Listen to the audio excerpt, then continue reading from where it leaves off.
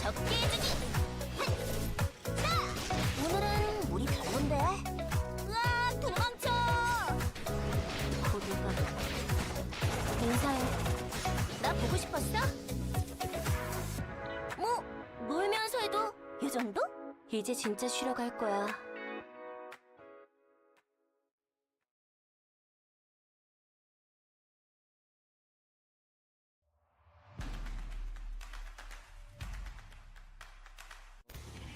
변수를 위해서 볼 수 있는 그런 부분인 것 같은데, 자, 이쪽은 네브리 선수와 함께 애쇼, 갑자기 들어오는 세이버까지 있습니다만, 자, 피스메이커 키고, 자, 이제 피스메이커 보고 있습니다. 자, 이렇게 모래바람. 모래바람이 자, 한 하지만 건을 해줘요. 야. 이렇게. 이제는 그냥 맞아. 호감이라니까요. 이쪽이 위험해지니까 결국 에스텔이 궁극기를 또 딜러라인에 써주게 되고, 그러면은 또 레녹스와 헤이즈가 발이 또 힘들게 되면서 다시 대치 구도를 만들 수가 있었던 상황인데, 한번 땡겨봤고요. 바나나. 들어와서 자, 근데 먼저 펜스가 잡히고 말이 안 돼요. 있어요. 너무 센데요. 네. 자, 잘 정리했습니다. 이어서 자, 동해 선수 마무리 안 됐고요. 자, 그대로 밀어붙이고 있는 올웨이즈 인천입니다. 아니 자, 그 체리 시간도 선수. 부족하지만 뒤쪽에서 지금 아, 탱글다비가 탱글다비. 자, 로마티 굉장히 위험하고요. 자, 탱글다비 옵니다. 아니 그 슬슬 이제 모르는데. 소리가 들리거든요. 아직까진 모르는데 이제 봤거든요. 원스크 선수 HP 사용 확인하고 바로 정리합니다. 자, 이러면 구구역 보면서 살릴 것이냐, 아니면 소방서 직선으로 나갈 것이냐가 아 중요하고요. 근데 미래에세종 금수 시간이 너무 없어서 아마 금지구역 쓰는 건 네. 힘들 것 같고요. 자, 이쪽도 만만치 않고요. 계속해서 리우리 선수의 아드리아나가 폭풍해주고 있는 상황에서의 3대3 배치. 아드리아나 이렇게 셀린과 헤이즈 계속 노려주면서 못 때리게 하는 게 중요해요. 못 때리게 하는 게. 치밥이기 때문에 앞라인도 잘 녹여요. 자 내려오고 나서. 와우, 자, 정리해냈습니다. 설렘 다시 와 한 이건 번. 리우리 선수가 계속 뒤쪽 너 라인 리우리. 방해해주니까 네. 셀린의 고점이 안 나왔고요. 헤이즈까지 억제되면서 오. 뒤쪽에서 미래에세종이 갑자기 다시 한번 그렇죠. 소방서 쪽을 살린 것 같은데 미래 쪽이 와 돌아오면서 너네 재미 많이 봤지? 우리도 재미 좀 볼까? 와, 끊이지 않는 전투고요. 자, 설담 선수까지 위험합니다. 와, 정리하는 미래세종. 아 여기다 예. 다른 팀도 막 오고 있거든요. 슈시트가 자리하고 있었습니다. 자, 이쪽은 세이버와 함께 성남 락스인데요.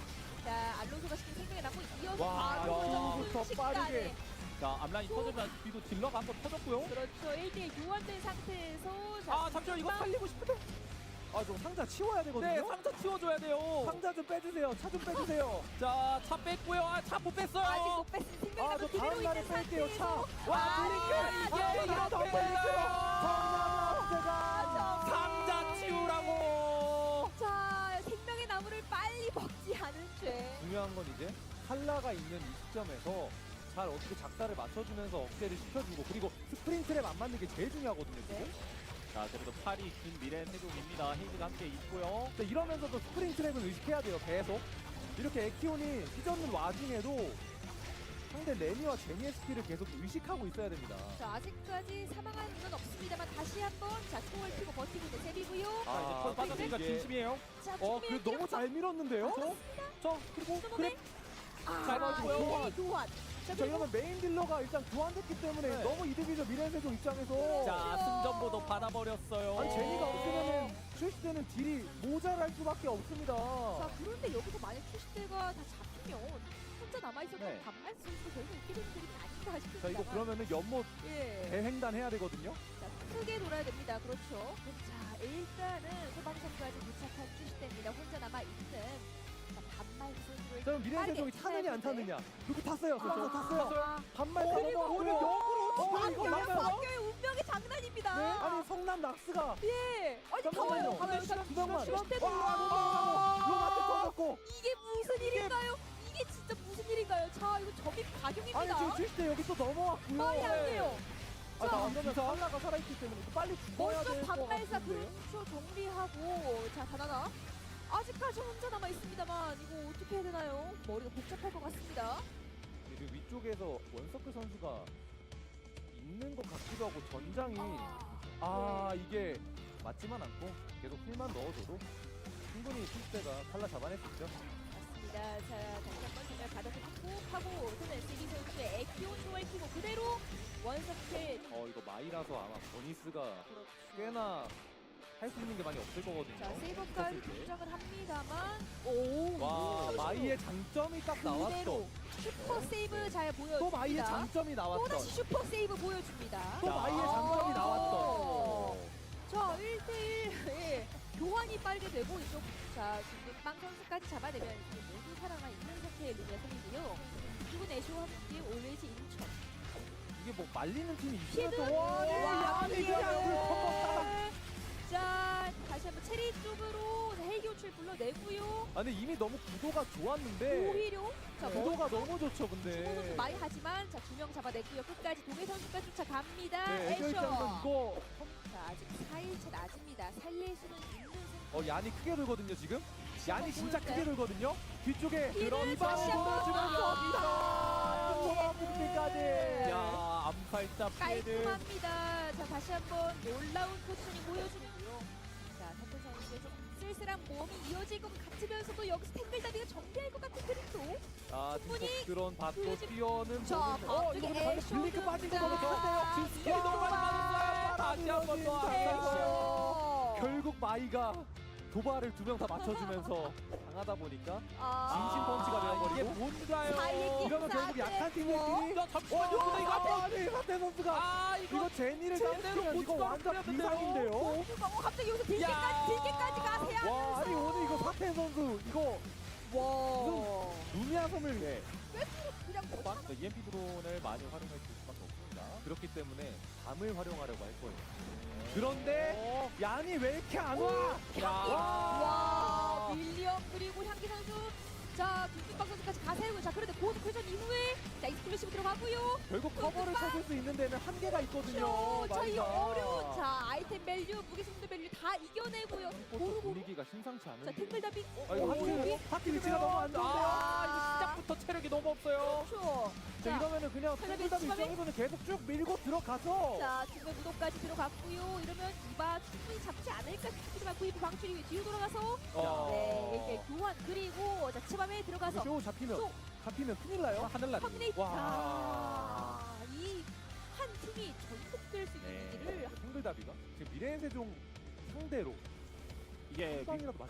뭐 위클라인 먹고 스펙차도 있는데 팔길이에서도 나오고 이거 여차하면은 엘레나가 들어가고 싶어도 걷어낼 수도 있고요. 그리고 엑셀러레이션 런처 맞았는데 4분의 1 달았거든요. 너무 아프죠? 자, 들어갑니다. 와. 뒤집힙니다. 와, 깔끔하게. 제밤에 정리하고요. 자, 이어서 이번에 엘레나. 자, 포커싱 하고 있는 미래의 세종입니다. 네, 나오는 거 그냥 페이드로 막아내주면서 네. 또 뒤에서 다나 선수가 어딜까 하고 그- 그냥 일부러 한번 맞아주고요. 자. 결국엔 이게 또 휘젓고 다니는 세비 선수 억제를 해야 되려면 많이 때려놓긴 해야 되거든요. 네. 그러니까 제니는 강 나오면 한 번에 어. 터뜨린다라는 말이 왔어요. 자, 패시브 여기 하나다. 쪽에 기름 한번 빠집니다. 자, 푸르맵 이어지고요. 아니 이게 일반적인 탱커는 저런 이니시가 안 되는데 레녹스여서 네. 한 번에 그랩으로 그냥 게임 터트려버렸는데요. 미래의 세종. 자, 첫 번째 라운드에 아쉬웠던 점 리벤지 매치를 그대로 성공합니다. 마지막으로 세라피 선수의 레디까지 잡아내면서요. 네, 토탈 필드 12킬로. 그런데 이게 지금 사건 선수가 없고. 오! 잠시만요. 잠깐만요. 세상에. 이거. 오! 와.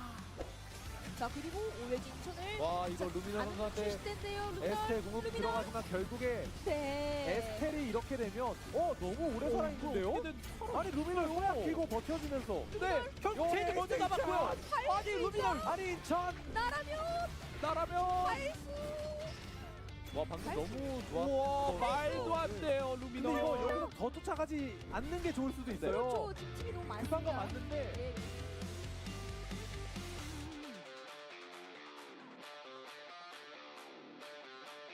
지금 금지구역시가 남은 게 없잖아요. 네. 그래서 강제로 점프 패드를 써야 되는데 앞서 말씀드렸죠. 운석이 있을 텐데 안 자. 빠져나갈 텐데 경기니들. 자, 이러면 못 가요. 어디든 한 번 더. 탈 수 있을까요? 탈 수 있을까요? 제발 도망가지 말았는데 피스메이커. 자, 이러면 자, 하투의 이 클린저. 어차피 하트 혼자서 다 잡겠는데요? 네. 그냥? 네. 자, 와. 마지막 한 네. 대까지 커뮤니티 완성시키면 갑니다. 헤이즈를 견제하고 있는 사이에 다스 선수와 이수 선수가 리플라인 시도하고 있습니다. 일단 똑똑하게 잘 빼내줬고 체력도 많이 깎아놨기 때문에 그런데 결국 헤이즈가 없기 때문에 데미지가 살짝 모자르고 그리고 자, 늑대를 그리고 타격했거든요. 블링크, 와, 클린저. 늑대에다가 이러면은 미클라인까지 지금 이거 6대 3으로 싸우고 있는데요. 미클라인 아니 미클라인 아이고, 미클라인 늑대도 3대 멈춰!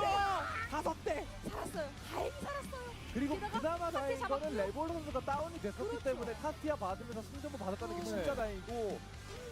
와, 이거 어떻게 이거 어떻게 살았나요? 진짜? 아수가 진짜 큰일 해준 거죠. 네. 탱커가 없기 때문에 순수 화력으로 뚫어야 돼요. 그렇죠. 순수 화력으로. 그래서 들어가면서 밀어내면서 생명공이 와 이거 전장화 돼가지고 나가면 안 되는데. 이걸 체인지로 나가버렸고, 네, 그렇죠. 그거에 일단, 네, 일단 아니 상황이 몸숨이 좋았습니다. 체인지 됐는데요. 자 이렇게 되면 이상이죠. 자, 이렇게 되면 그래서- 갈 수 없어요. 밖에서 뭐 하세요? 그렇죠. 네, 이제 이렇게 되면 대전 사이버즈 그리고 BNKDX 3대3 싸움이 되겠고요. 자 서로 파랑새가 정말 중요할 수밖에 없습니다. 계속 이제 진심인 척하면서 상대방 주요 빛을 빼주는 게 정말 중요할 것 같고요. 계속 레버로 선수는 저렇게 쏴주는 게 중요한데 너무 잘 쏴주고 파랑새도 있고 뒤로 파랑새 빠질 타이밍에 이 스킬로 빠져나가고 페이즈 블링크 지금 다 썼고요. 이제 시간이 없는 상황에서 들어갈 자, 수밖에 없습니다. 뒤쪽에서 엠마 잡으면서 시간 조금 더 벌어주면서 네. 승점 받았지만 와. 카티아가 건재하니까 네. 한 방 한 방이 그렇죠. 땅땅 시간이 역으로 부족해요. 와 순식간에 자, 이거 블링크로 파고들어서 와. 터뜨리는 BNK POX. 와 이거 집중과 결단이 됩니다. 버니스가 크게 도는데 트랩 때문에 알거든요. 자 천천히. 자 헤이즈가 거리 안 주고 체력 상황이 너무 좋은데요. 경기 와. 네이트. EQ 그대로 들어갔고요. 잡을 것 같다 싶으면 어차피 와. 하트 궁이 이게 있어요. 뭐 한턴 돈키호테 살려주고 피해 주면서 피스메이커까지 마지막 춤을 추고 있습니다. 이렇게 아. 서은수 선수 정리하고 또다시 자 다시 아 한번 이거 경기를 슬로우가 또 세방 먹겠네요. 아니 제로진 네. 버블이 대박. 적중률 와, 100% 제로지. 자 헤이즈 그 자체. 아니 이거 판인가요? 네. 상당해요. 아 이거 그리고 더블 기어틴 지우는 속도가 너무 느려요. 이거 아드리아나가 뭐 저거 다 던져가지고 스캔 너무 오래 걸리고. 너무 많아요. 자 일단 먼저 로즈너부터 자 자, 그래서 몸으로 때렸는데 자 파고들면서 백수 초월 백수가 살아야 돼요. 그렇죠. 결국에는 살아야 돼요. 이거 누우면 끝나요. 잘 피했으니 헤이즈 와 잘 막에 피했고 로프 만들고 야 하늘나리 타고 날아오는 거 튕겨냈거든요. 아니 이게 되나요? 이거 한 방으로? 이걸 해냅니다. 자 어려운 싸움. 좀 쉽지 않습니다. 아직 코드라곤도 없고요. 아 이거 코드라곤 없는 게 너무 기절 큰데요. 들어갔고요. 자 고스코드도 한칸 막아보지만 역부족이었습니다. 네. 자 한 면으로 잡고 가야 할 텐데 일단은 백 선수 어려워 보이고요. 시간도 부족하죠. 3초. 자 마지막 1킬. 네 BNK DX가 가져가게 되면서 그래서 여기 피해 BNK. 올가미탕 파랑새로 잘 빼줬고요. 그렇죠. 이러면 레고르 선수가 자 땅 근데 파워는 쏴주고 로즈너를 요한이 궁극기 써주고. 버텨 이거 이거 버니스. 버텨내요.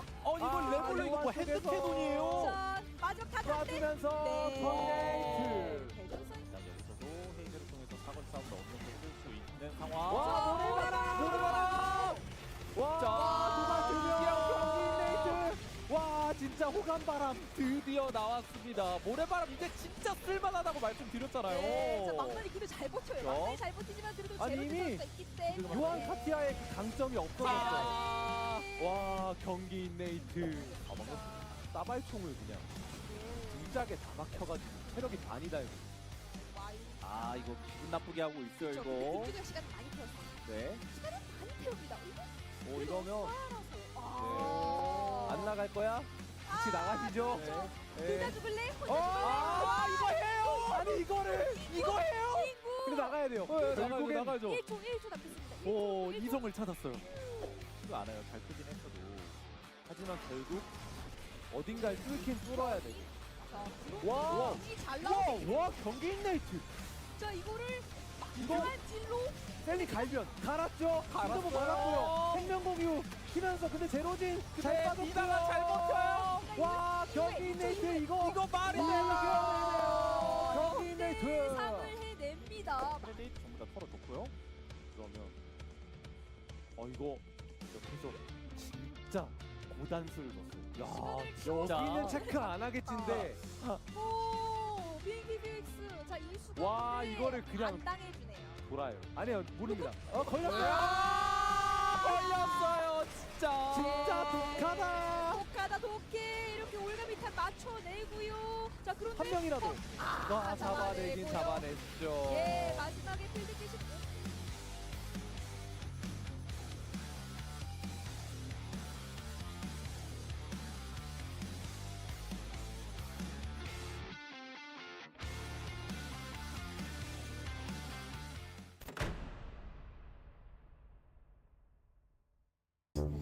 잔다 잔다. 휴가 퇴근이다. 드디어 먹어본다. 신메뉴야?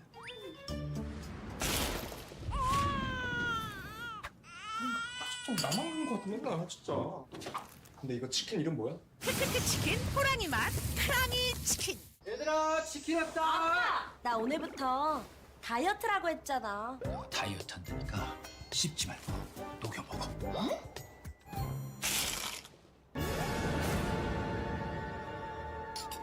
얘가 그래서 얘가. 빠사삭은 못 참지. 바삭함의 끝판왕 크크크 치킨 호랑이 맛 크랑이 치킨. 콘 크럼블로 더 바삭하고 갈리 파우더와 콘 후레이크 시즈닝으로 더 풍부해진 맛. 맛있는 육식계 치킨. 크크크 치킨 호랑이 맛 크랑이 치킨.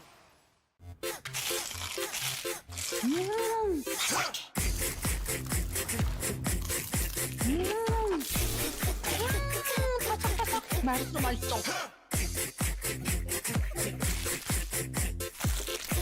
크럼블을 입혀 크런치하고 크리스피하다. 크크크 치킨. 바삭함의 끝판왕. 맛있는 육식계 치킨. 크크크. 치킨 이름이 왜 이래?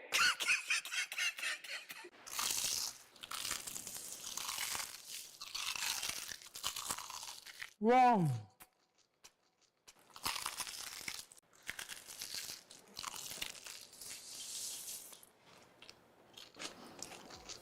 크럼블을 입혀 크런치하고 크리스피하다. 크크크 치킨. 바삭함의 끝판왕. 맛있는 육식계 치킨. 크크크. 치킨 이름이 왜 이래?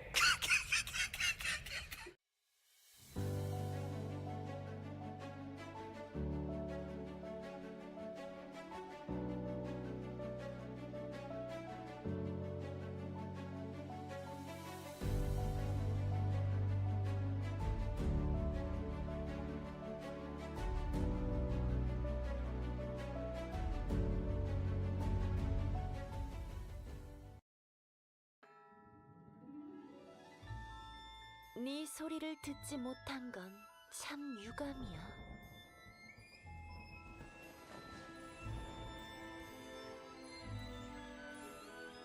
조급해하지 마렴. 공연은 이제 시작했을 뿐이니까. 네 선율을 들려주겠니? 휘몰아치는 선율. 여기까지.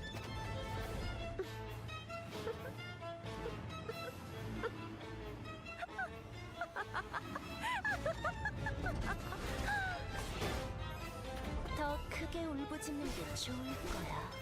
그게 네 삶의 가치니까. 레퀴엠 디단주.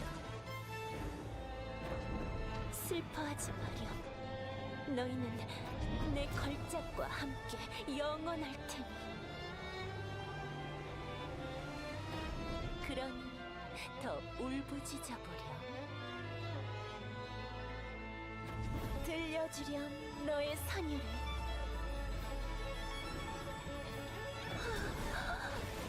이제 거의 다 왔어.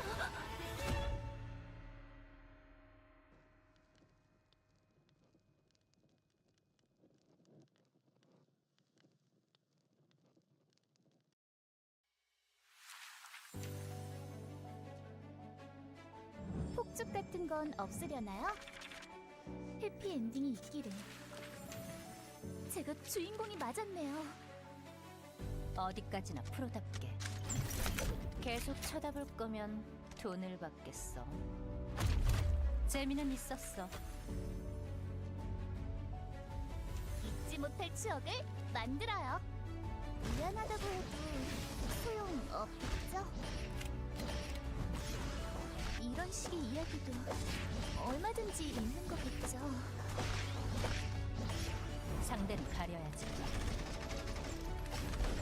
대충 정리하고 갈까? 다음. 어디 피해봐. 좀 더 강한 무기를 써보는 게 어때? 당신의 이야기는 여기서 끝나지 않아요. 이런 차림으로 오래 있고 싶진 않은데.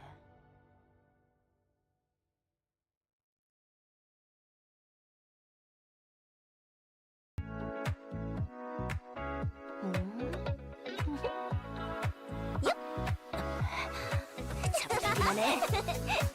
미안. 이따 하나 더 사줄 테니까. 시원하게 가보자고. 많이 차가울지도 몰라. 잠깐, 밥부터 먹고 하자. 오래 찜질 시켜줄까? 느긋하게 쉬긴 걸렸네. 흠뻑 적게 해주기. 자, 오늘은 물이 별론데. 으아, 도망쳐. 고들갑을. 인사해. 나 보고 싶었어? 뭐 놀면서 해도 이 정도? 이제 진짜 쉬러 갈 거야.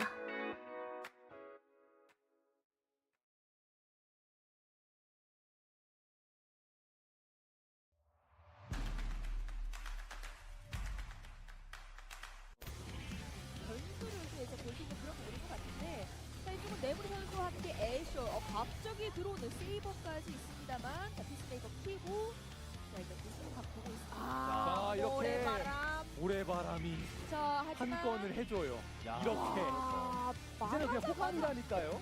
쪽이 위험해지니까 결국 에스텔이 궁극기를 또 딜러라인에 써주게 되고, 그러면은 또 레녹스와 헤이즈가 발이 좀 힘들게 되면서 다시 대치 구도를 만들 수가 있었던 상황인데, 자, 땡겨봤고요. 저게 바나나. 들어와서 자, 근데 네, 먼저 그 잡히고 말이 안 돼요. 셀린이 있어요. 너무 센데요. 네. 자, 잘 정리했습니다. 이어서 자, 동해 선수 마무리 안 됐고요. 자, 그대로 밀어붙이고 있는 올웨이즈 인천입니다. 아니 자, 그 체리 시간도 선수. 부족하지만 뒤쪽에서 지금 아, 탱글다비가 탱글다비. 있어요. 자, 로마티 굉장히 위험하고요. 자, 탱글다비 옵니다. 아니 그 슬슬 이제 모르는데. 소리가 들리거든요. 아직까진 모르는데 이제 봤거든요. 원스크 선수 HP 회복 확인하고 바로 정리합니다. 자, 이러면 구구역 보면서 살릴 것이냐 아니면 소방서 빅선으로 나갈 것이냐가 아 중요하고요. 근데 미래세종 등수 시간이 너무 없어서 아마 금지구역 쓰는 건 네. 힘들 것 같고요. 자, 이쪽도 만만치 않고요. 계속 리우리 선수의 아드리아나가 폭풍해주고 있는 상황에서의 3대3 대치. 자, 아드리아나 이렇게 셀린과 헤이즈 계속 노려주면서 못 때리게 하는 게 중요해요. 못 때리게 하는 게. 치밤에이기 때문에 앞라인도 잘 녹여요.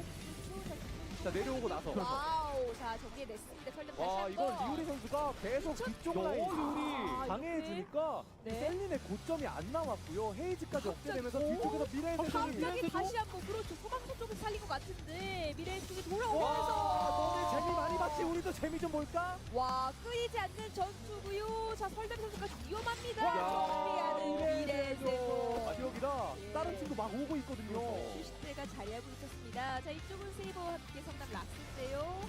자 알론소가 시킨 생명에 남고 이어서 와, 바로 여기부터 순식간에 빠르게. 자, 앞라인 터지면 뒤도 딜러가 한번 터졌고요. 그렇죠. 1대1 교환된 상태에서 자, 아, 잠시만 이거 살리고 싶은데. 아좀 상자 치워야 네, 되거든요. 상자 치워줘야 돼요. 상자 좀 빼주세요. 차 좀 빼주세요. 자, 차 뺐고요. 아, 차 못 아직 뺐어요. 못 뺐은 생명이 아 남고 저 그대로 다음 날에 있는 뺄게요. 차. 상태에서 와 아, 이렇게 이게 상자 이렇게 뺄게요.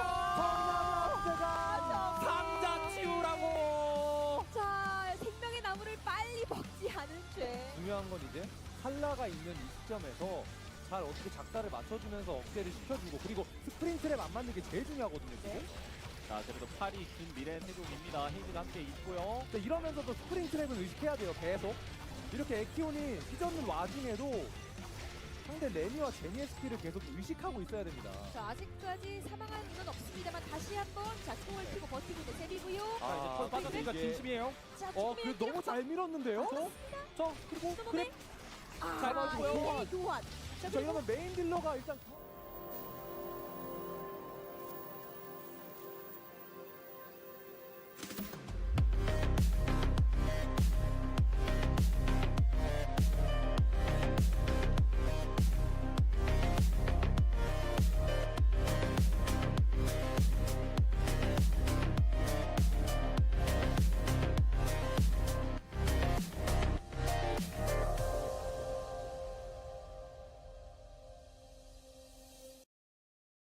Yo, what the heck is that? It is the 1 year anniversary of Eternal Return. That's probably why they have it. But guys, that's not what we are here for. Yo, we need are we need those here. party hats too. I know we should be. No, Maybe I should just put it on top of our heads. Maybe I'll find one in the middle of a game and we'll just toss it on, right? They got some party hats on and some flashing glasses. Like what's going on over there? Yeah, why didn't we get the memo? What the heck? Guys, welcome back. It's been about 24 hours, which means it is time for another day of Eternal Return Masters. This time around, it is the wild card for phase number 3. Yesterday was absolutely incredible. The group stages were funny. Let's just say that. I'm sugarcoating Yeah. it by a lot. It was quite funny when it came down to it. But today, we are here for the wild cards. The next set of games that are going to be happening in the phase 3 rotation. Of course, after everything that we saw yesterday, I think expectations are running quite high and not in the way that we're thinking about, because I'm not even just looking for good games today, I'm looking for funny games today. Yeah, I mean, we got 6 games ahead of us. Obviously, these teams fought tooth and nail to get here. Top 6 of the 8 teams from yesterday. It's not really the top 6 because obviously the top 2 of the top 6 automatically made the finals. But from teams 2 to 6, they're all here today to show if they have what it takes, right, to go to the finals for tomorrow. Yeah, and the little slightly different thing about this wildcards, I'm not bypassing the fact that this is still wildcards. Teams worked hard to get here, but in comparison to I think previous ERMs, this wildcards it doesn't feel as competitive. Just kind of basing it off of yesterday, right? There was a lot of really funny business going on. A lot of the teams that are here didn't really have too many points from yesterday to begin with, because the score sheets from yesterday were very, very top heavy. So we'll see what ends up happening today. But of course, we're going back to the overview. This is just the usual run-of-the-mill kind of things when it comes down to it. But here we go. From the left side, schedule. We did the group stage yesterday, so we are on the wild cards. Center is the prize pool right there. Again, we'll talk about why the champion is highlighted yellow. If you don't know why that is the case, tomorrow. So make sure you guys come back during the finals for us to give you a little bit more of a brief explanation on why that is highlighted yellow. And the circuit points, what everybody in this series is trying to get into to at least secure a little bit of that. Yeah, and now we're going to come back to our format. Obviously, for people who weren't here yesterday for our explanation, the group stages, that's already done. The top 6 teams have already been decided, and, our bottom 2 already went home from Group A and B, and now we are here for the wildcards. It is going to be 8 teams, and the top 4 will move move on to finals. You say they were sent home, but I think they are already home. Yeah, but, you know what I mean, right? Yeah, I know absolutely what you mean. Here are the teams that are going to be playing here, guys. We have Team Chuseat, Seongnam Rocks, Saber, and Tangle Dabi joining us from Group A yesterday. Daejeon Cybers, DHCNJ, Carpet DM, and 500 MP joining us from Group B. Of course, Chuseat, there's a lot of stories that I think Team Chuseat is going to have to overcome today. Yesterday was really insane with Team Asher just popping off almost out of nowhere with the Yan on Pied, and Miren Sejong just being Miren Sejong. Chuseat, of course, the winners of phase number 2, they have a lot to prove. The fact that they were sent down to the wildcards despite having an incredible performance during the qualifiers for their specific group, I think Chuseat really wants to show them, or not just them, I should say. When I say them, I mean the players, but I think Chuseat wants to show the people watching, their own fans, that they really do have what it takes to even take away phase number 3 away from some of our top contending teams, like Team Asher, like Team Miren Sejong, especially considering the fact that Team Fairy isn't even here to begin with. Yeah, I mean, obviously, Chuseat, playing a nice, consistent, series. Despite them, dropping down to the wildcards, I still think they had a nice performance in the group stages. Just unfortunate that they didn't really have, one of those pop-off games. I think that's both Asher and Miren Sejong had. So that's, kind of why I didn't have enough points to qualify. But I'm sure they're here, to prove themselves once again. As obviously, they are our phase 2 winners. So, yeah, they're definitely one of the strong teams to look out for today. Indeed. A lot of things that we can kind of expect out of them. We know what their composition is going to be like. That's not going to be too big of a surprise for us. So it all comes down to whether or not they're actually going to be able to execute on what they actually can play. But let's take a look at what the Freak TV predictions are going to look like. One of the most landslide Africa TV predictions that you and I have, I think, almost ever seen.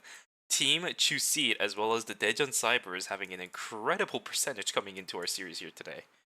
Yeah, both taking about over 60% of the vote. So it's yeah, I mean, I guess people have already decided, who they think the strong teams are in this group. Both Chuseat and Daeyoung Cybers definitely are powerhouse teams for the group for today. Absolutely. Not too much of a surprise here either, right? I mean, their performances in each of the groups yesterday were pretty much allowing them to be a possible contender of getting out of the group stages. Just got eked out a little bit by the teams that ended up in second place. Not a surprise. And Team Chuseat yesterday was actually a really strong contender for one of these predictions as well, right? They had a really high percentage alongside Team Mira and Sejong. They had a really, really tough group, and they still held their own, managed to get the third place spot. I'm not surprised about these kind of statistics at all today. Yeah, I mean, I think they were able to win like 1 or 2 games as well in their respective group. It's just they didn't have that pop off game, so that's kind of why they are down in the wildcards. But yeah, I mean, I'm excited for the games today, Shuvi. I'm sure you are as well. We have 6 games, so a little of a shorter day for today. But yeah, I'm definitely here to see what these teams have to offer. I am as well. Super excited to see what kind of picks are going to come through. Super excited to see what kind of bands are going to come through today as well, right? We actually didn't have... maybe we might have some bands today, but I think we are going to jump straight into it. Gonna see our picks here. I think, relatively speaking, most of the teams looks like they're gonna be playing a very similar, style that they ended up playing yesterday. Exactly. I'm seeing pretty much everybody just playing exactly what we normally expect. I don't think Satin was playing too many games yesterday, but he will be playing the Fior. We saw this during Phase 2. It's going to be the Spear. And I think you're somewhat familiar with this one as well, since you did see it during NAERCS. But Spear Fiora making a really big comeback, especially with the Cosmic Bident being as strong as it was wait a during second. 1.25. That an Adriana ban. Oh yeah, it is going to be, because we have Riori, Dogamja, and Hoyt all combined into one lobby. Wow, this is like the only 3 Adriana's ERM that we are ever going to be seeing all in one lobby. Wow. Craziest coincidence. Yeah, I mean, Adriana, pick we don't really see too often, but yeah, I mean, maybe it's just a coincidence that all of the Adriana players are in this one lobby, forcing the ban to actually come out here. That is so funny. Well, we'll see what the result of this is going to look like, as today is going to be a fun day. Today is going to be a great day. If we know anything from what we saw yesterday, I think these players, I'm hoping they fixed all the problems, right? I'm hoping they fixed all the micro problems, all the macro problems, whatever it is. I'm hoping we don't get to see it, just so that we can see some really good games coming out from these guys where they won't have any problems with their own performances, right? We were talking about this yesterday, where if you do start making those kind of mistakes where you make the macro decisions, you accidentally hyperloop when your team probably wouldn't yeah, yeah, it will throw you off, absolutely. So I'm hoping that teams today are going to be playing their own game and not making too many mistakes like that can throw off their mental, because that's where it starts to get a little bit frustrating. Because you have to remember that today is a 6-game series, and even if these players have been playing ERM for a while, 6-game series are still very, very draining. Yeah, I mean, it is quite a bit of games you have to play, but that means there's more chances, right, for these teams to qualify. It is just top 4, so 6 games is quite a bit to have, right, as a cushion for yourself. Even if you have 1 or 2 bad games, you do have a lot to work with. Absolutely. Here we go, guys. Get loading into game number 1. Everybody, all the Adrianas down to the south side of the map. Yeah, looks like they're all running the same exact build. So starting, everyone's here. Everyone's here at warehouse. This is not going to be good. Oh boy, Dogamja. He is going to be behind. Is that Hoyt up above? I think it is, because Carpe Diem was in Group B yesterday. Wow, okay. So Hoyt is actually going to be slightly ahead of all the other Adrianas, and I'm not sure what the versatility levels of Adriana builds are right now.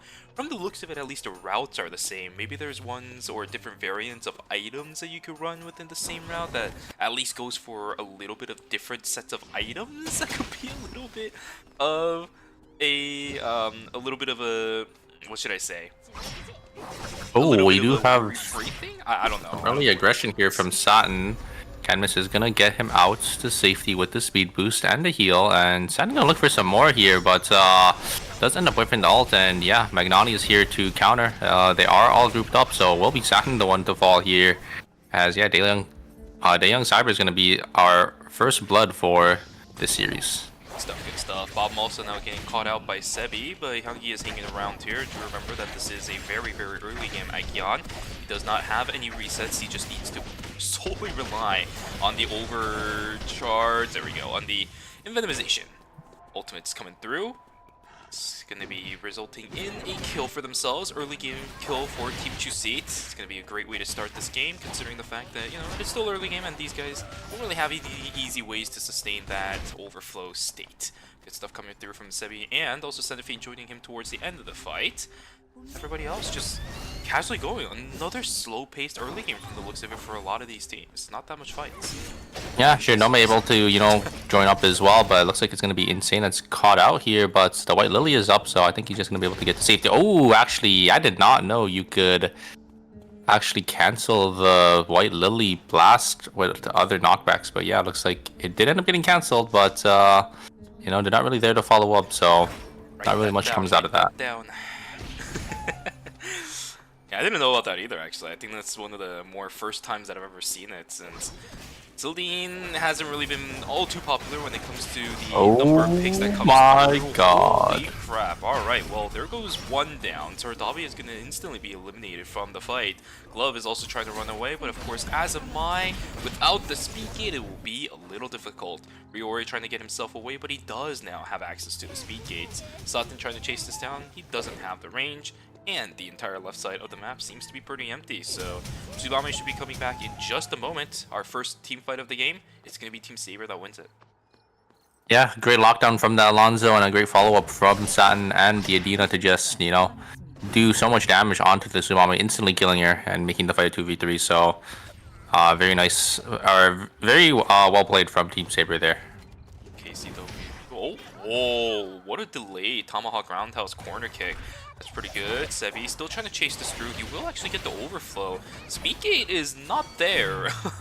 Sebi going a little bit too far to, you know, thinking that there was the speedgate in that area, but there isn't. There is Shinonome trying to jump in. KCW on the CN is quite slippery when it comes down to it, but he's missing a lot of skills. Yeah, I don't think he's gonna go for Redeki on, so yeah, it's quite tough. Looks like he will end up falling, and it will be Chuseat picking up another kill. So 2 early kills for them is really nice. A really nice spot, you know, to put yourself in, especially because it is just top 4, right? So any point counts here. Exactly. Top side seems to be pretty empty. That should be a pretty free tree for Team 2C, but on the bottom side, we are actually going to have a preemptive fight over this Tree of Life. Mangnani a little bit taken out of the fight. DDO has the fastballs chunking one after another. There's the auto attacks pumping down, knocking down Mangnani. No shield to deny his autos. Blind is not there. Team Songnam Rocks takes the win of the fight and takes away that Tree of Life. Yeah, nice engage from the Mai and a great follow-up from, you know, both ADCs. This is, you know, the power of the double ADC backline here. Just, you know, able to deal so much damage to, you know, these drain tanks who are not able to really heal back up there. So yeah, very well played from Songnam Rocks, right? Yeah, Songnam Rocks. There you go. Yeah. Now we have Tingle Dabi, potentially looking for a fight up against Team Chuseat, but do remember that Team Chuseat is actually quite strong at the moment, so Dabi opting to fight in on this. Heavy going straight in on towards the Tsubame. He's actually holding the back line at the moment. A lot of damage dealt over onto Sardabi, a lot of damage dealt over onto Sebi, but he does have the force field. Actually, he's not forced to pop that just yet. Ow. Down goes the Tsubame. Glove is in a whole heap of trouble, will most likely get taken down. And now Ryori is also in a whole heap of trouble. Thankfully, Sebi goes into exuviation, so at least he's going to be fine. But another 2 members of Tingle Dabi going to fall. That is a lot of lost time. Oh a my lot of good god. damage, a lot of good stuns coming in from the KCW, but he gets eliminated before anything else can happen.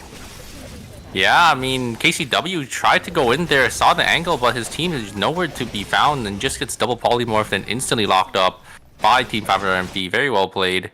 Nice combo there from the Emma, and it will be KCW dropping. So DH going to lose 2 members, and 500MP, you you know, getting a nice 2 kills for themselves, gonna get their call-ins here. They're sitting in a nice comfortable position.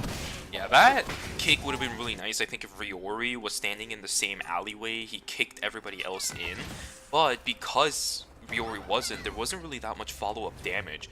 We talked about this composition yesterday where a lot of things are kind of meant to follow up after one another. KCW can have a very successful result with the Yan. We saw it on Piet. It's going to be very similar. But you need the Adriana's damage, you need the Elena's stunning potential to actually follow through on all that damage. Sebi trying to go in for another fight inside of Cemetery from the looks of it. White Lily is going to be used for him to reset from the fight, and a lot of damage being exchanged. This Alonso trying to keep himself alive. Satan is actually going to keep himself alive too, but now They are Dushiman is taking no damage. isolated. Absolutely 0 damage. This team is all about sustained damage. There is no sustained damage when Eleni is on the other side. Good fight coming in from Team Chuseat. DHCNJ, Pegsu looking for the alpha, but I think he chose the wrong area to be. Springtrap is going to not pull him backwards. Flying off he goes back into pond. That will be an alpha picked up for Team Chuseat. Yeah, I mean, the Lenny just keeping their team alive. A nice angle from Shinome to actually catch out Zadina when they did end up, you know, using the White Lily to get away from the Ekion, you know, pushing them a little too far forward. Ooh, wow, a nice pull there from the Lennox as Scarlet is down to 1 HP here. They are going to get a lot of damage with this Adriana. It's going to zone them off here. Nice damage from Hoy, but the combo coming out from the Emma. It will trade 1 for 1. Maybe they can kill the body here. They do, and they actually get the executioner bonus, and I think that is going to let them win this battle zone. And it will be Carpe Diem coming out on top, getting this nice mid throw for themselves. Quite interesting, quite interesting. These fights right now are... I don't know how to say this, because it's a very good mix of some really explosive fights and a lot of fights that are also very sustained, right? We're seeing a combination of those two because of the way that these compositions are actually set up. We have setups where, you know, got a Lenny, you got a Black Mamba King Ekion, very, very sustain worthy. You have a composition that has Adina, very good at some of these sustained extended fights. But then you also have some of these compositions like a Yan, like 500 MP. They're looking for the instant burst. It's almost like you're playing rock, paper, scissors. But sometimes rock can be stronger than paper as long as the rock is like 2 tons worth of weight, I guess. I don't know. Yeah, I mean, as long as you have enough items, you know, you can stat check some of these teams. Oh, I like this vision play here because there is a box coming. So looks like they do want to try to catch out a team here. They do actually check it with the recon drone. So good awareness from Tangle Dobby to check this here. It looks like Sagnum Rocks is actually going to get locked up by plus the Fiora, almost actually dropping there, but yeah, it looks like a really nice exclusive from the Mai is going to be able to keep them alive, and they're actually going to be able to stall them out, but would actually trade 1 for 1. And Dina going to try looking for some more, but the rest is just going to go through, and I think that's going to be Alonso actually dying on the swap as well, so it will be a minus 250 for Team Saber. Indeed, not the greatest start for Team Saber, and there's a lot of teams up right in school. They were looking for the res, but of course not going to find it immediately. Insane actually trying to look for an insane angle onto KZW. I don't know if that hook landed. Would it have even pulled? There was a pretty far distance that the wall would have had to pull for Insane to actually get that Yan over the wall. Not going to be able to find it. Police station pretty quiet. South side also somewhat quiet, but DDO looking for an angle in on towards Dina. The Moon Meteorite not really going to do anything. Down goes Dina. Result in a minus 500 on the side of Team Saber. They do have enough credits, but we do need to see Satan slowly move his way over onto a transfer console, because the longer he stays alive by himself, the more dangerous it will be. Same situation for Carpe Diem. Insane, a beautiful blast wave from Song Hanang will pull Insane right back to where he came from. Goodbye, my friend. Minus 500 to Carpe Diem to start off day number 3 as well. Yeah, looks like they got sandwiched by Team DH and by Team Daeyoung Cyber, so they were... Oh no, it looks like 500 MP is stuck in this corner here. Ooh, a nice jump over the wall though from the Emma, just going to be able to get their team to safety. Going to try to get the reses off instantly here. Maybe DH or Daeyoung Cybers does end up noticing. They do end up trying to maybe take the engage here. A nice knock up. Ooh, a great buffer though from Revolu. Is that going to be enough? It doesn't look like it, as looks like it will be 500 MP just taking some red timer. Probably going to get the res up back in archery range. Okay, that's okay. It's still game number 1. Ooh, they don't see this. Cybers, let's see if Team DHC and J is able to get anything done. Good reactions coming through from the members of Taejeon Cybers. Also, Cadmus was really in never any danger in that spot, which means I don't think Revolu necessarily would have been as well. KCW kind of following up a little bit slowly from the Elena. The distance was already made between the Yan and the Kadia. I don't think she was ever under any threat in that fight. Good stuff from Team DHC and J to say, hey, we kind of, through the initiation of the fight, let's back away. Don't need to brute force anything here. Yeah, and now we just have all the teams, you know, gathering up for the next objective. It will be True Seats getting this free Omega, and they're looking really strong. They got 5 kills already. They're gonna get a nice 4 score here for free. They're gonna get that. Looks like it was the Holy Water, so they are looking in a really nice, comfortable position for themselves. Stuff, good stuff. And 40 seconds to go before day 4 is going to begin, and that's when we start seeing, I think, a lot of these teams start positioning around the center areas. Just from the looks of it right now, I mean, school's not closing, forest is not closing.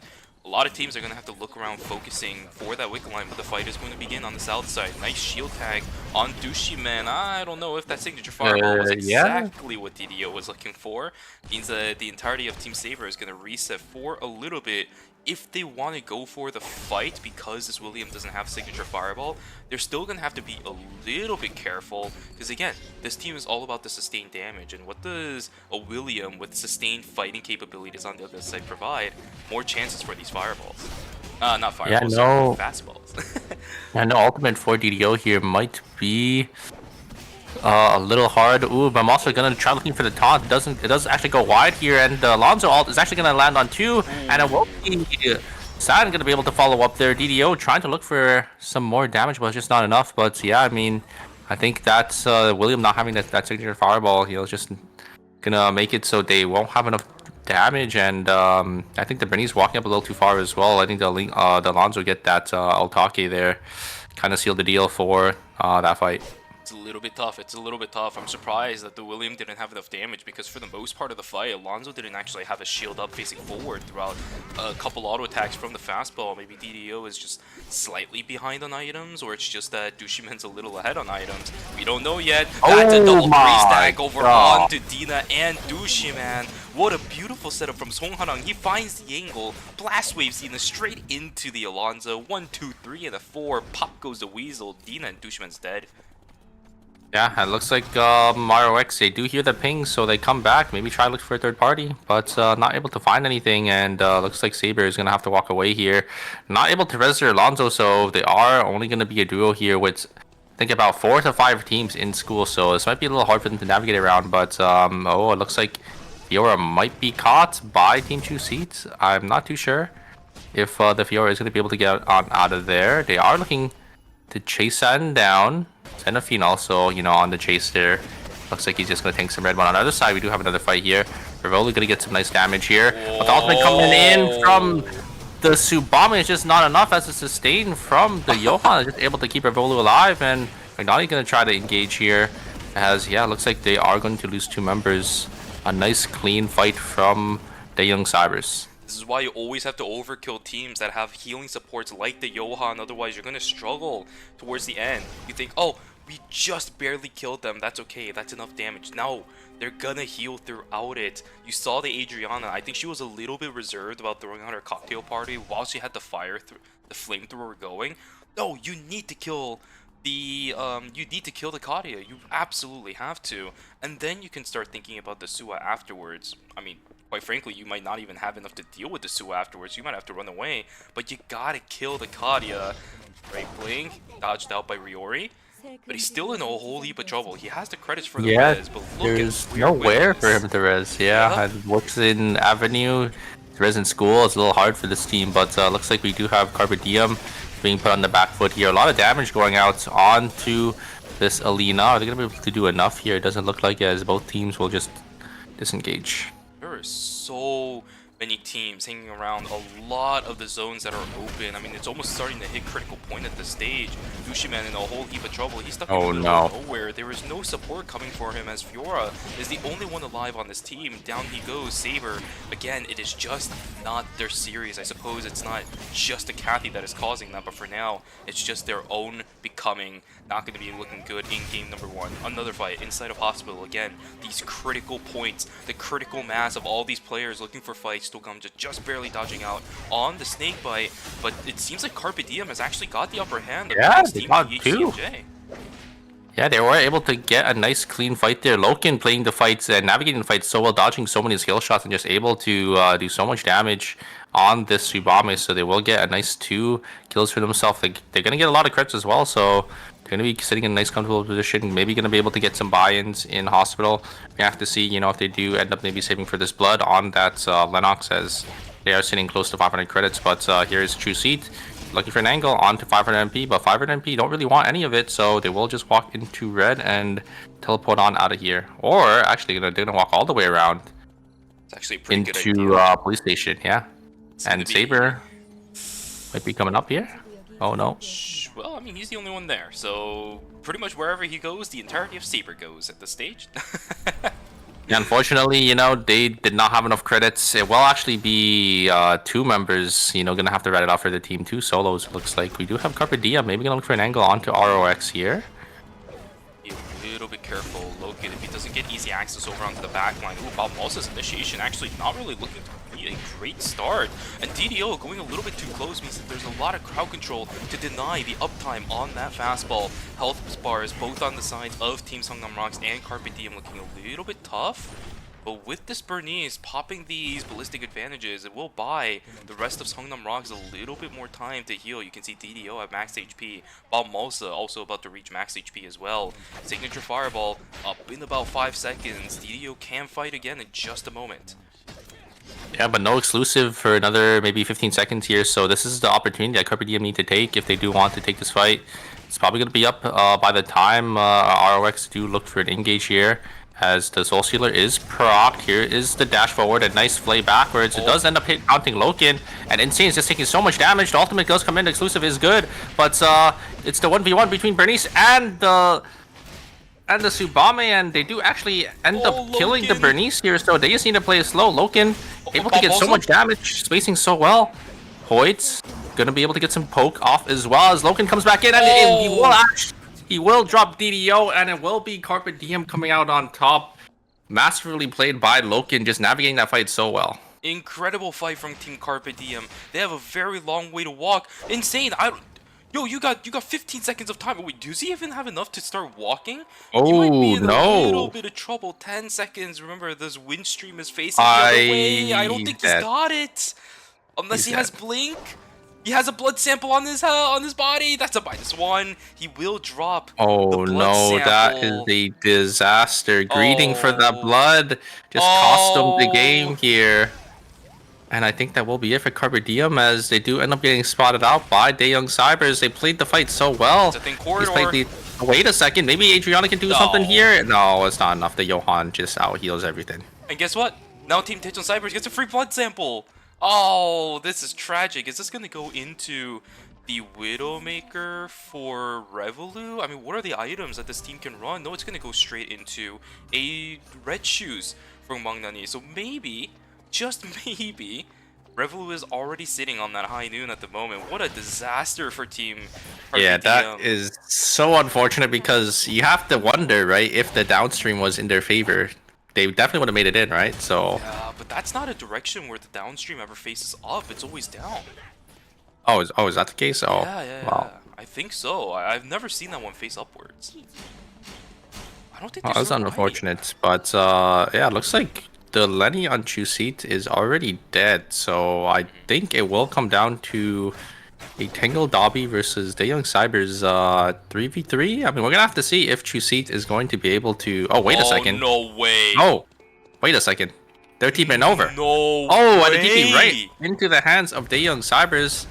It looks like Team Chuseat is gonna get the zone for free. I think maybe Team Tangle Dobby thought Chuseat was a full team, so they're actually opting to fight a different team because they don't want to fight Chuseat is my guess. And here comes Glove. Glove's going to get the taunt onto Cadmus here, but here comes the heal. That's the healing one and the ultimate. Rayor or Revolu just taking so much damage though, but they actually trade 1-for-1 onto the Subame, and do they have enough damage to kill the Sua? Nice taunt. Ryori trying to get enough damage here, and they will actually kill the Sua. And I think it will be Team Tangle Dobby. Actually, it worked in their favor. They TP'd over, they got a nice 3 kills, they were able to win the battle zone.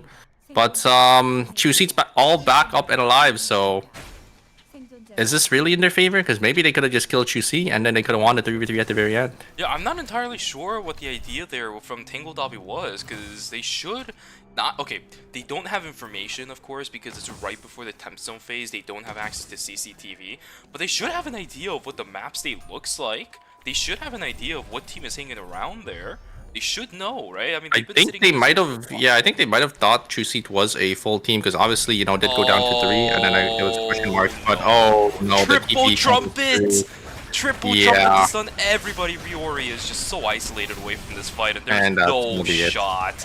Chuseat just gets given a free game by Team Tangle Dobby. A great way to start the game, a great way to start the series, a great way to end it for Team Chuseat. Being given a little bit of a freebie. I'm not even sure if they even understand what happened. Yeah, I mean, you have to wonder, you know, I guess the team just didn't know they were a full team, but I think in that scenario, you know, you kind of have to, you know, read the numbers, read the teams, and you have to assume, right, this team could be a duo. But unfortunately, you know, they made the wrong call, and they do end up paying the price for it. Exactly. We get a funny business, but Team Chuseat sitting on top of their thrones. GG, well played to Team Chuseat. At least they held on. I mean, look, even if the Lenny is dead, sometimes that just happens. We saw it a lot during yesterday where teams were trying to actively make those kind of plays, but it just didn't work out in their favor because the Hyperloop timings were off, or people just made some really critical mistakes where, you know, you were trying to Hyperloop, but you shouldn't have because your team wasn't going to make it anyways. A lot of shenanigans like that. At least for Tangle Dobby this time around, they were actually really on point with Hyperlooping with just barely enough time, leaving about 12 seconds before the temporary zones actually begin. And in the end, they actually won their own temporary zone. They got the 3 additional points for getting the kills. I don't think it's a bad result for Team Tangle Dobby at all, but of course, at the same time, I said all this stuff earlier, they probably should have known what the state of Fire Station was going to look like, and the fact that they actually had an advantage. Yeah, I mean, they still were able to win their battle zone. They got second place with 3 extra kills, so it's not too bad of a result for them. But, you know, you kind of have to wonder, right? If they just stayed in that battle zone, would they maybe have gotten first place with 8 kills instead of 6 with second? So, well, big what if. yeah, but you know, the results are here. Obviously, Chuseat coming out on top. They were able to get that free battle zone. They're able to get that revive off, and they're able to close out the game. So, you know, very well played. Obviously, we know Chuseat, you know, one of the powerhouse teams. They had over 60% of the votes, so it's no surprise, you know, that they were able to come out on top there. And TGC was also the one that actually picked up the Wick line in that game, so they actually had access to a blood sample. Nobody else was really contesting it, which means all of the items as well as the benefits that the Wick Bleed buff also gives you, it's pretty easily handed over to Team Chuseat. I don't know, maybe some of the other teams, if that happened to them, it would have been okay for Team Tangle Dobby, but the fact that, the Mai got teleported right in front of the Lenny, Cenifine had the perfect timing on the Spring Trap to catch Ryori immediately out of the invulnerability phase from the Hyperloop, that just sealed the deal. Triple Trumpet was just an additional kind of cream of the cake, I suppose. The fight was already over. Yeah. They got the TP. I think the Mai probably should have maybe walked a little farther back before letting their teams TP in. But obviously they had no information, right? Team Chuseat coming up from the bottom side just in time as, you know, both the carries TP'd in, and then it's a little too late because Lenny's in range to get the stun and get the spring trap. So yeah, it is a little unfortunate, but it did just work out in Chuseat's favor. That's okay with me. Always love to see Team Chuseat continuing to do well. I think with this kind of composition, it brings a whole new face to really synergizing how each of these players play. Again, I'll talk about this one more time. Shinonome plays like an absolute psycho on that Jenny, and that's a compliment, by the way. This guy has always strived to make plays on the Jenny. He just didn't really have teammates that were able to actually follow up on it. But with Senafine and Sebi on hand, he's making these plays very, very confidently, and we're seeing the results of that exactly. Yeah, and here are the round results for game number 1 here. Choose Seed coming out on top with 19 points, securing themselves in first place with a 7-point difference between the first place and the second place team, as Young Cybers come in second place with 12 points, despite them going down in third place in that game, as he did have 2 extra kills over Dangle Dobby. Good stuff. Alrighty. Game number 2 is going to be quite interesting, as I don't believe we had any bans. Oh, no, we did have Adriana. Oh, man, what a weird ban. Right, I don't remember the last time Adriana has been banned in ERM. Maybe in Season 1? Oh, gosh. Maybe I'm even thinking in pre-release at this point, if they're... but this might have also been like the super old ban system where teams were only allowed to play a certain character a certain number of times in the series. You remember that? Yeah. They would have to swap like one of the players, right? Yeah. Or I think their whole roster had to swap. I'm not too sure. I don't remember the whole KR ban system for squads back then. I know solos didn't really have a ban system, right? Yeah. But I think it was you just can't play the same exact team comp back-to-back games. So one of your members had to swap. Yeah, that was a thing as well. Just across the board, I don't think Adriana ban has been too popular. Again, this is another situation where it's almost 1 in a million. All of the Adriana players just kind of shoved into one lobby. Very akin to what we actually saw during, I think it was Phase 2 or Phase 1. I'm thinking it was Phase 1, where we just had all the Ekion players in one lobby, right? We had, like, we had Sebi in there, we had, I think Pied was also one of them, and then there was somebody else that was playing Ekion as well. Just a bunch of Ekions in one lobby. This time around, it's going to be the triple Adriana just shoved into one, which means... I really want to see what Riori will play, because I've only really seen him on... Oh, it looks like he's going to play Haze, and Dogma's also going to play Haze, so both are Adriana players. I wonder if Hoyt's going to play Haze too. Oh, no. Nah, they're actually looks like he's going to play Mai, so we're going to have a Mai ban now. Okay. Well, Hoyt and Insane are just going to flip-flop the roles one after another with these two guys. Alright, Insane going to be on the Tom Fayan, and then Hoyt going to be on the Mai. We talked about the Cyan again. It's going to be Tom Fayan. Same thing for KCW. These guys are just looking for kill credits. These guys are looking for the assists, the setup to the fights, setting up their Tsubames with Tokamja on the Haze and Peksu on the Estelle. It's going to be a little bit of a different way to run the Yan composition. But of course, for Team Carpe Diem, it's very straightforward. You have Yan as the potential initiate, you have Mai as the potential initiate. Tsubame should be able to follow up on that, and bada bing bada boom, there's a team fight. Yeah, I mean, if the Mai is able to get a nice taunt, the Yan can just follow up, get that burst, and maybe close up the fight, start the fight into a 2v3. But we're gonna have to see, how it does end up working out for this team here. As obviously, their other team comp definitely worked out in their favor, but now that's Adriana's banned, they will have to swap it up here. My ban coming in for game number 3. Not a surprise for UNI. This is pretty common when it comes to the KRC, but it is quite interesting to see it now of all times, right? We saw it, I think, once yesterday, if I remember correctly, during the group stages. I think it was in Group A, where we had just exactly 3 Mais. Maybe it was 4.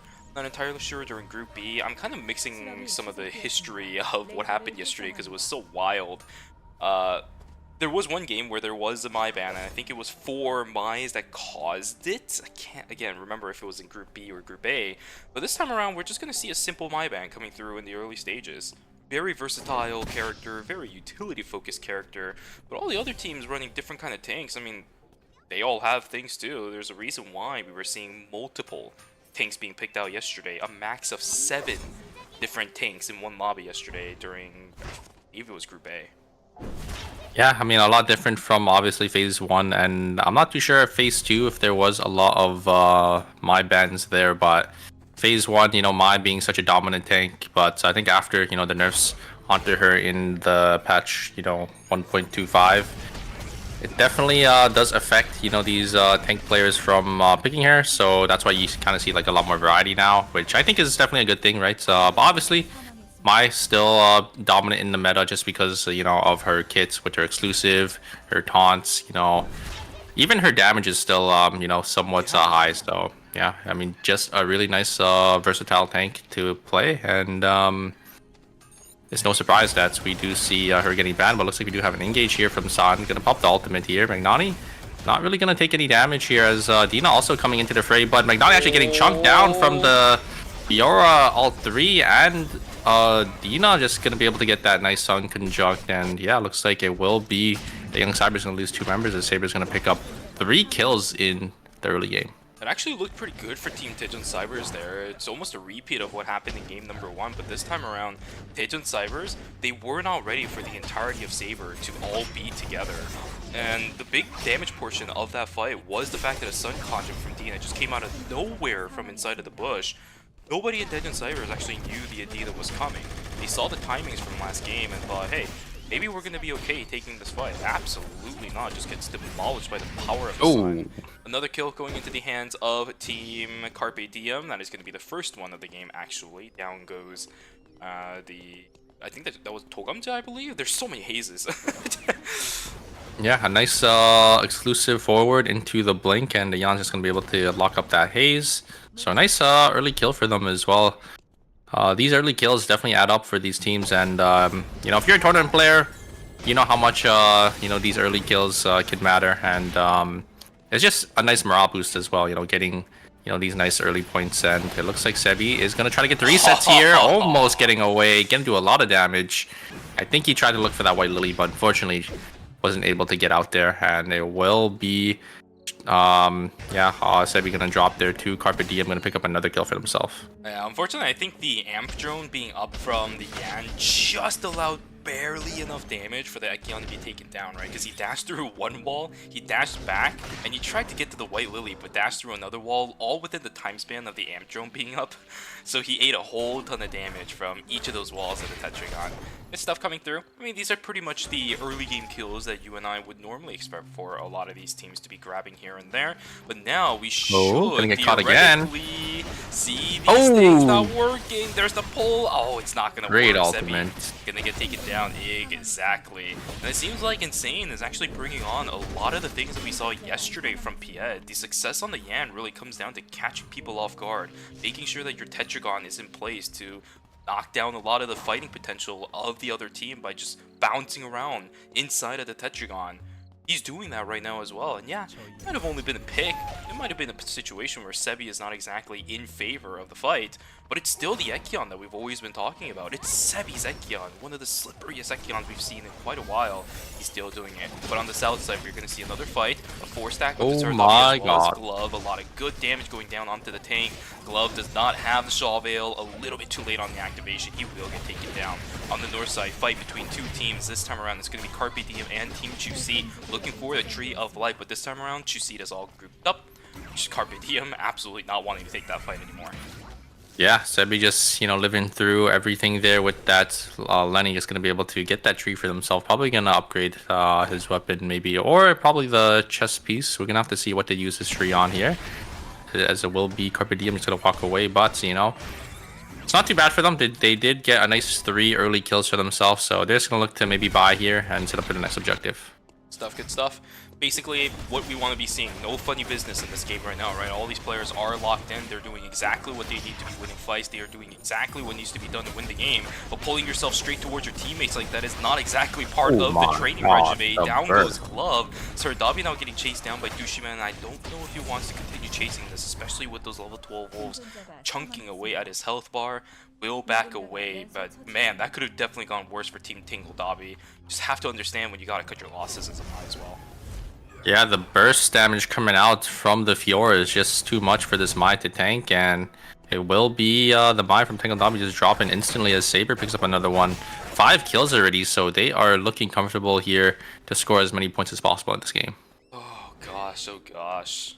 About a minute until the battle zones are going to begin. Kill counts, even though it seems like we've been fighting for a long time in this game, isn't really all too high. It's actually a lot more centralized to a couple of teams. I believe, what is that, Saber, 5 kills for themselves, and there is 3 for Carpe Diem. All the other teams that even have points are sitting on, what, 2-1? It's not that much, actually. Yeah, I mean, only about, I think, 10 kills or about like 12 kills respectively around these teams. But now that the objectives are spawning here, we do have the alphas and the battle zones. You know, more kills are going to go around. We do have our X here going to walk down into this battle zone, going to fight Team Saber. Dina going to get some poke down onto Balmosa. Going to chunk him down to 70%. But yeah, it looks like they just want to take these bears here, as they did end up respawning before, you know, the battle zone starts. Dushimon, I'm going to look for an angle here. Shield's still Gonna there. get the stun. The Ghost Sprite did end up proccing already, but I'm also actually gonna look for a dash forward here. Dushimon gonna be a little too far up. He's gonna take a lot of poke damage here as, ooh, a nice engage from Dushimon. Gonna actually lock down the Bernice. The Bernice actually on 1 HP here. He does end up falling, but they do actually end up trading Saturn for that. Dina gonna try doing some damage. A nice Altaki there gonna lock up DDO, and Dina able to follow up with that nice Sun Conjunct, and it will be Team Saber gonna come out on top here. No matter how good Balmosa is, no matter how good the Mai is at dealing damage to some of these characters, Adina is a little bit too good at sustaining throughout the fight. He gets the Executioner bonus, but that's not going to matter. Huge start to the fight coming through from the Yan, but I don't know if that's going to be enough. The sustain on the side of Tejan Cyber is a little bit too good. DHCNJ in a whole heap of trouble. We see the Johan knocking down the Haze. KCW also going to be locked down, which only leaves the Estelle as the last one alive on the side of DHCNJ for the upcoming 30 seconds. Exactly the greatest way to start for this team. Tipexu, he doesn't have access to the Elena anymore. He's not as disruptive throughout a fight as an Elena can be. He's just sitting there as a front line with the shields, looking for those stuns, looking for the shields with the ultimate. Gosh, he's got to take a little bit more charge of the fight than that. They can't be stuck in corners like that too.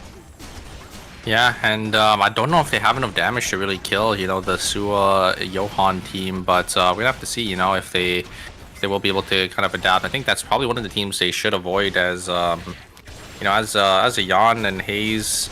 I mean, if you have enough, if you do get, you know, the nice angle to maybe kill one of the backliners, you know, you will have enough burst, but you know, once you use up all your cooldowns, you know, it's gonna be hard for you to kill, you know, those two characters. Exactly. Okay, we got about 30 seconds now left in night number 2. Slowly moving on towards the next set of objective. Tree of Life, Meteorite, inside a stream from the looks of it right now. Not exactly sure where the other one is going to be. And I'm actually not entirely sure what transition stage for a lot of these teams are looking like. Satan sitting on 2, we have Sardabi sitting on 1. Of course, I mentioned this, right? Tanks not really getting any items for the most part until super late into the game, where all of their carries actually have items to begin with. It's going to be the same thing here. Glove is not going to have any transitions for himself. Oh, goodness gracious. Those tanks are going to be a lot squishier than I think people think. It's just all coming down to what the utility brings to the table, which is why I think things like the Mai, things like the Estelle, things like the Alonzo... What happened with San here? He was in red timer. I think he tried taking the tree, but he saw there was maybe pings in Chapel, so opted actually not to take it. And ended up using a lot of his timer, not getting any objectives there as well. So a little unfortunate for Team Saber, but yeah, they will be grouped up, back up in Chapel here, and looks like we do have Dogma here actually caught out by himself here. The Estelle does end up coming through, and the damage coming out, maybe they're gonna be able to turn it on to Fauna here. Fauna going down to 1 HP, but it's not gonna be enough, and yeah, gonna have to wonder why they ended up splitting up like that, as they do end up losing 2 members, and that is not what you want to see, you know, when you are, or when the day 3 swap does end up happening, as both your members do end up going down. I suppose macro mistakes are still slowly seeping in for some of these teams. Maybe it's a little bit too early into the series. Maybe these players need to wake up a little bit, get the comms going, but there is not that much of the series left. I mean, there's only 4 games left after this one for Team DHCNJ. Not going to be a great setup going into game number 3 if they're already down minus 500 credits at the start of day 3. Another fight potentially brewing inside a school. Nice shield coming in from Magnani. No taunt is going to actually land onto Revolut, just allow him to casually walk himself on out of the fight. But for Tejan Cybers, they've already seen the signature fireball coming down from DDO. They do not want to let this opportunity go. Start of Revelation will find out Hyungi a little bit, but it will be the wind up stun out Magnani.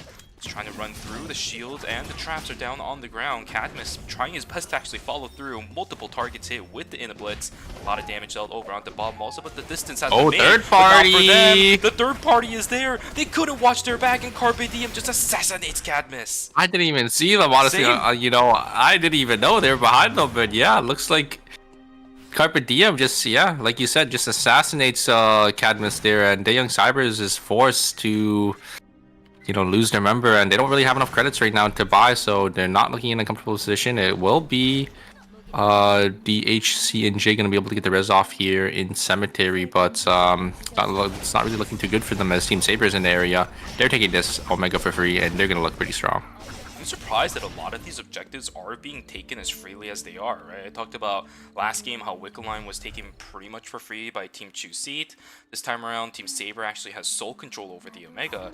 It almost makes me think that, you know, if some of these teams aren't looking for the objective at the start of the game, or the start of the objective timer, I should say, for Omega, for example, no one's probably going to be taking that for quite a while. There is no one looking to contest at all for some of these objectives, and I can't tell if that's for safety purposes or if that's because people are a little bit too busy looking for fights.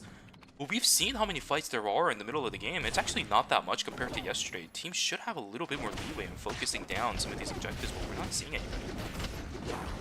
Yeah, I'm guessing it's just, you know, the timing for some of these teams. Maybe, you know, they're not in the area for, you know, those Omega contests. So they're just opting to get, you know, the safer objective, which is probably like a box or, you know, the tree or the meteor. So that's my guess. But, yeah, I do want to see, you know, some of these teams being more aggressive, especially when they're in a nice position to maybe contest the bet. Ooh, a nice double taunt here coming from Balmasa.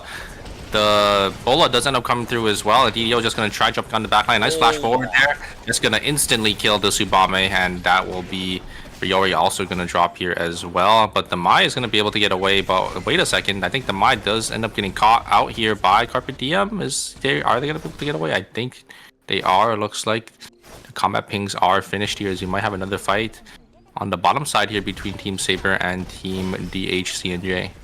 Kill the shield on Dushiman, otherwise this fight is going to be impossible. Whether it's the shotgun, whether it's something.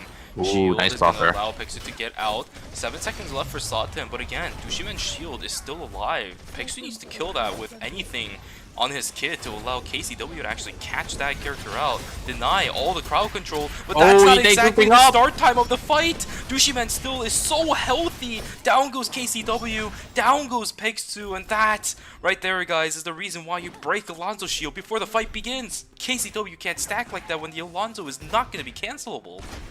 Yeah, that's the one downside of playing, you know, that double melee comp is, you know, you do stack up because you do want to attack the same target, and when you stack up like that, the AoE, you know, coming out from Team Saber is just gonna shred through them. Both the Fiora ult and, you know, the Dina damage is just too much for them to really tank there. That's brutal, and it's not like Hayes has an easy way of breaking the shield either, right? If you hit the Alonso with the shotgun, then you're already in a bad spot to begin with. A little bit unfortunate for Team DHC and J. Yeah, this just doesn't seem to be like their series so far. We still have a long way to go before the series is over. Maybe games 3, 4, 5, and 6 will be a bit of a turnaround for them, since, you know, they ended 4th in their group stage yesterday. Not that bad of a result. They just need to replicate it here. Yeah, as long as they top 4, they will be able to get away here, as we do have the Wickline actually spawning in Cemetery. I don't think there are any teams down there just yet. Not too sure. I think there might be 1 or 2 teams on the bottom side. Maybe they're going to come and go contest. I think Chuseat is going to make their way down. Actually, they're just going to go and up the call in as well. A nice check there from Sung Harang. Going to be able to actually push all the members out of that bush from Carpe Diem as they do end up walking to the bottom side here. East side of the map, covered by members of Team BHC and J, actually finding the wick line for free for themselves from the looks of it. Insane reacting over onto Bob Malsa, the stun coming up from the wind-up. DDO actually taking a whole chunk of damage thanks to the quick spin. Wait. Good damage exchange between these players. I mean, Insane's about to get the taken ultimate down. through the wall! My god! Hyungi gets taken down. He just got completely caught Loken, off guard. oh my god, Loken just using the Subame to actually are on the My Body and jumps right over that wall. Very well played there, and yeah, Jex catches the Misa off guard there, and they will end up falling. Very very massively played from Loken once again, just showing why he's such a menace on this Subama character.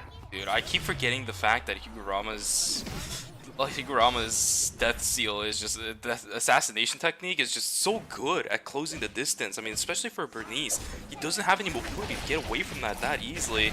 The fight inside of Fire Station, Sebi trying to get himself on out. Fauna is already dead on the ground. Acceptance speech is going to be a little bit more of a formality at this point. Down goes the Chloe, but another fight towards the west side of this zone. Down goes Insane, down goes Hoyt. These players just coming out of a good fight, not going to be able to find one Sloken. Isolated by That is himself. not good. They need to get the res off here. They don't have any time. Gosh, 15 seconds. Hongarang, oh, not going to die, but he's absolutely dead to rights. My God.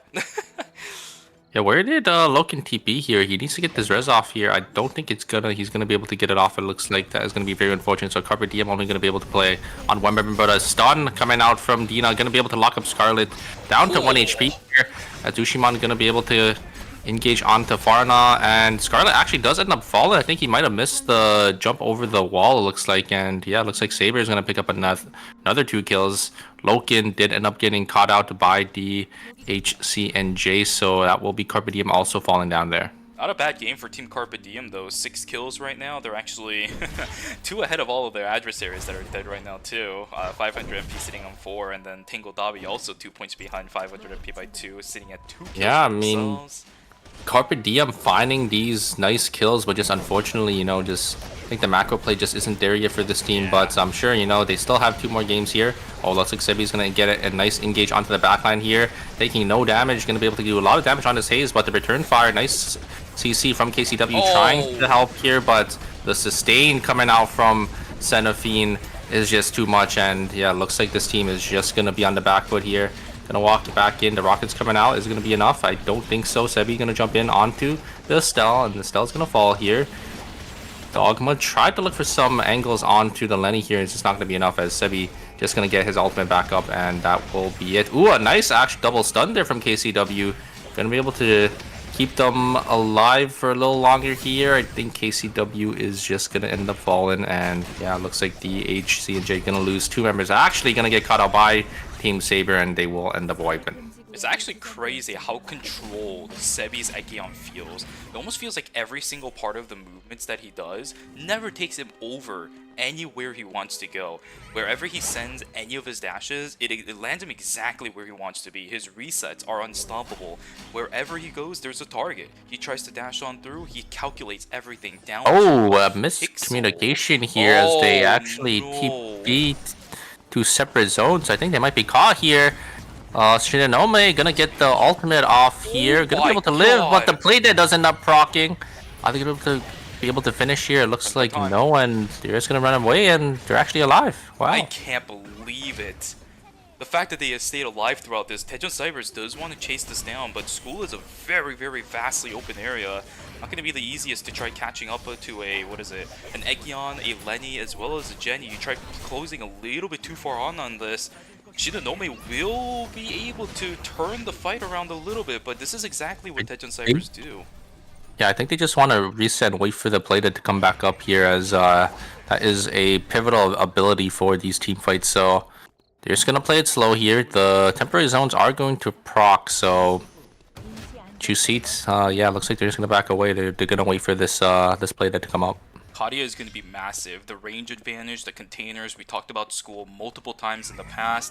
This zone is very difficult for a lot of these melee-centric, very close-range teams to actually deal with. Jenny, not too far of a distance damage dealer in comparison to the Kadia. Of course, Sebi has to just keep going in and into these fights. We'll see how Team 2C navigates around this fight that's about to start in 20 seconds.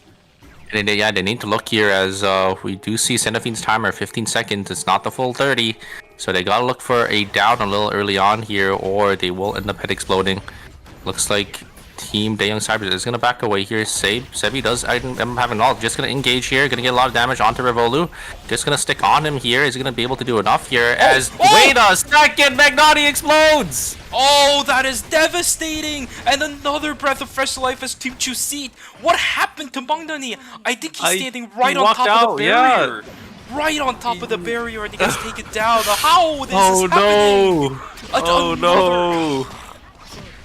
another crucial macro mistake in these temporary final zones, as he just didn't realize that the walls were coming up, and he just stayed on top of it, or he like slightly walked away and just head popped there. Oh, devastation for team for Team Tej on Cybers. You do not want your game to end like that, but that is exactly how the game is going to end for that team. That is really unfortunate. It really is. But again, Team Chuseed, the second time they've been given a breath of fresh life in this series alone, and we're only on our second game. Almost feels like Team Chuseed is just the chosen ones. I don't know what else to tell you. Yeah, I mean, they will be able to take zone control as well. Dina gonna try to look for some poke here. Seppi taking no damage from that Sun Conjunct, but we know he is on the full tank Black Mamba, or actually I think that's Sidewinder. And oh, here comes Ushima, gonna get the engage here. Ghost Bride does end up proccing, but no damage again. Looks like they are gonna look for a better position, maybe a better angle to look for one of these backliners here, as I don't think you're gonna be able to burst down Sebi. Just too tanky, especially with that Lenny as well. Dushiman actually gonna engage it here. Gonna pop the force field here, as they do actually get a lot of damage onto Sebi here. Sebi down to half HP. Lenny's keeping him alive here. Gonna be chunked down to 40%, as looks like. Oh no, San's just gonna fall instantly here. But wait a second, Dina can maybe look for the trade onto Sebi. Sebi's just gonna dash on out of there. They do get the play dead proc here. Dina can maybe look. The HPs are looking good. They actually do end up finishing Shinonome here. Dina maybe look for a double spring trap coming out from Shinonome. That might be enough.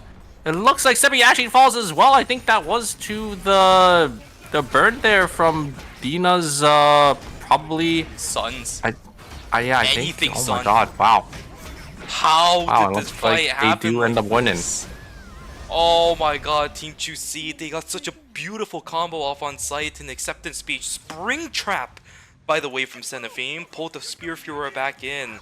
But it is going to be... Oh my god, I can't believe it. It is going to be Team Saber to take it away in the end. What a great fight from Dina and Dushiman at the end to hold the line even despite Satan falling down. The sunburn. Nobody thinks about that until it's a little bit too late. It wasn't even the conjunct, it was just the regular sunburn that you get if you tag somebody with any single sun damage. Yeah, I've never seen anyone kill with that. I'm guessing Dina might have had decomposition as well. Probably. Is my guess, just because decomposition does so much damage into those high HP tanks. And that probably did enough to seal the deal there. Wow, Dina playing out of his mind in that fight, just able to do so much damage, able to navigate their spell so well. And yeah, I mean, despite San going down a little early, the HP advantage was there for that team, and they were able to close it out. I don't know if Sebi thought that he had his force field timing back up, because after Satan died, the realistic idea for that is to just reset, right? Because even if Satan comes back up, you understand what your fighting capabilities are, and the Jenny actually hasn't invested her playdead by that point, but Sebi sends it straight in and actually gets taken down to very, very low HP. That kind of forces him out of the fight, and it causes the double backliners to start pushing into an Alonzo, and instead of being able to target down the Adina, which is the actual problem there, they're forced to actually deal with the Alonzo first while Sebi is away from the fight. Double range characters from the backline staying stacked up together means that Adina has a lot of control over the fight. We saw the Moon Doritos all over the ground. We saw the Sun Conjuncts coming out. Adina did so much in that last fight, and it was all kind of set up by the fact that Sebi full sent it towards the end too. Yeah, I mean, I was a little surprised at how much damage they were able to do on Sebi, considering, he is full tank. But, that Ghost Sprite, that defense shred, I think it was just too much. And, yeah, that will be lights out. They were able to get Shinonome as well. I think Shinonome probably thought the fight was won, walked a little too far forward, and ended up getting locked up. The play that did end up proccing, and then Dushiman was just able to be there to secure that Jenny coming out from that passive. And yeah, it will be Saber coming on top here as we look at the round results with 24 points for themselves, a 16 kill game. So they're sitting in a nice comfortable, it looks like second place here, as obviously Chuseed winning the first game, getting a nice second place for themselves in the game number 2 as well. So a nice consistent series for them so far, as you do have Daeyoung Cybers and Carpe Diem in 3rd and 4th place respectively. They're going to be tied with Team Seongnam Rocks though, right? Sitting on 14 points for both. They're just eking it out by 2 additional field kills on the side of Carpe Diem. But just because we're looking at that doesn't mean the rest of the series is still over, right? 500 MP and Tingle Dobby also sitting on 13 points respectively for both of those teams. This is a very, very close series, and we're only done with 2 games. None of these games so far has been, I think, way too top heavy, save for this one because Seongnam Rocks was able to pick up 24 points by themselves. But this series is still close. There is a chance for all these teams to still qualify. Ladies and gentlemen, that was game 2, which means we're going to go to a break. After we come back, we'll be right back with games 3 and 4. So go grab a snack, go grab some water, take a stretch. We'll see you guys back here in a few minutes. Take care, take care.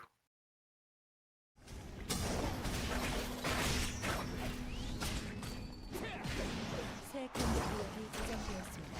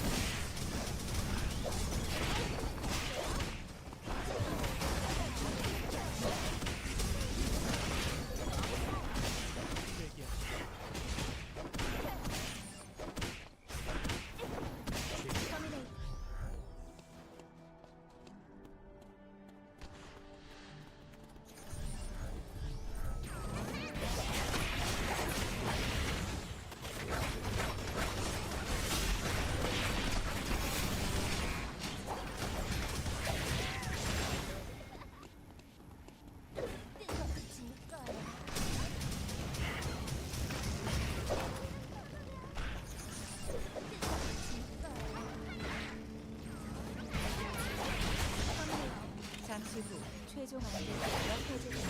생존자가 사망했습니다.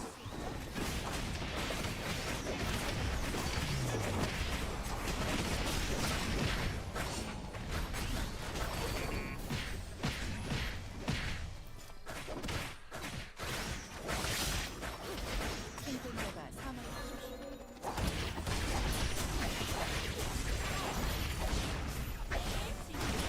인지 안전지대를 특성합니다.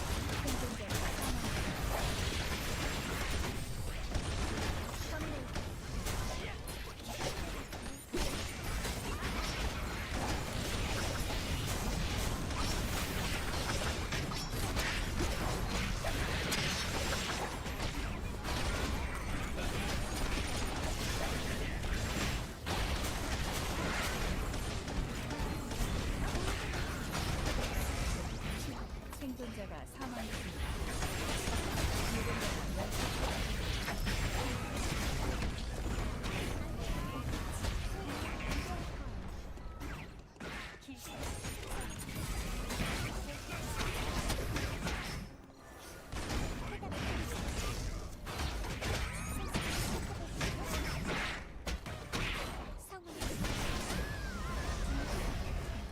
균형과 불균형. 잔다. 휴가 퇴근이다. 드디어 먹어본다. 신메뉴야?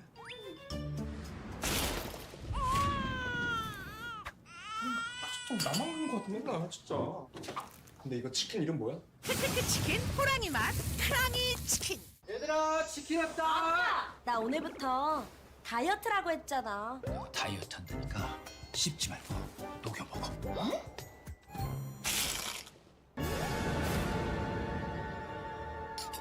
내가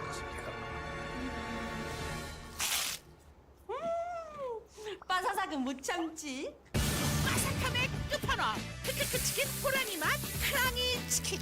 콘 크럼블로 더 바삭하고 달리 파우더와 콘 후레이크 시즈닝으로 더 풍부해진 맛.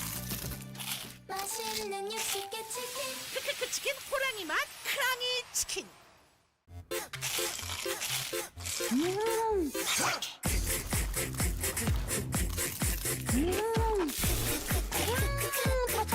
맛있어 맛있어.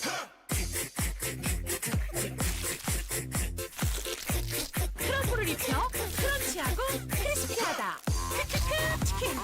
바삭함의 끝판왕. 맛있는 육식계 치킨. 크크크. 치킨 이름이 왜 이래?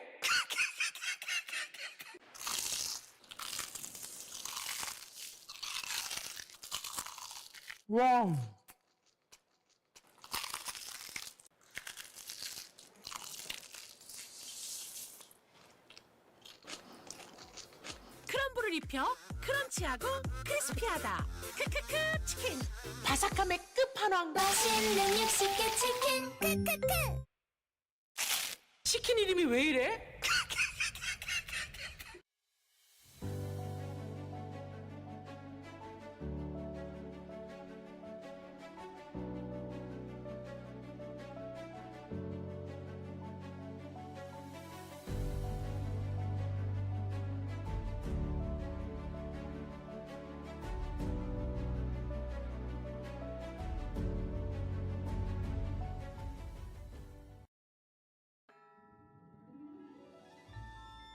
네 소리를 듣지 못한 건 참 유감이야.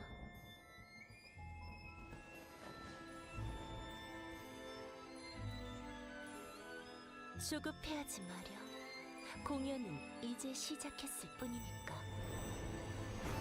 네 선율을 들려주겠니? 휘몰아치는 선율. 여기까지.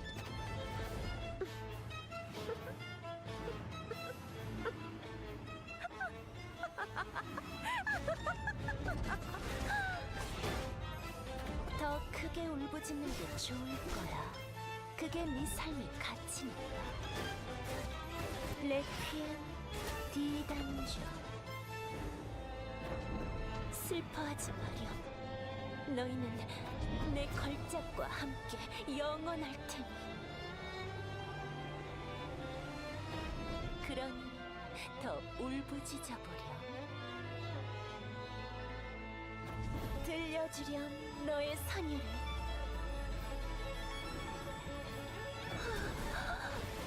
이제 거의 다 왔어.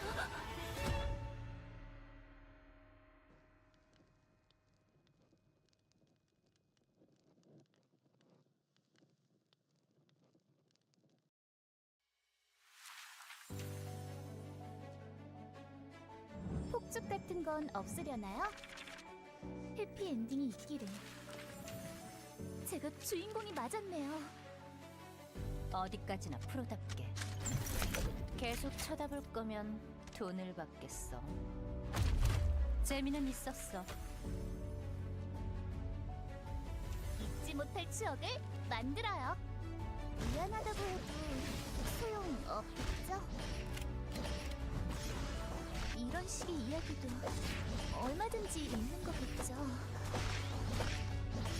상대는 가려야지. 대충 정리하고 갈까? 다음. 어디 피해봐. 좀 더 강한 무기를 써보는 게 어때? 당신의 이야기는 여기서 끝나지 않아요. Alright, ladies and gentlemen, welcome back from the break. Hopefully you guys had a good break, because I definitely had a good break talking and having a date with Superior on the backside. You guys will never hear what we talk about in the back. Yeah, it was fun. But I'm excited, Shuvi. We do have 4 more games here. I think it's still up, in the air. Which teams can really qualify here? 4 games is a lot, right? So, yeah, I'd still, I think any of these teams could definitely show up and have a nice pop-off game. Absolutely. Point gap difference between 4th and 8th place right now is not that high.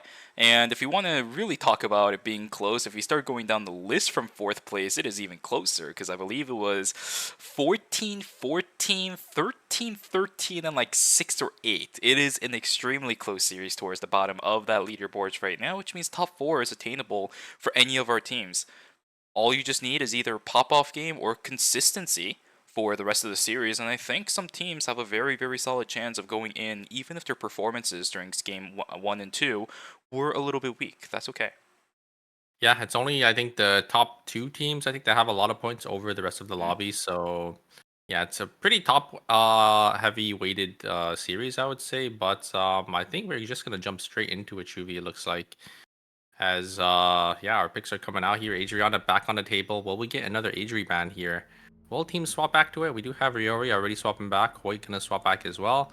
Just need Dogma, and It he is. will end up locking it in. So we do have the Adriana ban. Maybe it's just maybe some of these teams decide to swap it up here. But yeah, I mean, Adriana. These teams or these players are all really prominent on this character. So you know, playing their comfort pick, I think is definitely you know, a good thing. And I mean, Adriana is able to provide a lot for, you know, these teams as well. You know, getting that defense shred, getting that burn damage from quite far away. So yeah, I mean, we're gonna have to see, you know, how these teams utilize this pick again. It does seem like we are going to be seeing the same builds coming out from these three, right? We see 4 down on the south side, where, you know, Warehouse is going to be quite full of Pyromaniacs for the first couple seconds of the game. We'll see which one's actually able to get out of the zone first, because last time around it was, I believe, Hoyt had the advantage over everybody else. They were inside a chapel way before anyone else, which means this time around it could be a little bit different, and those small minute differences of spawn spots, you know, it really goes a long way. But here we go, guys. Character selections are in. Nothing too surprising once again from any of our teams. 500 MP still running that composition they've been running for quite a bit now. I think this composition would have worked a little bit better when Tank Chloe was actually a little bit more of a thing, or even Amp Chloe from back in the days, because this version of Chloe makes it very difficult, I think, to keep themselves alive. We see a lot of times where Fauna is in the thick of fights. It's just not enough time for Scarlet or even Songharang to get that much damage down as the Celine, as the Emma. They need to rotate through their cooldowns, whereas Chloe, she's looking for those really big continuous fights thanks to her ultimate. Yeah, I mean, I think 500 MP's comp is trying to really capitalize on either the knockup, you know, from the Chloe, or, you know, maybe like a double poly from the Emma. So they're just trying to rotate that CC. If they are able to catch it, you know, they will be able to burst, you know, whoever is the one who got caught down. Even, you know, tanks as well, because, you know, they're all playing damage healers, so they do a lot of damage. They're able to just dish out so much. But yeah, I mean, we do actually have 2 teams running the same damage dealers. We have 2 Tsubame Adriana teams. Kind of curious on what your thoughts are on that. I kind of talked about it yesterday, but the Tsubame Adriana really makes me think that the entire idea of those compositions is to give a lot of spacing for the Tsubame. You see how good she is in a lot of these fights that actually go extended because of her way of marking and proccing the marks, right? It's really easy for her to isolate a single target and actually just do continuous damage as long as your targeting is correct. And the Adriana actually sets up a little arena for you to do that, with her oil slicks making it very difficult for other people to actually react to what you're trying to do. So I like the idea around the Adriana and the Tsubame compositions. The only problem with it is that if the Tsubame falls, consistent damage is going to be a very rare occurrence for those 2 teams. Adriana is not exactly the easiest character to dish out continuous damage unless you have a lot of things left in your kit. But usually when your Tsubame dies, you're probably running out of things in your kit that you can use as an Adriana. So yeah, a little bit on the tough side. The Tsubame has to play really well, but that's again the reason why players like Loken is playing that character. Players like, I don't know who's playing it in Tingle Dobby, but yeah, oh, so her Dobby is running it on Tingle Dobby. There we go, that's the player running it. It's very good and very consistent players that are playing the Tsubame because they know how high impact of a role that it's going to be.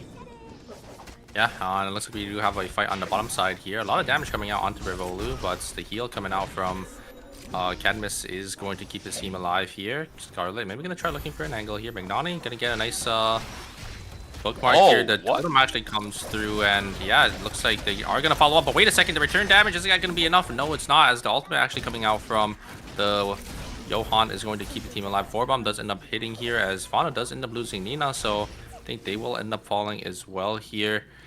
A nice turn, but yeah, I mean, I was surprised that Emma did end up toteming there, but I think they would have gotten hit by that double bookmark and they would have gotten stunned, and a level B Fauna going down. So nice 2 early kills for Daeyoung Cybers. Gonna be looking in a nice spot for themselves here. The thing is, even if you do get stunned by the double Odysseys, you don't leave the mark on yourself to get knocked up. I think still would have been a bit better than get stunned. Yeah, I don't think the totem was correct, because I think maybe if you know, the Sua did engage there, Fauna maybe would have been able, or his team would have been able to maybe follow up and maybe kill the Sua on that engage. So yeah, little questionable, but you know, I can't really blame him for using the totem because maybe the ultimate would have killed if it did end up hidden. I'm not too sure. Yeah, could have been the case. If anything, it just bought even more time for their backline to push up with the totem too. There's a lot of different ways that could have gone. A lot of what ifs in that situation, but for us, we got that exact situation. That's what happens if you use totem at the wrong spot sometimes. Scarlet now trying to jump in on towards Sebi. He's got the resets though. He's actually keeping himself alive. Nina actually giving him a little bit of a freebie escape. Easy target to dash around. Chloe making it very easy for that character to run. Yeah, I mean, almost dying there. Just not enough damage, as obviously Ekion is on that tankier build. So a little unfortunate for 4ㅅMP not going to be able to pick that one up. But looks like they do want to play for this tree here, as they will walk up. It looks like Shinonoma is going to sit in the bottom bush here. Maybe going to be able to find an angle. Ultimates are coming down from Sungharong. Maybe going to try to zone off this Jenny here, as they do look for the engage here. Polly does end up going through, but now there's no real threat to stop Sebi from jumping onto the backline here. But wait a second, the damage coming out. The return. Sebi is going to fall here, as both members are going to drop with a nice spring trap from Senafine is just going to lock up Sungharong. And yeah, will be a 2-for-1 trade from Team 2C. Going to be able to win that and pick up that tree of life. And yeah, Sebi's just going to be able to upgrade his weapon there. Yeah, I think the spring trap was a lot more impactful than a lot of people are catching up on, because if they weren't able to kill Songharang, the control over actually picking the Ekion back up would have been really awkward. And he's the one that actually picked up the Tree of Life, so there would have been a lot of risk for that team to try to deal with that Tree of Life situation. So the spring trap from Senafine actually makes a huge difference in how much control they're able to actually have during day number 2. They don't have to waste time trying to deal with the Ekion resurrection with a Celine as well as an Emma, trying to prevent that from happening. Yeah, and they will be able to secure that nice 2 kills. It looks like teams are just going to buy here. I think Revolu actually slamming the Chain of Thorns first item. I haven't really seen that on Kaja, but I think it's a more unique build, especially since they do have a pretty unique comp here with that Johan plus Sua. So yeah, we're going to have to see, you know, how they utilize that buy-in. Yeah, something that I'm also noticing here for that team is they're doing the classic ADC strat, where you run Electric Shift and you actually don't level it to level 2. You keep the 100 credits, which means you're able to call a Force Core at the middle or close to the beginning of day 2, depending on how well you've been farming. That allows everybody else to start building items for you. Intervention I saw unlocked for the Kadia, but on the south side there is a big fight happening. KCW as well as Peksu stuck in the middle of nowhere. Riori is taken down already on top of it. So Tangle Dabi taken out of the fight. Same thing for DHC and J, getting caught out in a corner like that up against an Adri. Not exactly the best thing to do, but it doesn't result in any catastrophic damages for both of the teams, although I will have to say about 20 to 30 second death timers at this stage in the game is still going to hurt a lot. Yeah, they do end up trading some kills here, but the objectives are spawned, and so they're not going to be able to get anything done on this cycle here, as it will be, looks like 4ㅅMP going to be able to secure that nice offer for themselves in Warehouse, and ROX going to grab the one in School, so going to be able to get those up, and Saber going to be able to grab the bears down here. I think they also got the Battles for free in Hotel, so they're going to be sitting in a nice spot. Nobody really looking to contest for battle zones in this one. It seems with a couple teams already taken down, it was a very evenly distributed map. KCW getting isolated again by himself, missing the leaping knee, and his fate is sealed. Sardabi is going to be able to pick that one up. One of the easiest kills of his life in ERM. My goodness. KCW again, just completely isolated away from his team. Yeah, nice ult to drop, to dodge that, you know, leaping knee there, and yeah, it will just be KCW getting locked up, and yeah, Tangle Dobby gonna pick up another one, so they're sitting on 3 kills, you know, not too bad for themselves here, as looks like we do have Dogma actually split up from his team. KCW was also, or KCW was the one that was in alley, so I guess they were, you know, pretty split together, maybe trying to look for some farm around the map, maybe try just TPing onto, you know, whatever's free. But, you know, these death timers are getting staggered. It's looking a little rough for them now. And we have Dogma getting some damage here, but we're both actually trading him. Let's end up getting the ultimate down. It's not going to hit, as it will get blocked here. But Dogma on 1 HP here, as obviously Daeyoung Cyber is going to try looking for some more here. Unfortunately for Team 2C, they got the exact taste of what the last game's final zone looked like, as Hungnam Rocks is going to be able to knock down, I believe that was Shinonome. 30-second death timer for that one. Pixu trying to run away from this, waiting for the skate to come online. There we go. Elena is going to be able to get themselves on out of here. Daejeon Cybers with the sustained-esque comp is just brute forcing everything, as the Sua not letting up on the chase at all. Kadia slowly but surely pushing their way back in, but it's just Magnani. Oh my god, and he gets the rage for the full swing as well. What the heck? It's just a Magnani show at this stage. Auto attack from Revolu is going to knock down KCW. Down goes Pixu as well. Luckily, it's a knight to death. But my goodness, Daejeon Cybers, they are just an unstoppable force. They just keep chugging along. Yeah, it's so hard to get away from a Sua and a Johan, you know, giving the Sua speed boost. So, yeah, it will be Daejeon Cybers going to be able to pick up 2 kills. It is only day 2, so they will be able to come back into the game here. And Daejeon Cybers obviously not going to be able to get any objectives here, as they did end up chasing. But obviously 2 kills, you definitely take that over any Tree of Life or Meteor spawn. And one of the funniest things about that composition, now that I think about it, the Sua and the Johan is interchangeably using their mobility skills, right? Because one of the things that kind of causes an issue with the Sua is that if you just keep dashing around everywhere, you're gonna lose your backline, especially if it's someone like a Kadia that's kind of immobile, right? Her skill doesn't really give her that much space. It's on a pretty long cooldown. It's going to be really difficult for Revolu to catch up. So what do? Whenever the Don Quixote timing is up, Sua uses the Don Quixote, but then he gives the buff. Johan gives the buff to the Kadia so she can walk faster. And then when they want the Sua to keep chasing, they give the buff to the Sua instead. So cool stuff happening there. But here we go. 2 fights happening all at the same time. One inside of warehouse, one inside of archery range. Sebi trying to get damage over onto the back line. It's another Team Saber versus Team 2C, but it's a third party coming in. God. Oh my, what the hell just happened? Honganong just blew up the entirety of warehouse. My god. A whole lot of kills going 1-way, 2-way, 3-way, 4-way as 2 members fall from Team 2C. Their credit count not looking the greatest. Same thing for Team Saber. They both have enough, but it's pretty much going to cost them their entire inventory of credits to bring anybody back. Yeah, 5MP there at the perfect time. Sung Harong is going to be able to land a nice 4-bomb with Scarlet, you know, following up with that W. Just so much AoE damage. Going to be able to, I think, to pick up all 3 kills down there in that third party. And yeah, they're just there. They're on the dock now. They're going to be able to set up for this Omega, and they're going to be looking at a nice spot for themselves here, as we do have Saber actually resing in Chapel. Looks like the HC and J are on the other side, maybe going to try to collapse.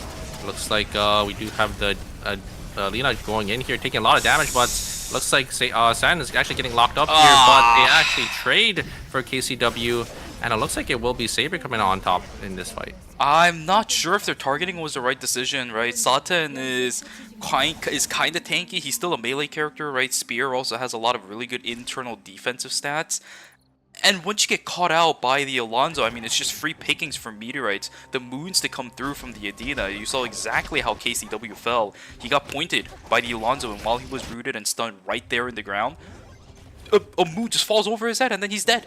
That's exactly how the game plan of Team Saber goes. They just keep falling for it. I'm not entirely sure if the targeting on the Fiora was the right idea. They always need to get on the Adina first. If they cannot kill the Adina, I'm not entirely sure if there's any teams in this lobby that can actually win against Team Saber. They have to kill her first.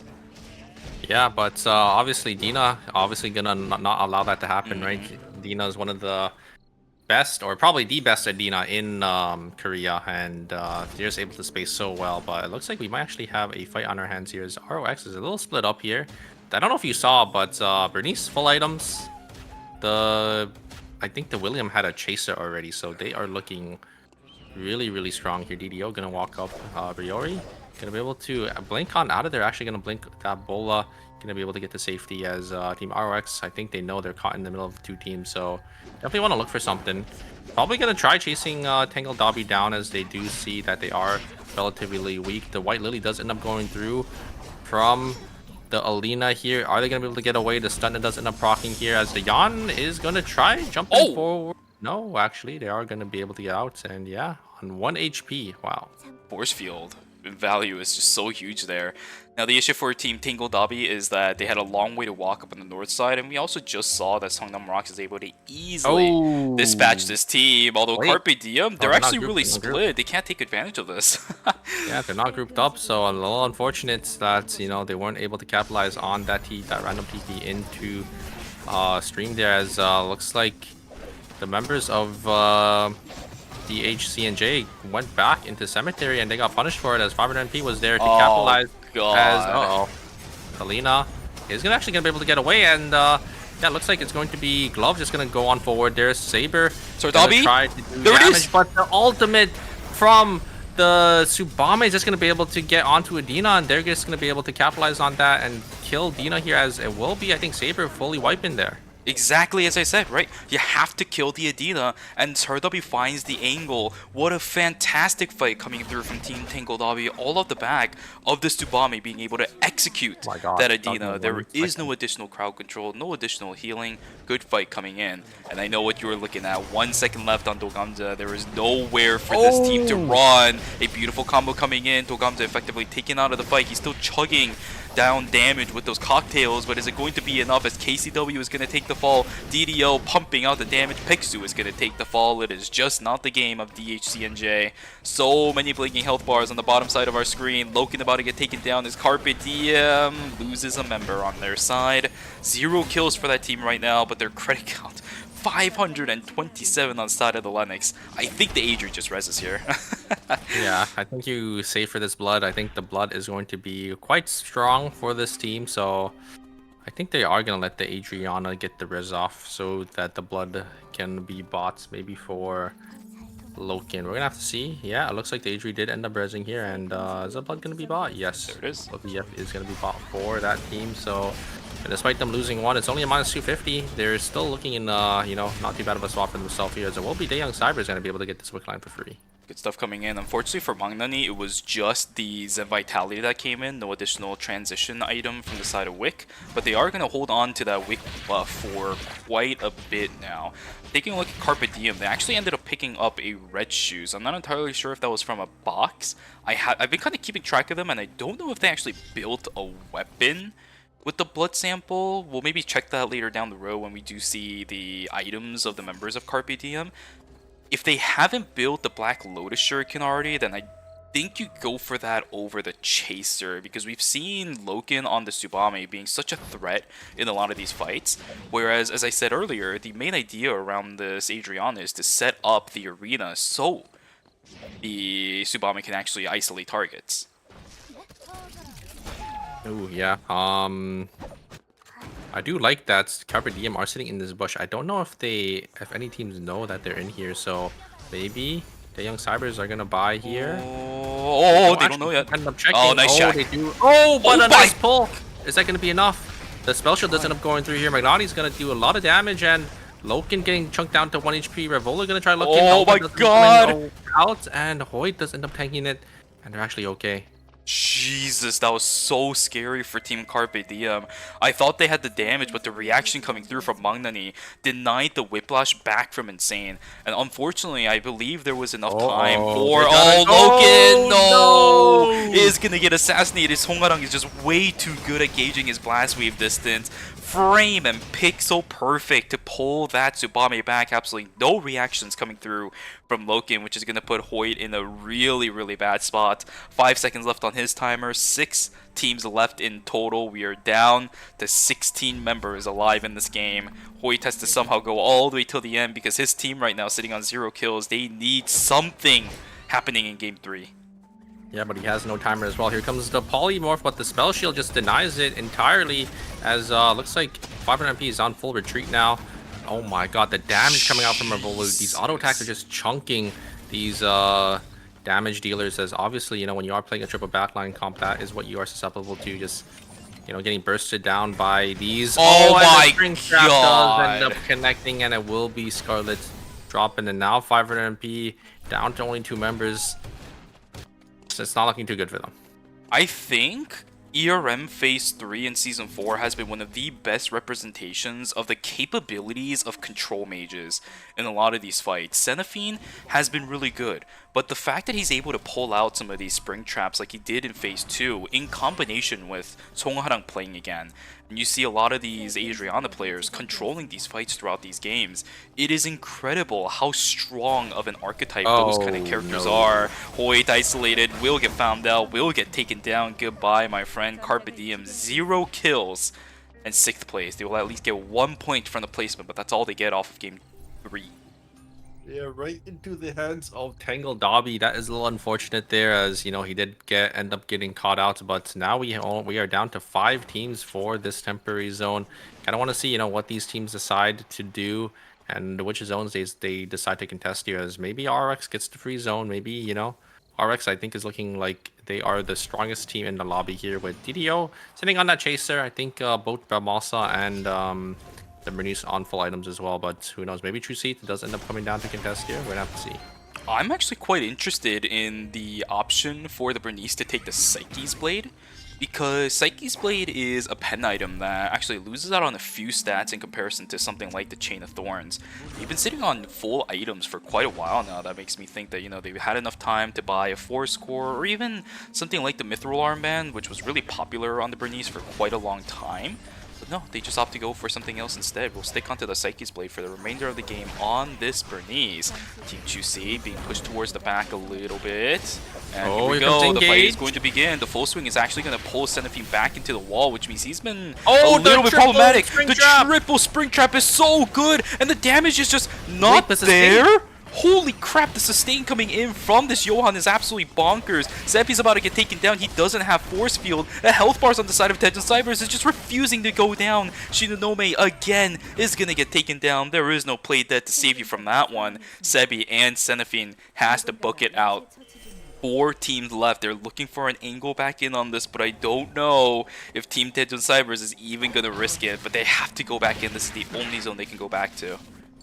Yeah, but there is another team coming, so maybe they can look for a third party here. But yeah, I mean, the sustain coming out from the Suwa and from the Johan is able to keep them alive. This wasn't enough damage. It's barely not enough here. Here comes Engage from Glove. Is that going to be enough? A nice spell shield actually to deny any damage coming out from Revolo here, but good ultimates coming out from Moriori here. It will be Team Tangle Dobby going to be able to control the zone as... yeah, looks like True Seed not having any timer here. Just going to feed the kills into Tangle Dobby. They're going to get both kills here. They're going to get a lot more timer to work with. And the resets. Glove already down to half HP though, so they might have to full reset here as they do have the timer from getting those 2 kills from True Seed. So they will end up resetting here. The traps do come down though on the side of the Young Cybers. The EMPs are coming down as well though. It looks like the ultimate coming out from Tsubame. They're going to try to look for an angle. Oh my god! He gets bursted down, and it will be Young Cybers actually going to come out on top here, as I don't think there's much more Biori can do. God, Revolu is so good at targeting these threats down.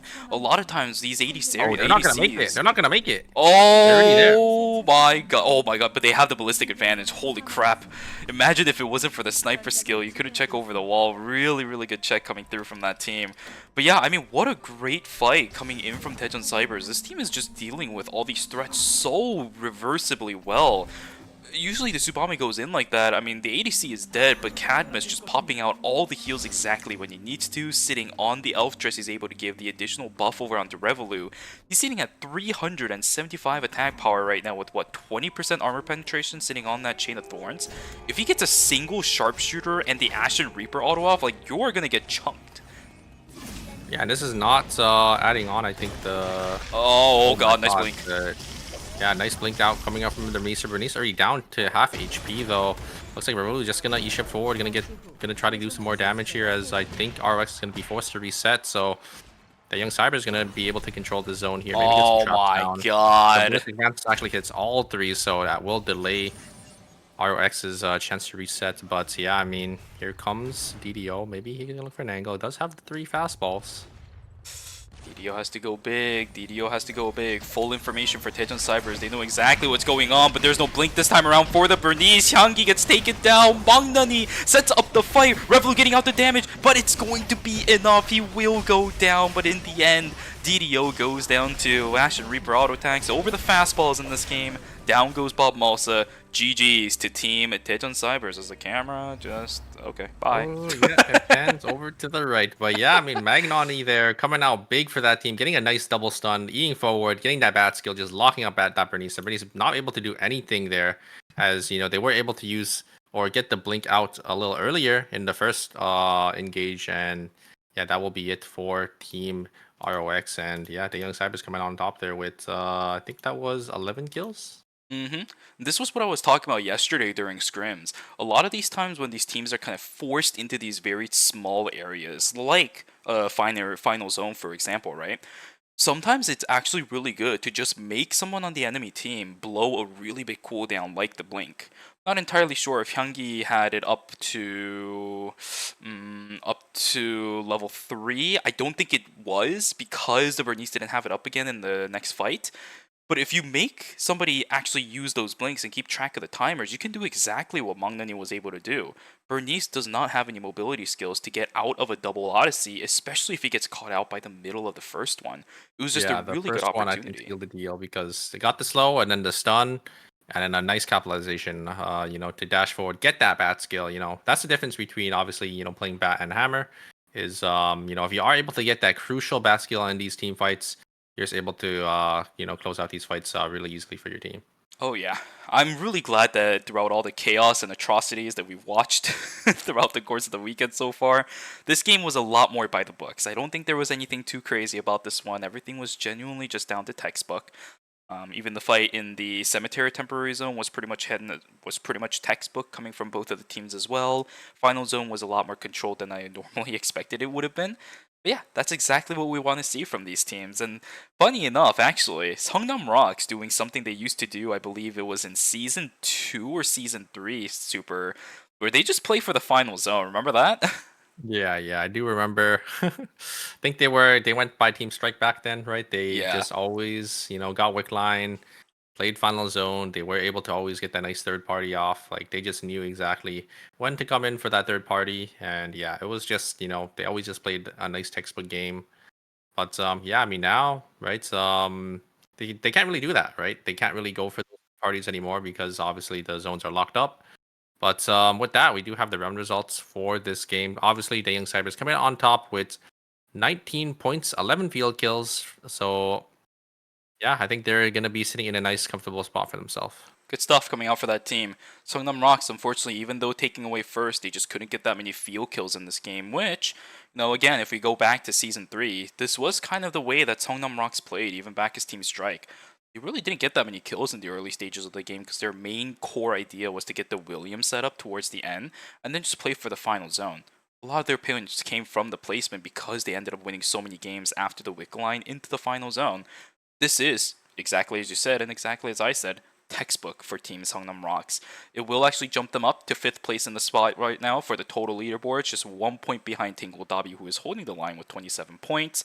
Carpe Diem dropping down to 7th as they really could not pick up that many points this time around. Chuseat still sitting in 1st with 40. Tejon Cybers 37, Saber 34, and Tingle Dabi to round out the top 4 with 27 again.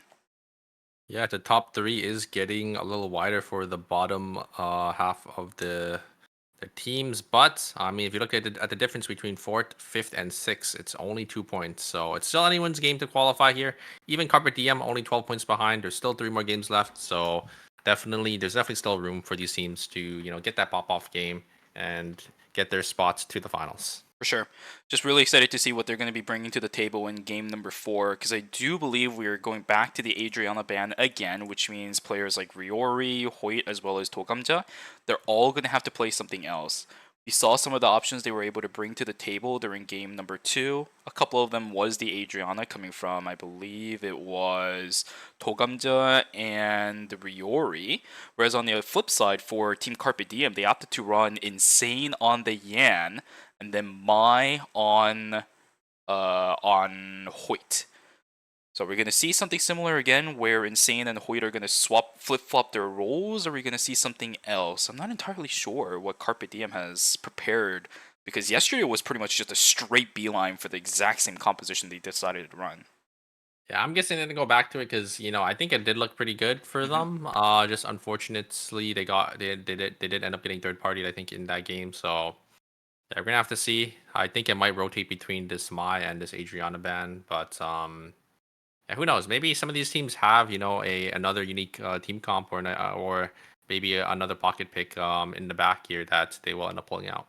Yeah, you and I were talking about this, but if Carpe Diem does end up going back into the Yan and Mai rotation, their macro play needs to be a lot better throughout some of these fights. I think Insane needs to have. I think more so than Insane looking for opportunities, Insane needs to play around Loken and wait for Hoyt to actually initiate. Because the problem with Yan is that if he fails his initiation, he's really just stuck in the middle of nowhere. Because a lot of his kit kind of deals with him resetting his cooldowns through his unyielding stacks.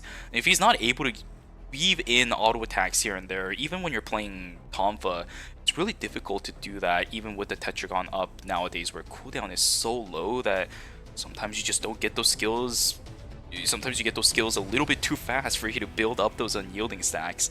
I'm hoping that Insane is able to pull out some of those insane initiations that we were seeing in game number 2, but I think this time around, just kind of scale it back, let Hoyt take care of all the dirty work, and follow up with Loken to make sure that the damage is there exactly when you need it.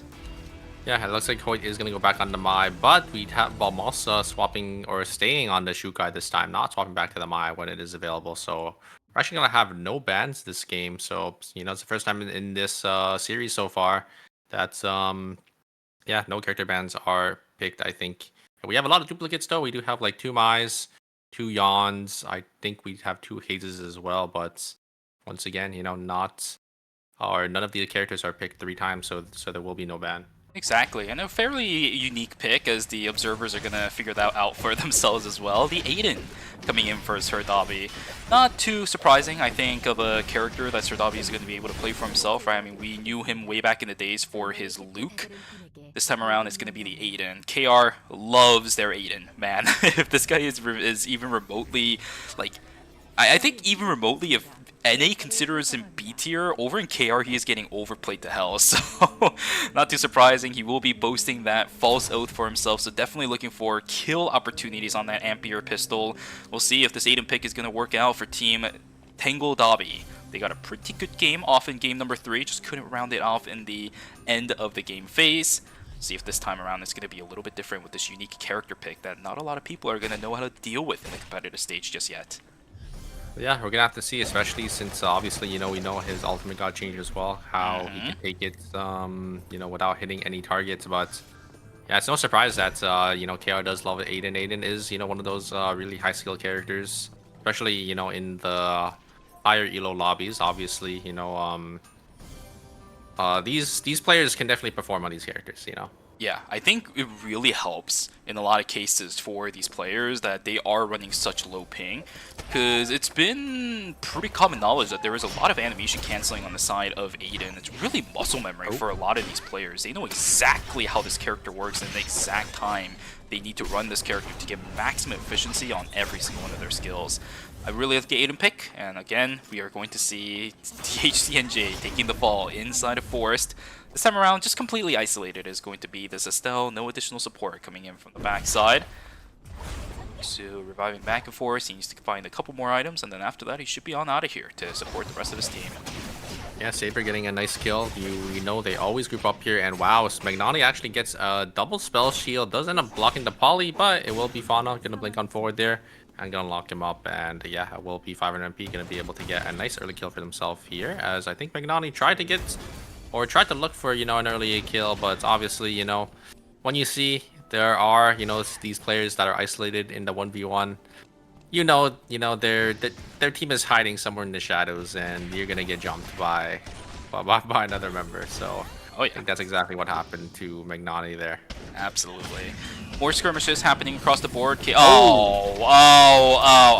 at least it's level 2 blank, okay? We can forgive him for it. It's not going to be 3 minutes cooldown. That is going to be... Oh, wait.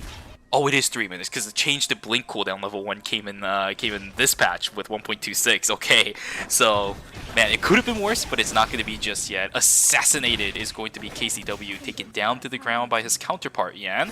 Good kill coming in, good bush check coming in from that team. Nicely done. And Carpe Diem doing better than what they did in last game. 1 point ahead with the kills going in their favor, and right before night number 1.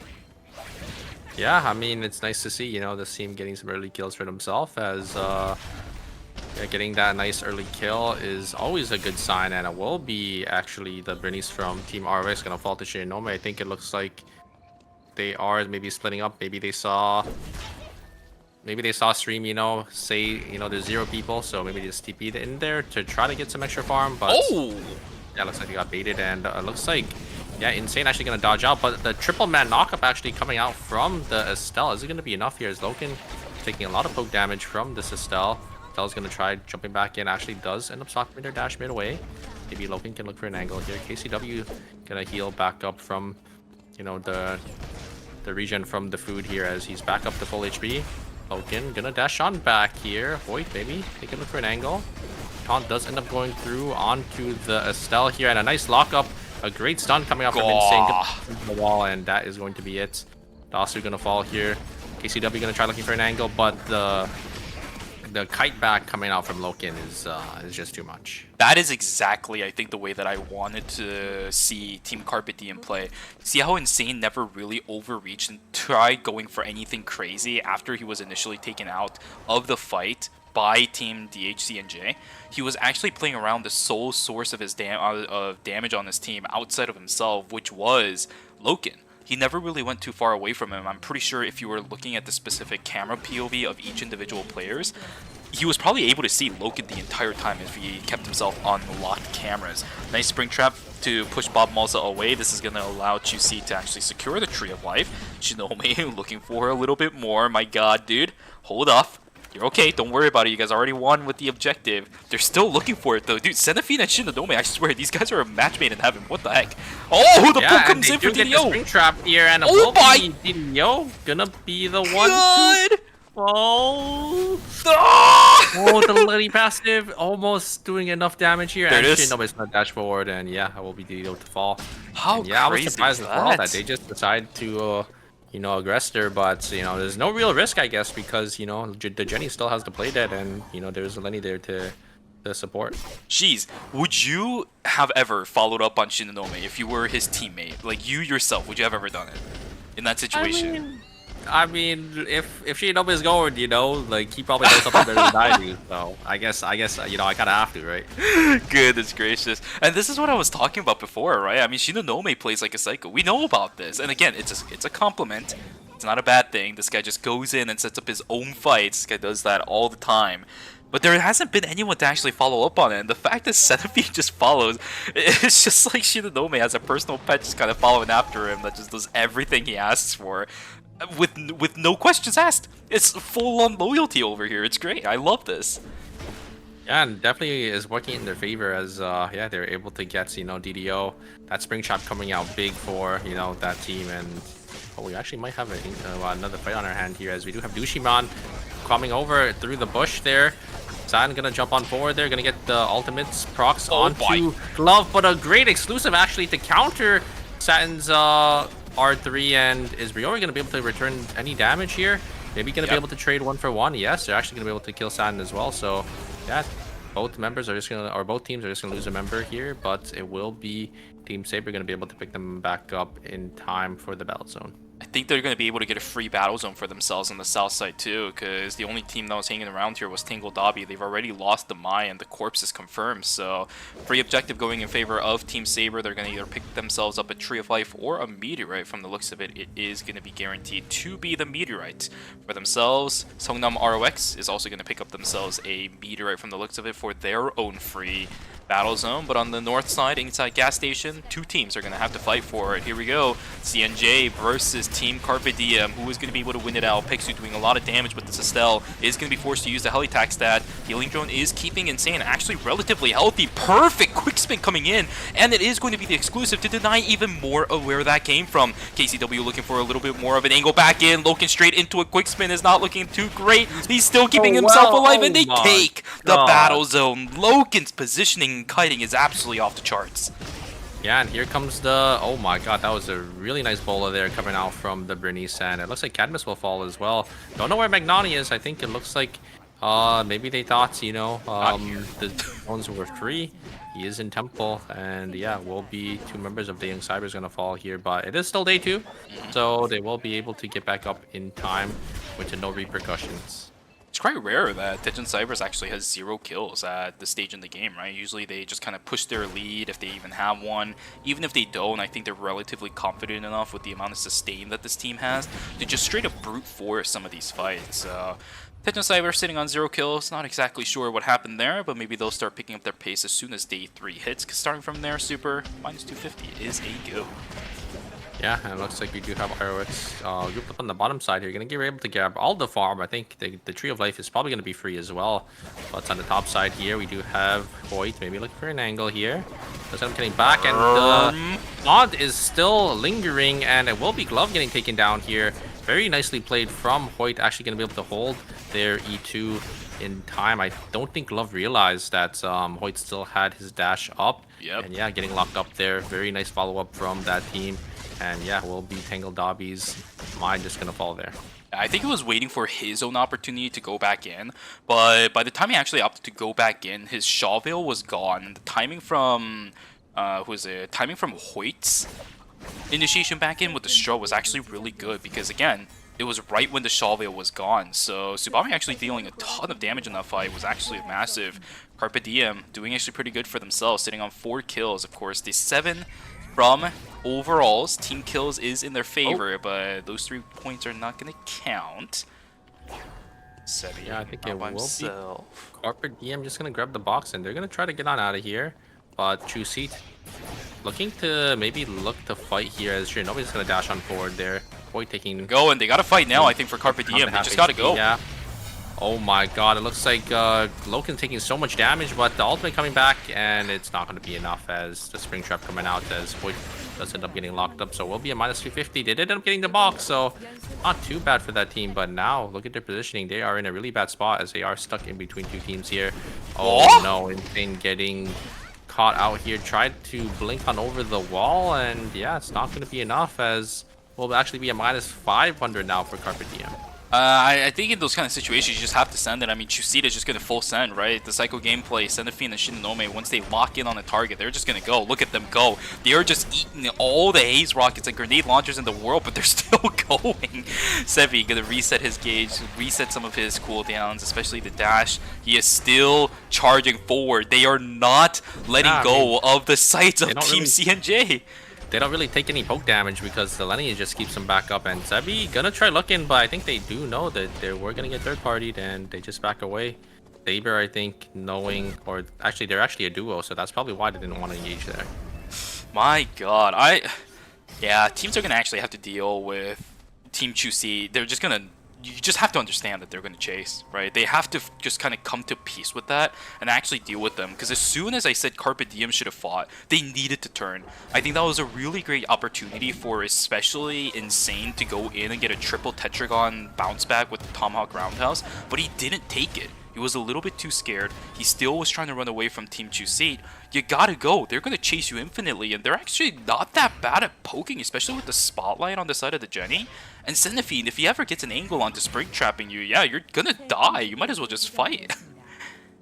Yeah, and it looks like Team Chuseat is actually gonna give up this Omega here to Daeyoung Cybers. Daeyoung Cybers looking really strong now, as it looks like Magnani is going to be on full build, getting to Holy Waters as well, so they're going to be really tanky. And maybe Carpe Diem, they're going to look for an angle here onto CNJ. CNJ just chilling in the bush, as they don't really recognize there is another team in the zone, as yeah, they had no vision. Okay, so Davi getting tagged out by Ballistic Advantage means that he's going to be split away from his team. Love going to eat the explosive bola, but that is only on towards the Mai. DDO investing the signature fireball. Shawville is not there, but the exclusive is going to be. So Davi looking for a fight back in, but this isn't the duration of the fastball, guys.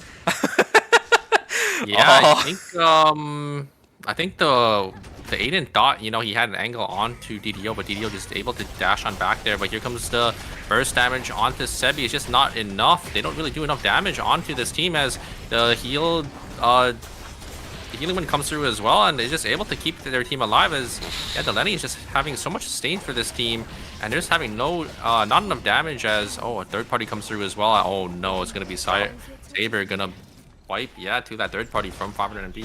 And that takes care of a big adversity that Team 2C was able to not deal with a couple of times in game number 2. Of course, in the end, they were able to take the 3-0, I think, against Team Saber in the end in game number 3. But this time around, they're not going to have to deal with that team at all anymore. Fantastic fight coming through from 2C. I talked about dealing with the Adina early on, but if she's so focused on trying to get herself away, she's not going to be able to provide the support over on towards her teams as much as she wants to. For some reason, I don't know how this happened, the Alonzo was on top of the Adina. They were actually in really close proximity, so a lot of the time spent from the Adina inside of that fight was spent trying to run away. Yeah, we might have another fight here as TH are looking for an angle here. Estelle already chunked down to half HP, but there comes the sniper skills. They know there's a team here. They don't want anything. They're just going to jump on out there. Good decision. Sebi keeping himself alive. Oh No, my never mind. God. Blast Wave is going to be enough. But remember, oh my god, it's a double 4-stack. Shinonome and Sebi both eats it. Each of the shots coming through from Songarang is going to hurt a lot. Blast Wave not going to be there for Songarang to push the lead. Sebi down on the ground. Really good catch out with the Blast Wave. Yeah, I'm guessing they just were able to lock up Sebi there, and like we were saying, it's a triple backline comp, so they're just able to deal so much damage here.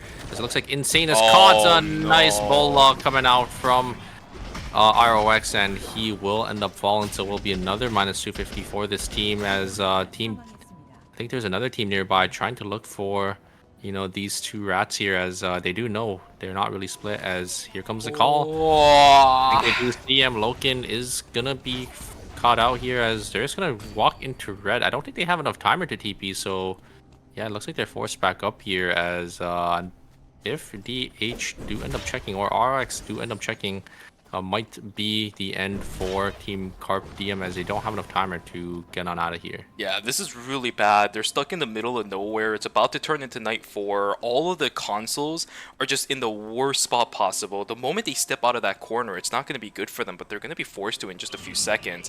I think the only saving grace is the simple fact that there's nobody around the Hyperloop, and they're going to try to full send it in towards that one. The only option that this team has is the only road available to them. Very lucky on the side of Team Carpe Diem. They should be able to get on out. Are going to go to Factory here instead, but I did think I see a couple teams inside that area. We'll have to see. That's not enough time. Oh no, they tried to get the res. Yeah, and there will be another -250 and a -1 for them, actually, because the Mai did end up exploding. So that is very unfortunate, as we do have a team, Tangled Dobby, just sitting in the corner there in hospital. Maybe going to try to look for an angle.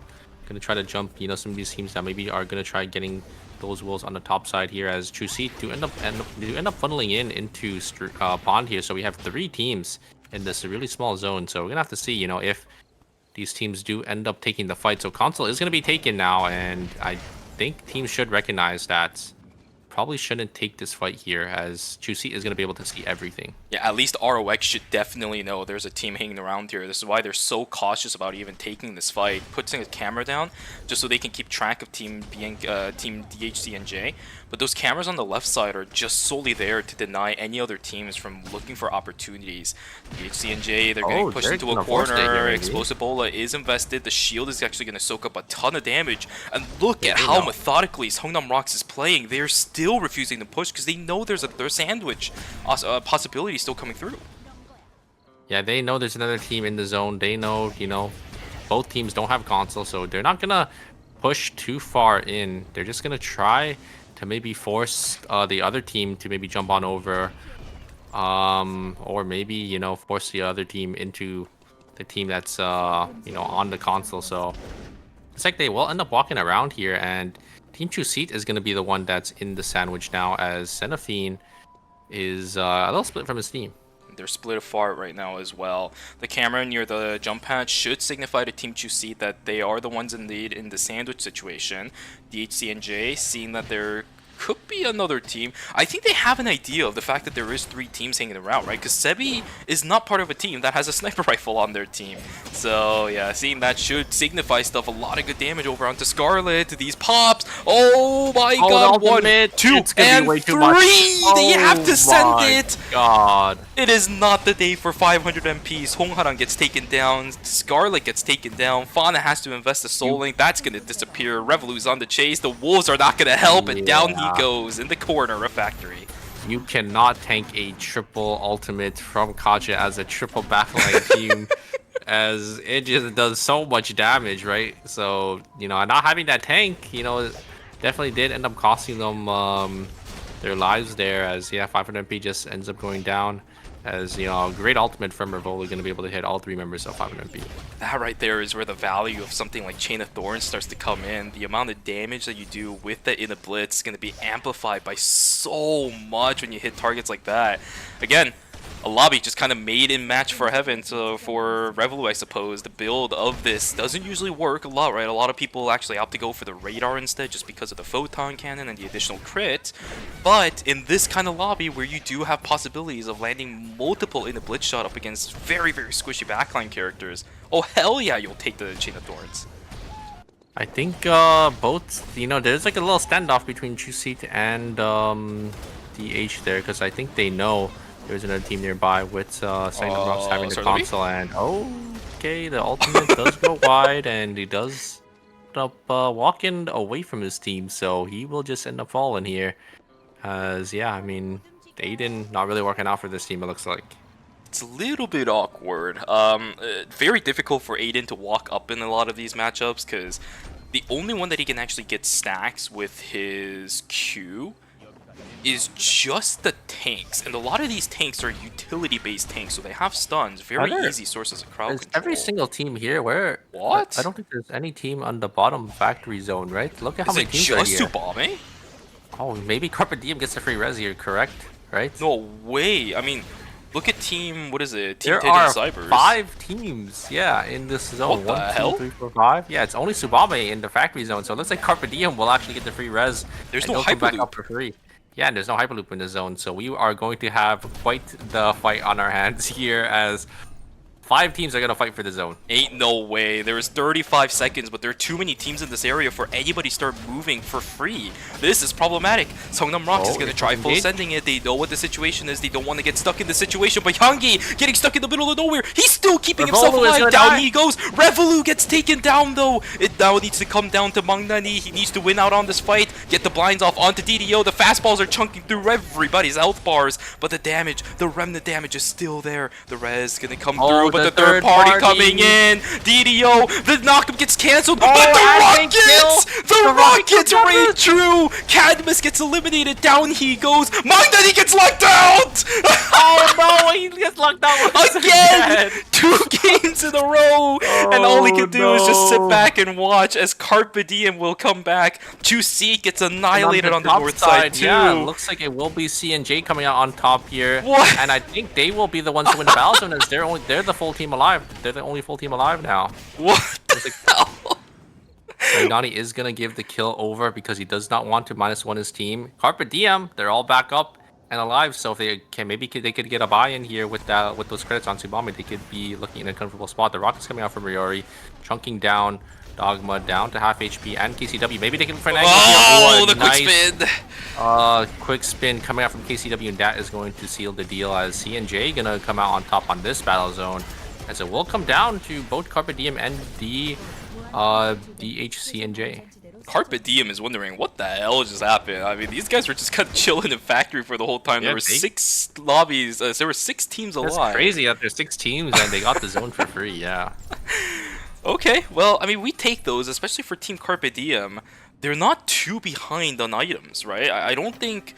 let's not look at Hoytside. Okay, never mind. They're behind on items. Okay, never mind. They're going to start looking for a couple, but I don't... Yep, don't think the HCNJ is going to let that happen for free. Tsubame still has 246 credits. She's not going to be able to call anything like a Mithril or a Tree or Meteorite.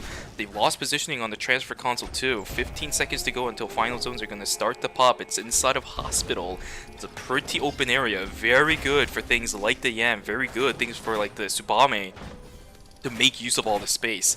Let's see if Team Carpe Diem is able to do this. They desperately need this win to lock down more points since they're in 7th place right now. Yeah, and here comes Engage here. The NATO actually going to push KCW back in. Maybe Hoyt's going to look for an angle here. Does end up popping the Shawvale. Maybe getting a taunt onto the Haze. Is that going to be enough? No follow-up on that. And the damage, though, coming out into the Estelle. Loken doing so much damage here as it looks like they are going to back away. Insane going to try looking for an angle as I think both teams have to reset here. Yeah, remember you can't rest inside of the final zone, so teams are just kind of hanging around the outside trying to get as much health back as possible. Look at the side of Team Carpe Diem. This is their last fight. They don't have that much timer. Togamta gets isolated. Down he goes. The Haze is dead. Carpe Diem just has 2 more targets to take down. Down goes 1 to get the Executioner's bonus. KCW is not going to be able to knock down Hoyt. Pixu will be able to, but that is it, ladies and gentlemen. Carpe Diem, the League Pro team, will take away a game in the Wildcard Phase 3. Game 4 goes in their favor. GG's well played. 7 kills.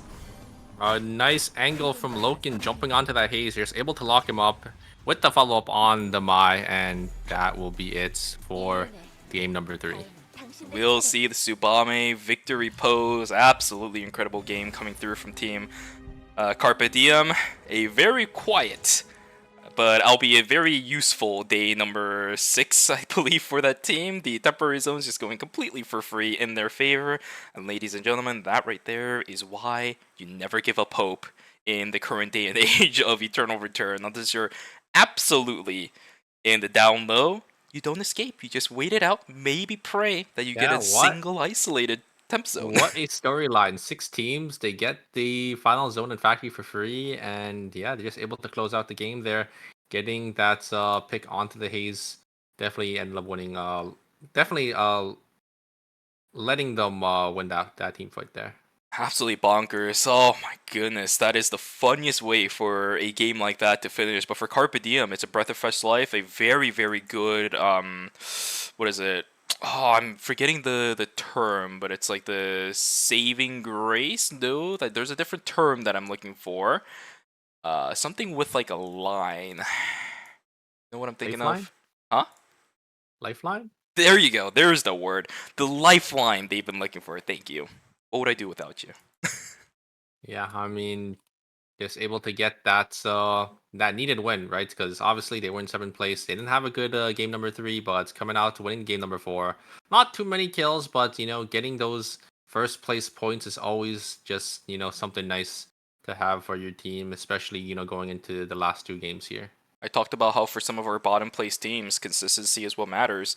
Game 3 might have been a little bit of a backstep for Team Carpe Diem, but this game right here should signify to them that they still have a chance at making it into the finals. Carpe Diem, their story throughout the season has been a little bit on the melancholic side, with not making the rating cut during phase number 1, not making it through qualifiers in phase 2, but if they're at least able to make it to the finals in phase 3, what a story it would be for a team that just organized this season. That would be an incredible upset for what it is. They have a couple more games to go. That was just game number 4, Super, which means we're going to go into a break in just a moment after the scoreboards come out. But after that, it's the home stretch for the Wildcards. Yeah, they just need to play a nice, consistent game 5 and 6. I definitely think they could do it. You know, they've been having a nice series so far. In game number 1 and game number 2, they were winning team fights. It only came down to, you know, to their macro decisions, which, you know, unfortunately did end up costing those games. Game number 3 didn't really go too well for them, but game number 4, they just came out and they were able to, you know, close it out, despite, you know, their unfortunate, I guess, situation in their game where it did end up coming down to just a Tsubame, but somehow they were able to come out, you know, on top. Funny enough, I think this composition is just better than what they've been running. I don't think it'd be a bad idea for them to just stick onto this instead of sending Hoyt onto the Adriana in game number 5, even if she comes back. Yeah, I mean, we'll have to see, right? If they do decide to go back to the Adriana comp, or if they do end up deciding to stay on this one. But I think usually what happens is if teams are able to get, you know, that win, if they do know the comp is working, then they will end up Mhm. sticking to it. So Mhm. maybe you're right. Maybe we'll see them play and stick onto this my Yon comp, but we'll have to see after the break. Yeah, it's a little bit weird because Adriana is able to cut off a lot of entrances for Yan, since again, she kind of sets up the arena inside of the fight. Yan isn't really good at dealing with those kind of stuff. He sets up his own arena, he doesn't want to deal with anybody else's. But here we go, ladies and gentlemen, the round results for game number 4 is on the screen right now. Not too weighted across the board. 14 points for Carpe Oh, Diem, great. They 13 did have for that -1. DHCMJ. Yeah, they did get the -1, which is going to result in them losing a point from the placement, which also results in a very, very close round overall. There is no team that went above 20 points in this one. Of course, Carpe Diem not getting that many points themselves off of field kills. It's not going to have too much going into game number 5, but this is going to be, as you told me, a lifeline for this team, as they are still going to be stuck down in the 7th place spot, but they have definitely closed the gap between themselves and 4th place. Yeah, it's only a 7-point difference between 3rd actually and 4th because they are tied. As the point difference is pretty close now after that game. As yeah, I mean our top 2 teams definitely weren't able to really get too many points that game, and our bottom teams were able to come up on top there. So yeah, I mean if you look at the point difference, it's only a 26-point difference after 4 games between 1st and 8th. So it's really anyone's game here. Only 16 points difference as well between 3rd and 8th as well. So they could still make it in. Yes, sir. Yes, sir. These kind of close series is what I like to see, because it's no fun when you know obviously who is going to be able to make it through, right? You gotta always have have us on the edge of our seats all the way to the end. The drum roll is coming in at the game number 6 mark. That's what we want to see. But ladies and gentlemen, I believe we are going to be sending it to a break in just a moment. Again, we just finished game number 4, and this is the Wildcards, which means games 5 and 6 are going to be underway when the intermission is going to end, and the last chance for these teams to actually flip-flop some of their members if they also choose that their members are not sufficient for games 5 and 6. Yeah, I don't think we've really had any roster changes at all, I think, in this entire phase so far. Yeah. So, I'm kind of curious if any of these teams do end up, deciding to use their 4th member for today for the wild cards. Maybe we might see it in the finals tomorrow as well, for, the checkpoint format. But yeah, I mean, wow, what a great 4 games so far, Shuvi. What a great Absolutely. what a great 4 games. 4 games so far, and what a great 2 games we're going to be able to see in just a moment. Ladies and gentlemen, we'll be sending it to a break, so grab yourself a snack, grab some water, go take a stretch, and we'll see you guys back here in a few minutes for games 5 and 6. Take care, take care.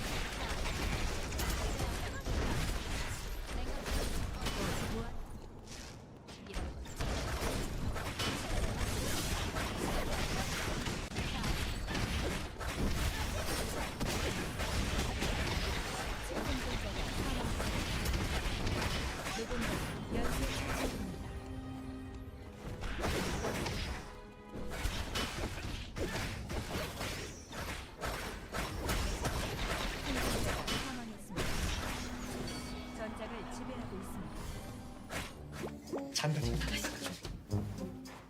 육아 퇴근이다. 드디어 먹어본다. 신메뉴야?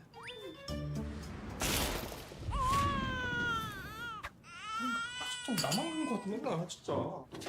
근데 이거 치킨 이름 뭐야? 크크크 치킨 호랑이 맛 크랑이 치킨. 얘들아 치킨 왔다. 나 오늘부터 다이어트라고 했잖아. 다이어트 한다니까 씹지 말고 녹여 먹어.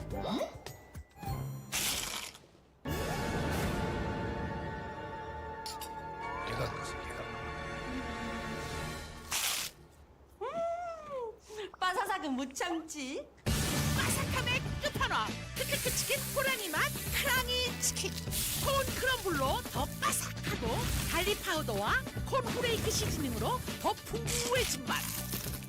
맛있는 육식계 치킨. 크크크 치킨 호랑이 맛 크랑이 치킨.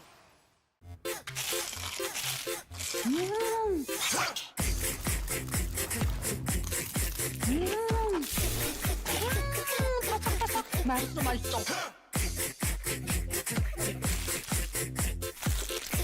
크럼블을 입혀 크런치하고 크리스피하다. 크크크 치킨. 바삭함의 끝판왕. 맛있는 육식계 치킨. 크크크. 치킨 이름이 왜 이래?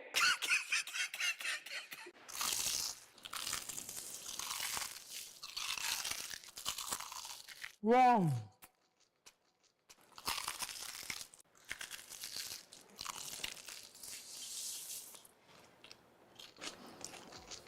크럼블을 입혀 크런치하고 크리스피하다. 크크크 치킨. 바삭함의 끝판왕. 맛있는 육식계 치킨. 크크크. 치킨 이름이 왜 이래?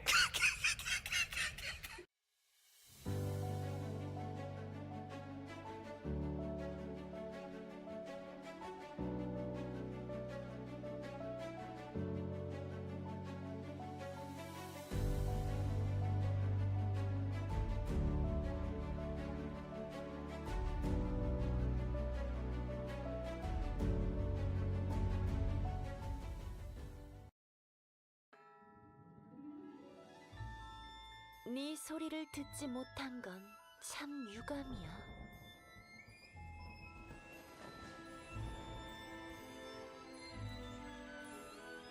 조급해하지 마렴. 공연은 이제 시작했을 뿐이니까. 네 선율을 들려주겠니? 휘몰아치는 선율. 여기까지.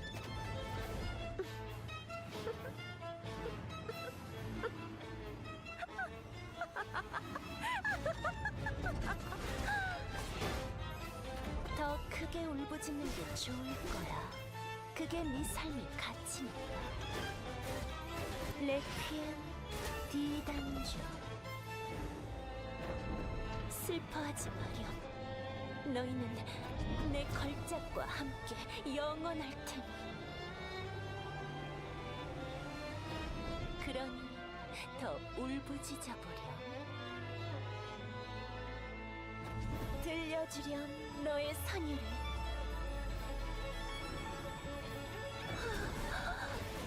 이제 거의 다 왔어.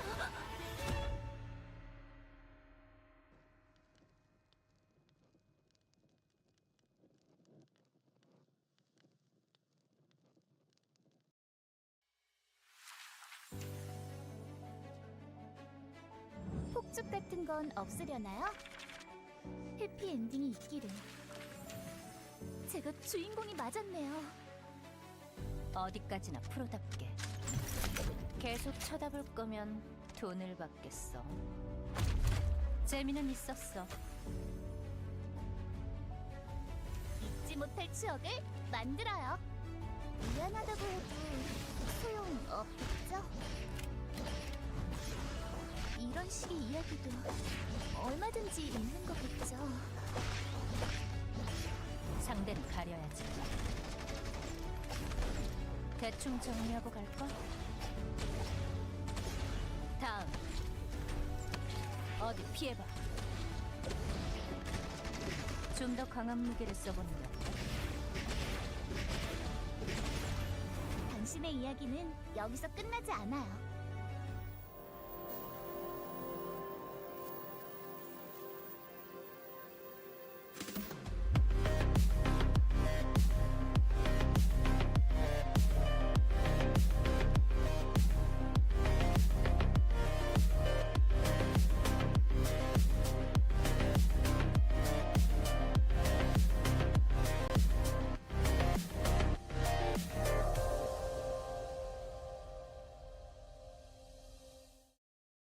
Alright, ladies and gentlemen, welcome back from the break. Now, I have no idea why they decided to show the intro again. Very weird timings. They decided to bring that out yesterday. It was in the second half of Group B. This time around, it's after games 3 and 4 of the wildcard stages. Either way, I love the intro. I hope you guys have a fun time watching those as well, because they're always a banger every season. But yes, welcome back from the intermission. We just finished games 3 and 4 of the wildcards, which means we are down to our final 2 games, games 5 and 6. Yeah, I'm excited, but I think we are just going to jump straight into it. Oh, Should yeah. be no time wasted here, as yeah, I mean no bans this time around. But ooh, wait a second, we have 2 Emma picks this time. I think we have the DHC and J gonna swap up their comp entirely with the Emma and the 11 pick here. I'm liking it. Hey, Pubba is going to be making a comeback onto this team, right? When they were known as Tricksters, it used to be Pixu and Pubba as one of the 2 priority character players in this team. It was the Dylan and the Emma picked almost every single time. But with Pixu opting to actually go for a little bit more of the traditional tank line, Pubba is going to have a little bit more free reign up in the front lines as well, just pumping out damage, or if he wants to go for the Bunny Morph, of course, which Emma's have been doing quite a lot of.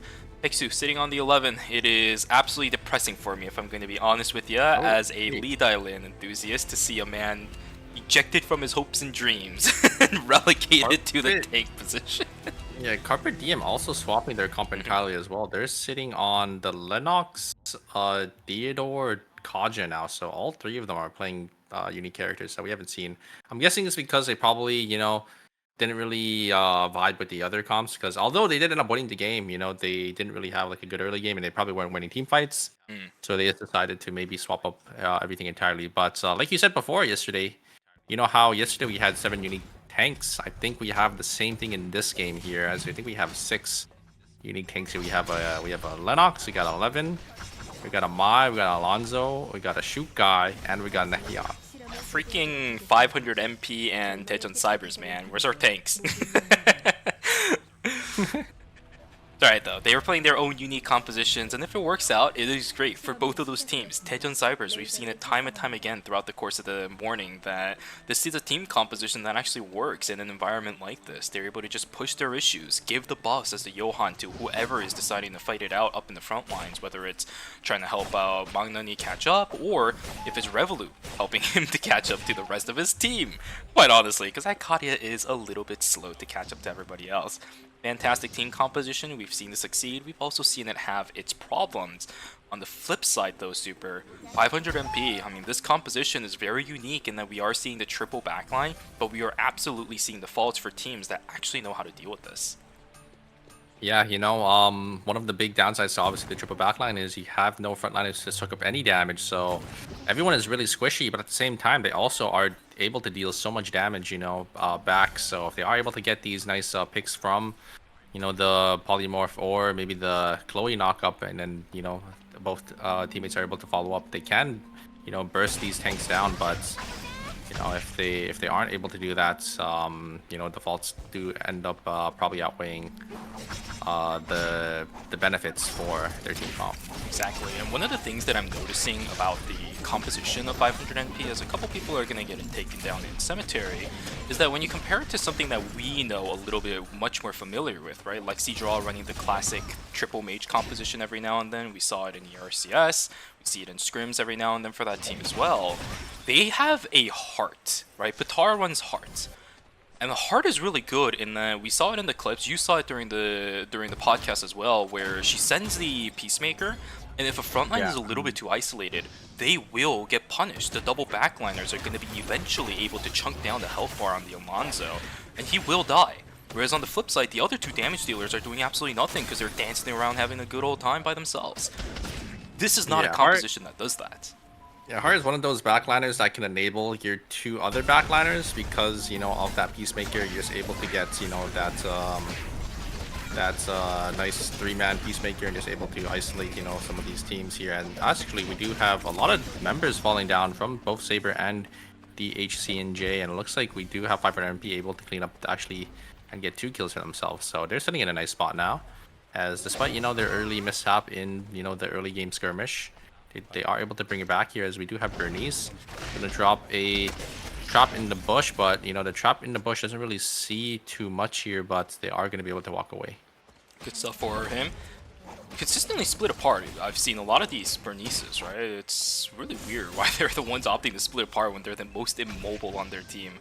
It's not really saying much when you have a William, of course. The only mobility skill that it really has is going to be the signature fireball, but still, all Bernice can really do is just kind of run. Yeah, I mean, they do have the ultimate like, and the traps like this that they can kite back with, but yeah, I'm surprised as well that I'm curious why they are split. It looks like they just want to maybe try getting as much farm as possible, because you know, these early game deaths don't matter too much, but you know, if you die too many times, they definitely do end up stacking up, and you know, your tempo gets stepped back quite a bit. So we're gonna have to see.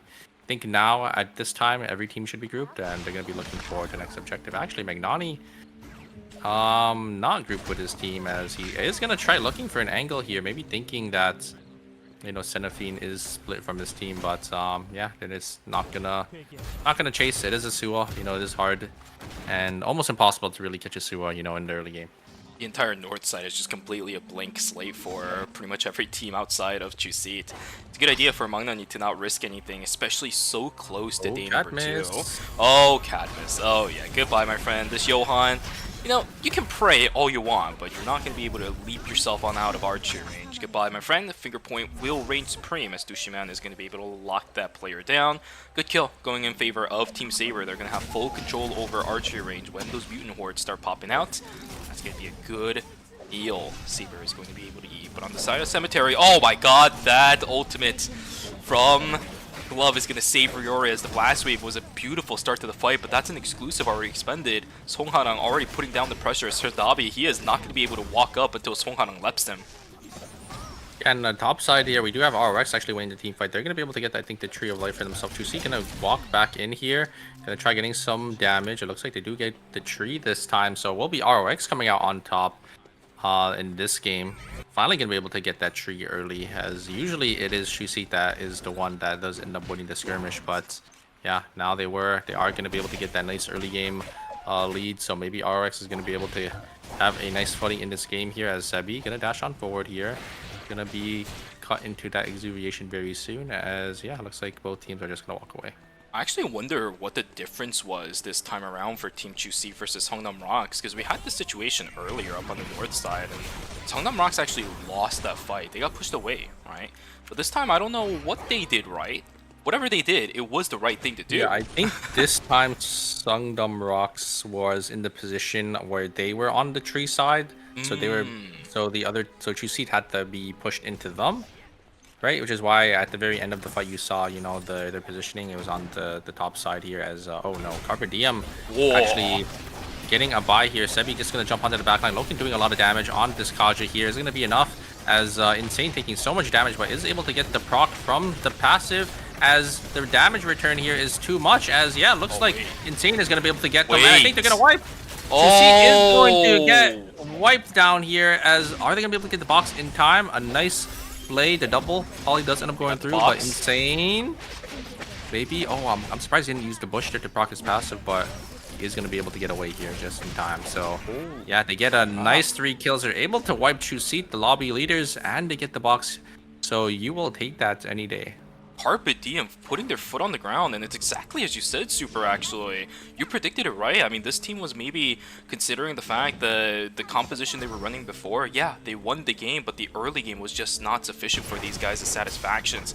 Completely swapping it around. The damage is there against Team Chuseat, no less. That is an incredible feat to accomplish this early on into the game.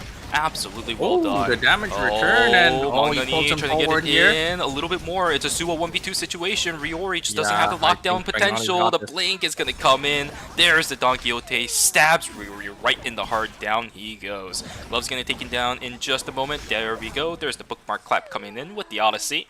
Magnani will take the battle zone down on the south side as he picks up a mid-throw for his team.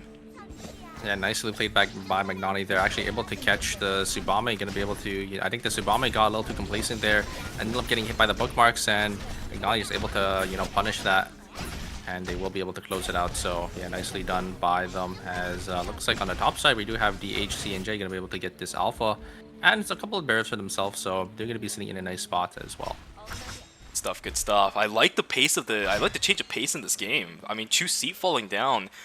A lot of teams have trouble dealing with Team Chu-Si, but for some reason, Carpe Diem's composition actually dealt with it, and at a really, really good time too, right? Because this is a composition that can scale really, really easily, especially right now, by the way. Because of the nerfs to Guardian Suit, we see a lot of Echions actually opting to not run the Guardian Suit anymore. Oh my god, that is not lucky at all. Dogamja, goodbye. And there's another one falling down in just a moment too. Peksu needs to run. Beautiful White Lily. It's actually going to launch Dina over the wall. I don't think Peksu dies here. Yeah, he's okay. But yeah, this is exactly the time when Chu-Si is weak, because Echion's build has gotten miles cheaper since he doesn't need to use a Force Core for the Guardian Suit anymore. He opts to use the Meteorite for the Battle Suit. Now, he changed his helmet from a Tree of Life upgrade of the Dwarf's helmet to the Mithril helm, but it's still so much cheaper than what you used to run before, so the scaling, the power spike is so much faster compared to this. Yeah, and if you could look at the credits as well, they did not buy, so they were just down a lot of items, it looks like. But the damage coming out from one more auto. Theodore, nice Q from the Theodore, able to lock that up as... Wait a second, the sniper skill? No. The chicken. Yeah, but... Wow, yeah, Theodore still, you know, showing why he's such a strong character. Maybe some of these teams, you know, forgot how to play against this, because, you know, Theodore hasn't been really picked much at all in these games. So, yeah, I mean, insane, playing pretty insane, you know, able to get these nice. The joke writes itself, dude. These nice walls. Oh my god! Great onto the haze here, and here comes the Semtex is just gonna spread to all three of the members, and I think that's gonna be it for DHCNJ. No, the 11 actually gets away. Is the haze gonna be able to get away as well? I think they do. The blue Viper does end up coming through, but the plant is gonna be able to keep them alive. I was fully expecting that to not hit. How the hell did it hit the haze? That is crazy. It might have been quite literally the pixel perfect max distance, max range ultimate, or pull as possible. Barbosa, what the heck is happening? We've seen that once again where, you know, Barbosa is a little too far forward, and they end up getting locked up by both the Kaja and the Theodore, and it looks like Carpe Diem, they are playing out of their mind. Already on 6 kills. They're looking really good. They got so many crits as well. I don't know how, but they are just farming kills inside of police station and fire station right now. Nobody is being able to match up to them. I don't know why they're continuously fighting into that little region, but everybody's opting to do it, and it's costing them their lives. A lot of credits being lost thanks to the work of Team Carpe Diem. A lot of these kills are resulting in minus 250s right now, because it is day number 3. But on the south side of the map, on the east side of the map too, team still looking for objectives, as Omega going to spawn inside of Cemetery. Hit on Cybers, looking to get positioning. They are looking really strong. Yeah, so strong. They're already on 5 items, and they're gonna grab a box, and it looks like a Omega for themselves. So they are going to be looking really comfortable. But we've seen it time and time again. The young Cybers, they're always fully transitioned. They have so many items. They just need to be able to close out, you know, the game with, you know, their objective lead. We're gonna have to see if they are gonna be able to do that this game. So you have Carpe Diem. Maybe try to look for an angle onto CNJ here. Just going to both play it a little slow. Gonna try getting some poke off, and yeah, looks like Carpe Diem is gonna grab console. Maybe another fight on the top side here as Saber. Gonna look for an angle here. The point does disconnect as BDO jump forward with the signature fireball. And the ultimate comes out as well, so they were trying to look to force it here, but now there's no ultimates. Saber, they definitely want to look for something. No, 100%. They should be looking for this. There was so much invested from the side of Seongnam ROX that was almost unnecessary, but they're gonna try to do something. Okay, Peksu looking for an angle back in. Guys, you guys are in the grinding zone. 14 Carpe Diem. What the heck is happening? Everybody is just feeding into Carpe Diem inside a fire station. Pablo and Bexa has to just limp away as one of their members just got absolutely obliterated inside. God. Seongnam ROX, they turned the fight against Team Saber. Down is Adina, down is Dushiman. It's a clean 2-0 in favor of Seongnam ROX. Somehow they turned it around even without the signature fireball, because it's right there. It's up for William. Yeah, I think the Bola ended up connecting onto Dina, ended up locking them down, and yeah, they just grouped up. DDO was just able to, get their fireballs off, even though they didn't have the signature fireball. They just were able to deal so much damage, and yeah, Saber is going to be the one to fall there, as it will be a minus 250. But look at the credits onto Team Saber. They don't have anything here, so it's not looking too good for them. That is actually tragic. I'm surprised they ended up losing out on the fight, maybe over chased a little bit. That's one of the benefits of playing these double backliners, that you have a lot of chase potential and a lot of catch-up potential, especially with the Bernese explosive bola. Oh, so good. There's a triple hit again with the Inner Blitz. A lot of team members getting taken dangerously low on the side of Team Tango Dabi. That White Lily was good, but it splits everybody apart. The auto attacks from Revolu is just ripping people to shreds. Sir Dabi is split. Ryori is split. The auto attacks are just raining true. Bangnani blinks over the wall. Sir Dabi in a whole heap of trouble. Just one more thing should do it, but no. Oh! It's the ballistic advantage! That's crazy! Perfect calculation. Sir Dabi gets taken down. Another fight inside a school. It's another fight between Carpe Diem and Team Songnam Rocks, but this time around Songnam Rocks has got it. Baeksu is just gonna have to run away. Never mind, it's not Carpe Diem, it's DHCNJ. Oh my goodness, Songnam ROX 5 kills. These guys are looking straight on as well. Yeah, they're able to get their footing back to this game, able to get so many kills. All the credits are gonna pour in. They're gonna be sitting in a nice spot now, and yeah, it's gonna be, oh no, the DHCNJ is gonna get caught out here, and the burn from the Adriana is gonna be just enough, as Babo does end up getting taken out here. Oh no, as it looks like ROX is going to zone off their body as well. And look at the credit count of the HCNJ. It's night 4 or day 4. Night 4 is going to come up very shortly here. Ain't looking too good, as Team Saber also gets caught. San going to fall here, and that will be it for Team Saber. Spider MP do get one, but the Pork Chop actually getting the 11 back out to safety. That is a mutant board. I think that is the only reason why they're able to get away. Wow. That's so lucky that it was a mutant boar. I mean, what are the odds that it was? Good stuff for Baeksu. He still does keep himself alive, but it doesn't change the situation, the magnitude of his situation at all. His credit count is still very low. It's about to turn into night number 4. He's an 11. He's not going to be able to farm really well. Baeksu trying to run. Explosive bola get cancelled. The on-air is gone. Perfect timing from the Bernese. Oh my god, man. I mean, it's just a show. It's actually just a show. Yeah, fantastic bola there coming out from the Bernese. They're just able to lock up and cancel that 11's dash there. And yeah, that will be it for Team DHCNJ. That's very unfortunate, because they are, I think, the 8th place team here, as it looks like it's going to be Daeyoung Cybers once again getting Wickline for free. No teams contesting here. Very surprised. I think this is probably the 3rd or 4th game now that they're just able to take Wickline, as no other team wants to fight. Especially considering the fact that Chuseed is gone, right? I mean, they're not going to be here to contest the Wickline at all. It's so free for that team. Alright, good stuff coming in. Songnam ROX pushed into a corner. This is not a good spot to be in up against an Adriana. DDO pushing himself out of this area as well. The call out has just been in police the whole time. Like, they have not they have not left their zone here. I think they know, this is a hot spot. This is where they're getting all their kills. We might as well just stay. Oh, that's a triple hit again. Oh my god. DDO down to half HP, maybe. Oh, a nice engage though from Bamos. Is that going to be enough? It looks like it's just going to try to dissuade the other team from engaging, as obviously we did see.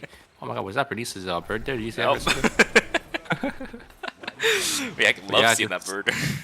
Just trying to dissuade any engages there, as both their backliners was down to half HP. So nothing really coming out of that, as looks like it will be Tangle Dobby just going to stay in the gymnasium here. Okay, game slowing down. 15 seconds to go until day 5 hits. It's gonna be a pretty classic final zone spread from the looks of it. We've seen this a lot. Fire station, school, and forest being open. Of course, a couple extra zones are gonna be predicted to close after that one, and then we will finally see what the actual zones are. But this is bad. Bob Moss is completely split apart. Thankfully, he is on the dagger. Cloak and Dagger will allow him to get himself on out of here. Fire station is going to close, which most likely means that it is going to be this school. Oh my god, if that bowled. Ooh. Yeah, nice sidestep from DDO. Not going to be able to, or going to be able to dodge out on that one here, as it looks like we do have Tangle Dobby just going to walk into as well. And oh my god, we see so many. No, what? Oh no, he auto-attacked. What? What? Dude, what? Oh, God. He What? auto-attacked the ward and that cost him. It's not a -1 because he got tagged by the ballistic advantage, but are you serious? I think, yeah, I mean, the ballistic advantage also slowed him enough for him to not get in there, but yeah, that is a big mistake you do not want to see, you know, and Why did he auto the camera? I don't know. I don't know. I mean, I wouldn't be able to tell you myself. I think he just thought he would be able to get in, but you know, the ballistic advantage slowed him enough as well, just in time, and yeah, it looks like he will fall. Really are seeing everything, aren't we? Oh, goodness gracious. Alright, well, hopefully Turdabi is able to recover mentally from that. So, it is disaster for Carpe Diem. And that's going to tag. Holy crap, the spear straight through Loken's heart once again. Magnani is just driving the nail into the hearts of many tonight. And I don't mean that in a literal sense, I mean that in quite a physical sense. Yeah, I mean, not checking these bushes is devastating, right? They have the ballistic advantage. They have 2 of them actually, and they have the Dart of Revelation. Yup. But, you know, just walking up by yourself as a Theodore, you get caught out like that, you just die. So, you know, that's not what you want to see from your backline is on Carpe Diem. But who knows? Maybe the situation happens again, right? To where they get a free zone and they're able to res. That would actually be diabolical if they're able to do that. Could happen again. Who knows? Yeah. Interestingly enough, Glove is gonna start making his way down to Uptown, right? We do have Songnam Rocks, and we also have 500 MP sitting on this bottom side of the map. Glove does not have that much timer. He's gonna start looking to escape his way in towards Chapel. Whoa, yeah. Let's not walk back. He has no time. But on the side of Carpe Diem, I think the Lennox still has some timer to play with. If we get into a wet noodle fight between the Lennox and the my God, where did his health bar go? That is the power of the double blood on the Celine. He just obliterated.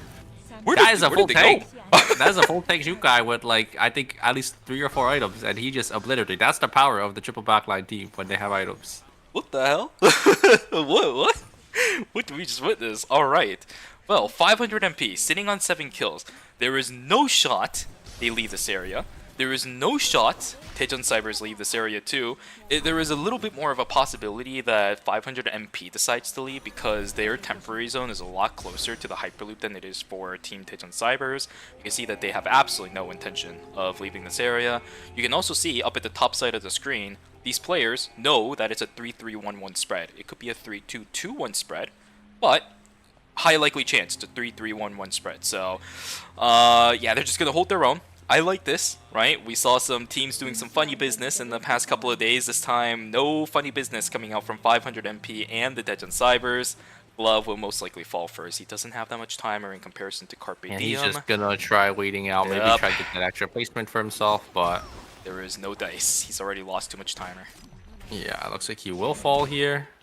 And I think Carpe Diem will secure 3rd place with 8 kills, so it's not too bad for them as well, right? Even though, you know, they weren't able to close out this game, we'll end up falling here as it will come down to our final 3v3. We're gonna have to see, you know, if they have enough damage to outdo this Johan healing and Johan sustain. But 500 MP has a lot. Everyone's fully built. Songarang has 2 blight items, but I think both the Blood Ripper and the Chaser. So he's sitting over he's sitting, like, if you look at his stats, he's on 1000 amp with over, I think, 30% armor pen, right? Yeah. Because of the... Actually, is Blood Ripper pen percent or is it flat pen? Yeah, I forget. it should be percent. It should be percent. It's like 20%. Okay. Alright. And Chaser has about like 10%. Yep, and he decreased it because he does have Primordial Hex, 7% on the side of Chaser, but I think Primordial Hex here is definitely worth it. It's a really tight quarter, right? They got lucky with the entryway being forest. This is one of the worst spots to enter in if you're up against the bombs. Look at the Celine bombs. Yeah. See, he's just getting completely zoned off here. Magnani. But Magnani, he's gonna try looking for a flank angle. But they know this, right? I mean, that's the only option. Well, does have the spell shield, does end up using it, and he's getting chunked down by Fauna though. Fauna just able to auto attack and so much damage. And look at the bombs. God. Yeah, look at the zoning from this Celine. They're just not able to walk in here. They will full reset, but they have to look for an angle soon. They're just ticking their timers down here. He missed the what is it? In the blitz also missed, so there's no additional pressure coming in. Here he comes. Oh, Here he Mangani comes. just opts to Go blink all the way straight in. He's gonna look for the other Looking for side. damage. This is actually not that bad. You look for multiple flank away angles, but oh my god, the blast wave! So dude, I love this guy. What the heck? Oh my god, yeah. It wasn't even close. Yeah, that's the power of the triple backline zone. When they get that when they get final zone and you have to walk into a Celine, Emma, and a Chloe, you know, it's like it's really impossible for them to play. Yep, that ain't happening. Alright, you just called the 500 MP, and this team desperately needed it. They're also down in the dirt when it comes to the amount of points they have. Solid amount of kills. I believe they had 11. I'm not gonna hedge my bet on it just yet, but I think they had 11 kills and first place. Massive game for 500 MP for a team that was struggling to make ends meet. This is a huge step up in the progress towards making it out of the wildcards and having another shot at potentially winning this phase in the finals. They desperately needed this, but that doesn't mean that all the other teams aren't doing the same either. I mean, 4ㅅPhase, this is a game where they couldn't really do too much. Their scores are definitely going to suffer from this one. And a lot of other teams in 3rd and 4th place are catching up too. They went out 8 with like 0 kills, so yeah, I mean the gap is definitely gonna close. The points totals were pretty close, so we're gonna have to see, you know, how it does end up shaking up the lobby and who's really on, you know, the edge here to qualify, and you know who's gonna go home. Right, this is gonna be the last game for these teams, the last tournament for some of these players as well. With this last game, I mean, oh, the scoreboard is going to be so close. I talked about being on the edge of my seat from some of these results. I think Game 6 is really going to put me at the furthest edge of my seat. The bottom team, I think, 500 MP, I believe they were the very last team. Getting that big of a game is going to close the gap between even 1st place and 8th place, right? I don't know if Songnam Rocks actually had that successful of the game. They had a lot of fights that they won, but each of those fights only netted them 1 kill for the most part. They picked off 1 target and everybody else ran away. So their overall kills, despite the amount of times they won in fight, is not that high. They also didn't get that great of a placement either, so there's a lot of possibilities. Yeah, they were in 5th or 6th place as well, right? So they're definitely on the brink of elimination here. Maybe if they're definitely gonna need a solid game number 6 here, as yeah, I mean it's really close. It's really close. Oh my god, I can't wait. I can't wait to see what the results are going to look like. I can't wait to see what kind of an arena is going to be set for us in the last game of the wildcards. This may just be one of our closest scoreboard in the last game of wildcards yet. Yeah, I mean, it just flipped, right? 500 MP was one of the teams that weren't too high. Carpe Diem as well, they were on the bottom side as well. The Young Cybers, I think, were already pretty cemented into, you know, their 1st or 2nd place, so I think this will just cement them even further. And Songnam Rocks also, you know, not a team that was too high up too, so it's gonna be really close. Like all these teams that, you know, weren't too high up are definitely gonna get a little closer to getting into that top 4 spot. We'll see the overall results in just a moment. 19 points for 500 MP is actually going to skyrocket them to 2nd place. Look at the 5th, 6th, and 7th team. 41. Yeah. I think DHCNJ, unfortunately, it's not looking too good for them. An 18-point difference between 4th and 8th, and there's like 3 other teams that are pretty close, so this might be it. I don't think they're going to be able to qualify, but these other teams are really close. Only a 2-point difference between 4th and 7th. Absolutely. Oh my god, this is absolutely bonkers at the moment. The bottom, actually, not even just the bottom, even the top 1st and 2nd spots are in danger, I think.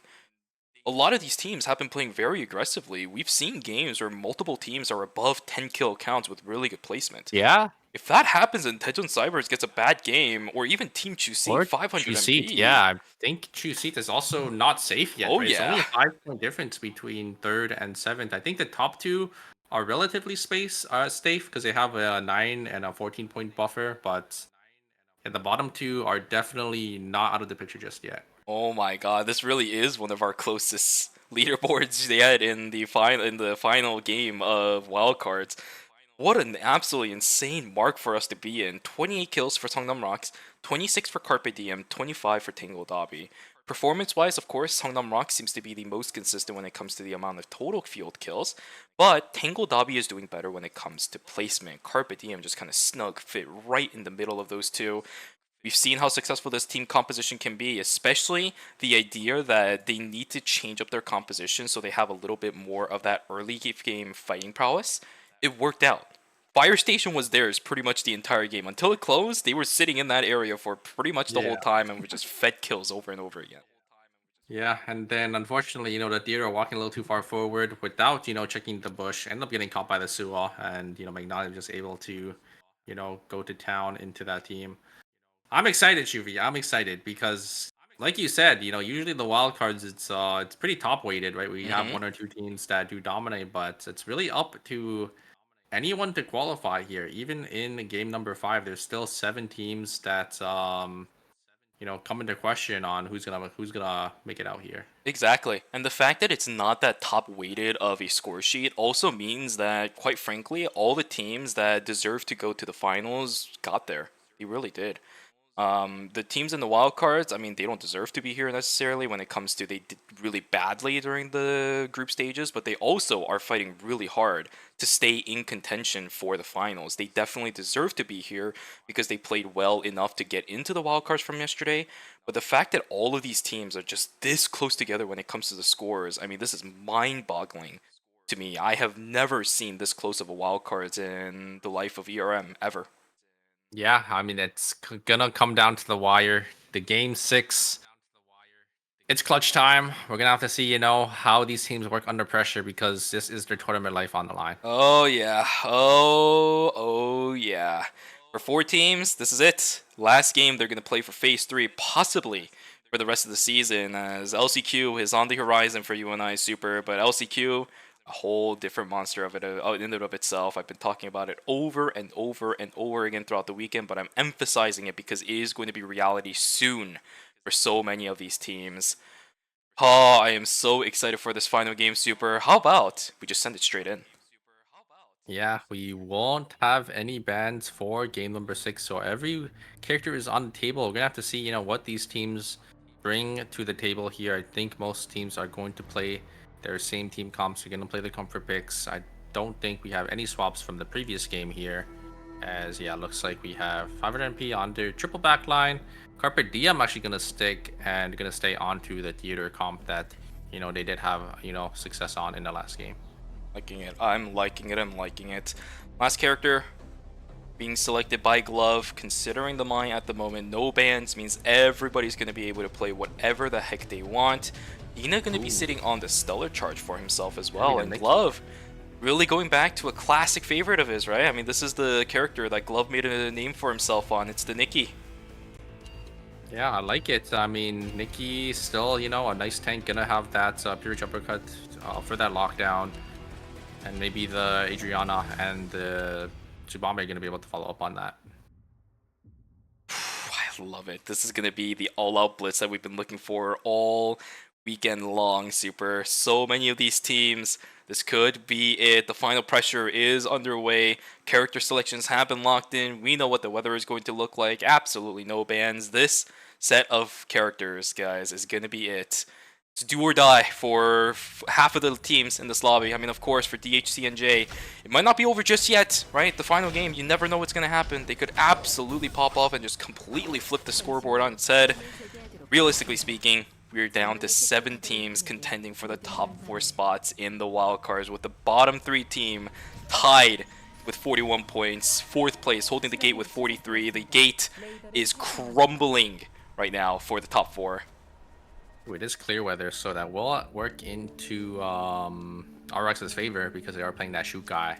A lot of people don't know, but shoot guy is really good in the clear weather because obviously you run the camping guide on that character and you're guaranteed those purple items, and then you get that extra boost from the clear weather for that healing. And yeah, you have the shoot guy passive on top of that as well to make your food really, really strong. It's insane. I've seen what I think it was 1400, 1500 on some foods. I think it's about 1200. Oh, is it? Yeah. Okay. Maybe I'm thinking of some bonkers numbers, but yeah, still either way. I mean, in comparison to any other regular food, right? Like let's take for example breakfast sandwich, just a regular one, no buffs from fear or anything. What, that's 650 or something like that? Yes, that was like almost double. Also, Yeah. we do have the poly coming in. Yeah, if you guys don't know the interaction between Alonzo, Field, and Polymorph, the Polymorph actually goes through, but oh my god, wait a second. Saber actually gonna come and get the counter engage here, and it will be 500 MP. Gonna drop their Celine Sungrung, actually gonna go down here. As Stan also getting a nice Q, gonna be able to land that, and yeah, we'll seal the deal for Fauna there. So 500 MP, trying to look for some early kills, but they're the ones that get sent it on, and it's gonna be Saber sitting in 4th place, gonna be able to get a nice 2 kills for themselves. They're gonna be really happy as they are on the brink of elimination here. They're reinforcing the gate, man. The gate into 4th place is being reinforced, but for Tejon Cybers, they're just solidifying their spot in 1st place with this kill that is going to happen. Down goes the Haze. Saber looking for more kills, again up against Team 500 MP, a little bit of an awkward position that Scarlet is sitting on right now. Totem is going to be forced out, the rest of the members of 500 MP deciding that this is not worth it. Will take the leave, another kill in favor of Team Saber from the looks of it. Continuing to solidify the reinforcements on that gate into the top 4 spots. Yeah, 3 kills for them. So, you know, these other teams that were on the 41 point threshold, they're gonna need a little bit more. Ooh, a nice White Lily here onto Shinonome. Are they gonna be able to catch them as nice ultimate coming out, and Play Dead is gonna proc. Ward instantly gonna be dropped down, and it will be Shinonome gonna be falling here as ROX. They need these kills as well. They need these points, and they're gonna be able to get one for themselves. Perfect timing. Chuseat is a little bit split apart. I think they're kind of scared from what happened in game number 5. I'll be honest with you. Usually by this time they're at least grouped up, or somebody is grouped up, but this team is just completely split. They're not taking the chance. They're not risking anything this time around. You see Sebi a lot of times in early game also looking for some small skirmishes as soon as he finishes his items. None of that in this game. That was the first time he's ever had the swords flashing above his head, above his character's icon on the bottom of the screen in this game, as of what I know. They are playing so passive. They understand, again, the magnitude, the gravity of the situation right now.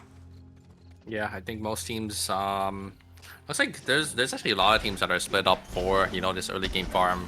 You see here as well, ROX, you know, both their backliners are here, down here for these mutant packs with their Shukai, you know, far in the back. So yeah, just teams just trying to farm up, trying to get as many credits as possible so they can get these early call-ins, as you know, these early items can definitely help you snowball your team to get that win.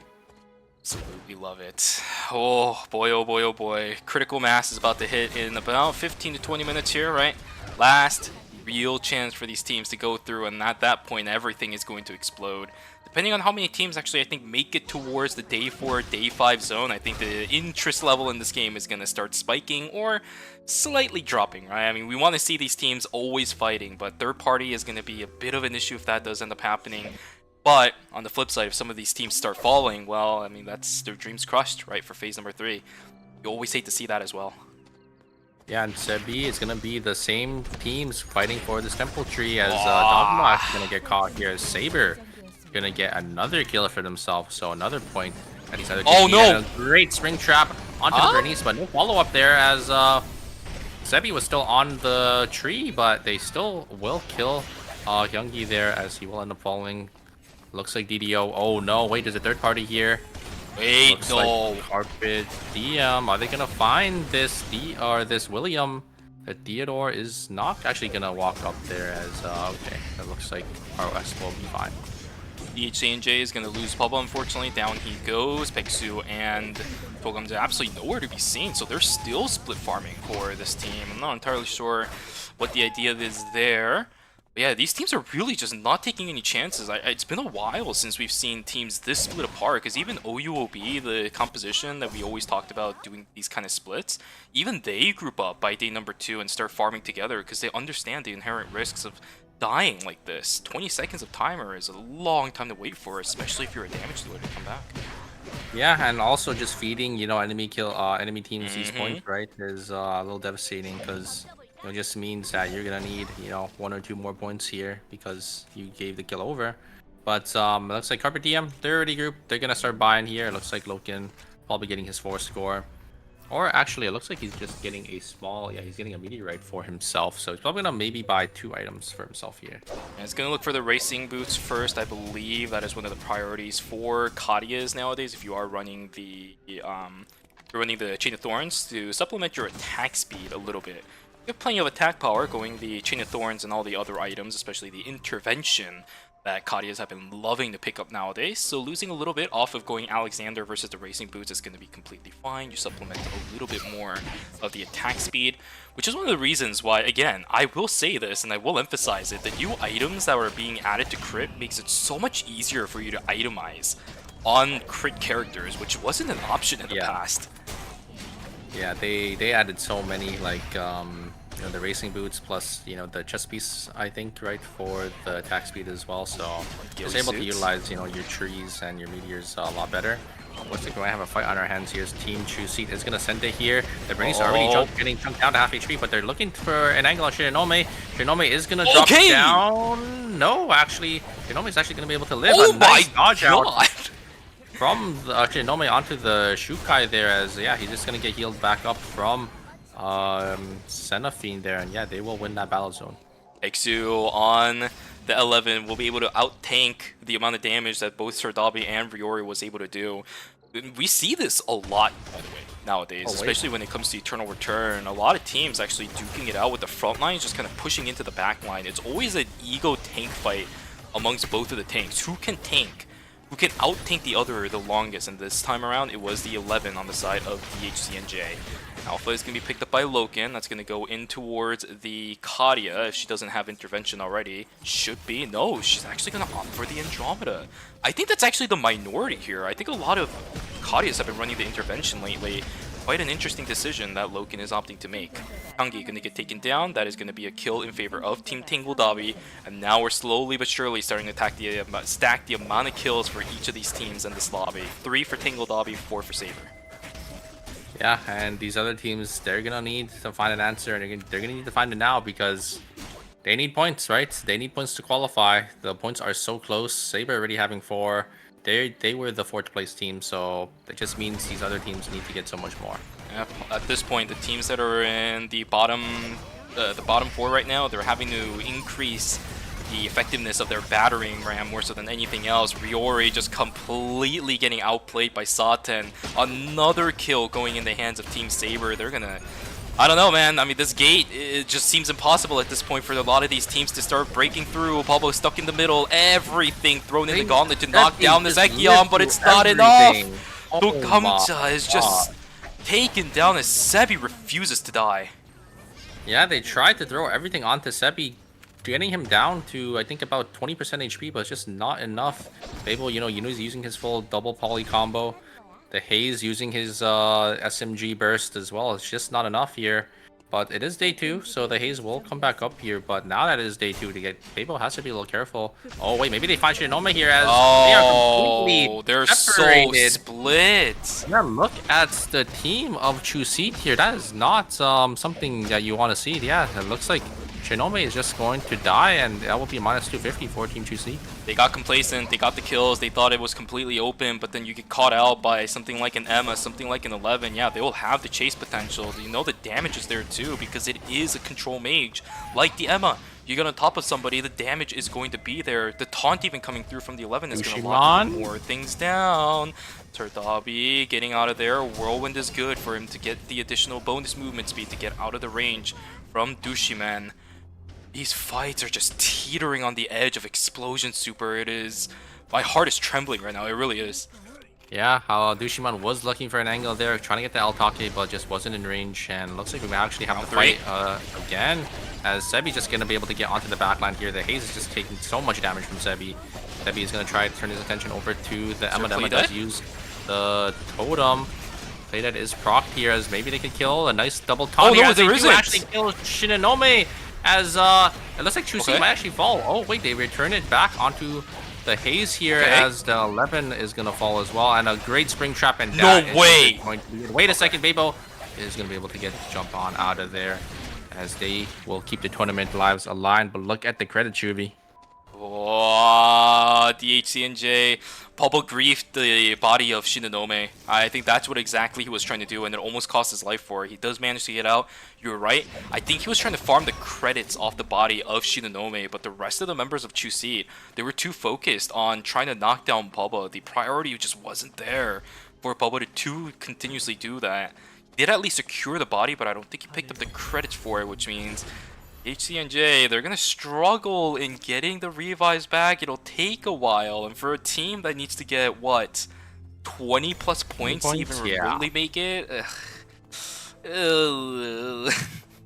Yeah, I think it might be lights out for DHCNJ, but I believe in miracles. You know, This is going to need more than a miracle, man.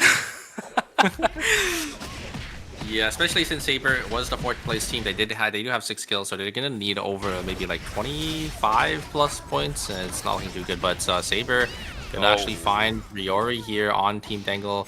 Dobby glove gonna get the parry off. Is that gonna be enough? No, and it looks like Satin's gonna be able to find that as well. So we'll be a minus 250 for Tangle Dobby. That is not what you want to see, especially since they were also a team that is in contention to qualify here. At least they have the credits to res, but they were looking for some really big transitions sometime soon. Look, 420 credits for the Tsubame. They're forced to actually use that right now. The best case scenario, you res the Adriana first, you make the Adriana res, 335 credits on the Nikki. God. They res the Nikki first, dude. Oh, they just spend all the credits on Tsubame. Okay, well, you know, some cost fallacy, I suppose. Damage coming out from Revolu. That is the range from Kaja just showing up here. Dungarong trying to look for an angle, maybe back here. Does have a 4 stack. Not gonna be able to hit on anyone. They baited it out. Good. Gonna pop this stuff. Yeah, nothing. they're just gonna walk away here, as they probably don't want to fight a team like the Young Cybers, as they have a lot of sustain and their damage is a little too high. Do you remember last game, man? Yeah. Ooh, alright. 25 seconds to go until we are going to start hitting our true critical mass. Day 4, one of the places where a lot of teams typically tend to fall. Dogamja is going to come back at the worst time possible. My god, Sebi is doing damage, but he has the force field. The SMG burst cutdown was good, but now with Bubba sitting on no timer, I think he's going to be stuck, my friend. Down goes Peksu. Down most likely will go this Emma. DHCNJ going to be eliminated, and that will be the end of their run in phase number 3. Thank you so much for playing this weekend, and Chuseed laps up those kills. Say thank you very much. Sitting on 8 kills. When the hell did they get those? Yeah, Chuseed was our 3rd place team as well. Ooh, I like this play from Tangle Dobby, but it is an Alonzo. I think they just don't want to pull the trigger because they know he's a little too tanky. But since they didn't check this bush, they might be able to catch another one. Maybe Dina? Oh my! Satin? Are they gonna pull the trigger? Oh, there it is! They just pull the trigger onto Satin, but a nice reaction from him. He's gonna be able to instantly get away. No, wait, he actually trades Tsubame. Are they gonna be able to turn this? I think they should be able to. Yeah. It is an Adina plus an Alonzo here. Dina is over the wall though, as he actually does end up getting third-partied on that side. As I think that's gonna be it for Saber. Saber, it looks so good, but it's not gonna be enough. 500 MP finds gloves. Her Dobby is isolated. He's gonna die. Are they gonna check the bush? They haven't checked the bush. They didn't check the bush. Oh my god, wait. No way. Tsubame is gonna be able to self-res here, but he needs to find the right time to press the self-res button, as, you know, obviously, if they're a little too close, 500 MP can hear it, and I think the self-res is going off now. Oh my god, absolutely no way. Oh my god. Holy crap, and again!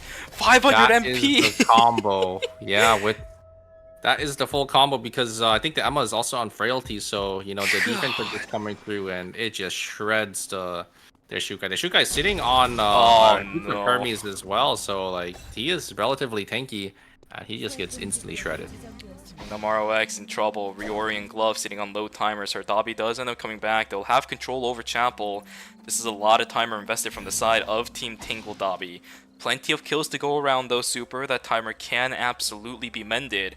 There's the Wickline pickup from the side of Tejan Cybers. Again, no contest over this objective in such a crucial game like game number 6. There's nobody willing to risk that Wicked Line buff just for that little extra edge. Beautiful nice whiplash coming play. in from Insane, from Hoyt, my bad. Oh, the Spring Trap is going to catch Logan, but it's not going to land the Trumpet. Damage from both of the sides are actually pretty good, but the healing coming in from the Theo is just a little bit too good. Those in the blitz shots pretty fine, but there really is no mobility on the side of Team Carpe Diem to continue the chase. All they can do is just throw out a couple extra ballistic advantages. The fight is going to reset. Ultimate's the down low.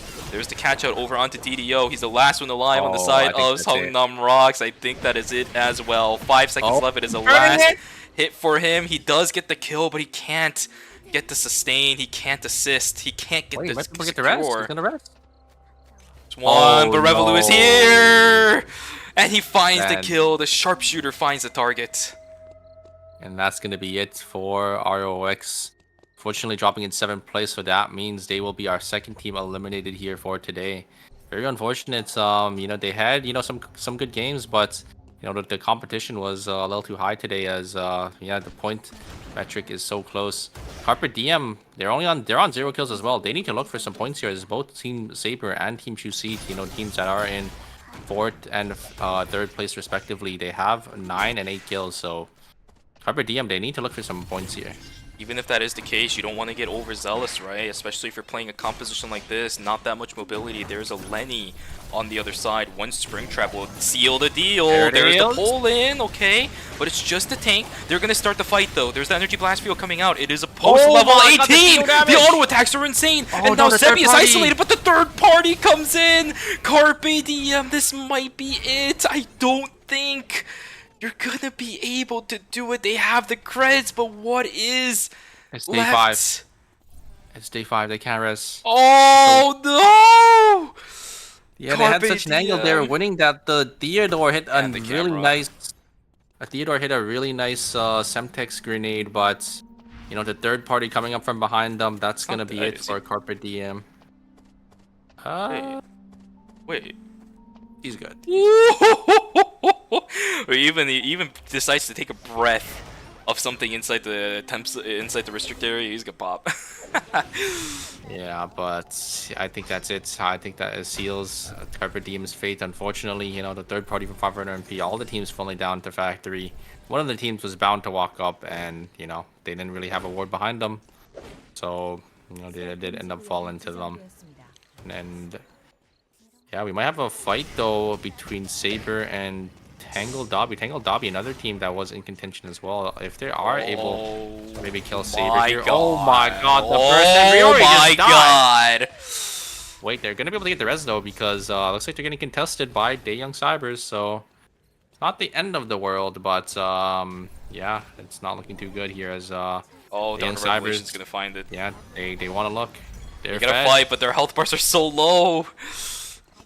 There's no chase that's gonna end here, right? I mean, Wicked Line buff just ended for Team Daeyoung Cybers. This is the best time to fight, but the health bars are a little bit too low. They're gonna get cornered eventually. Guys, you have to fight.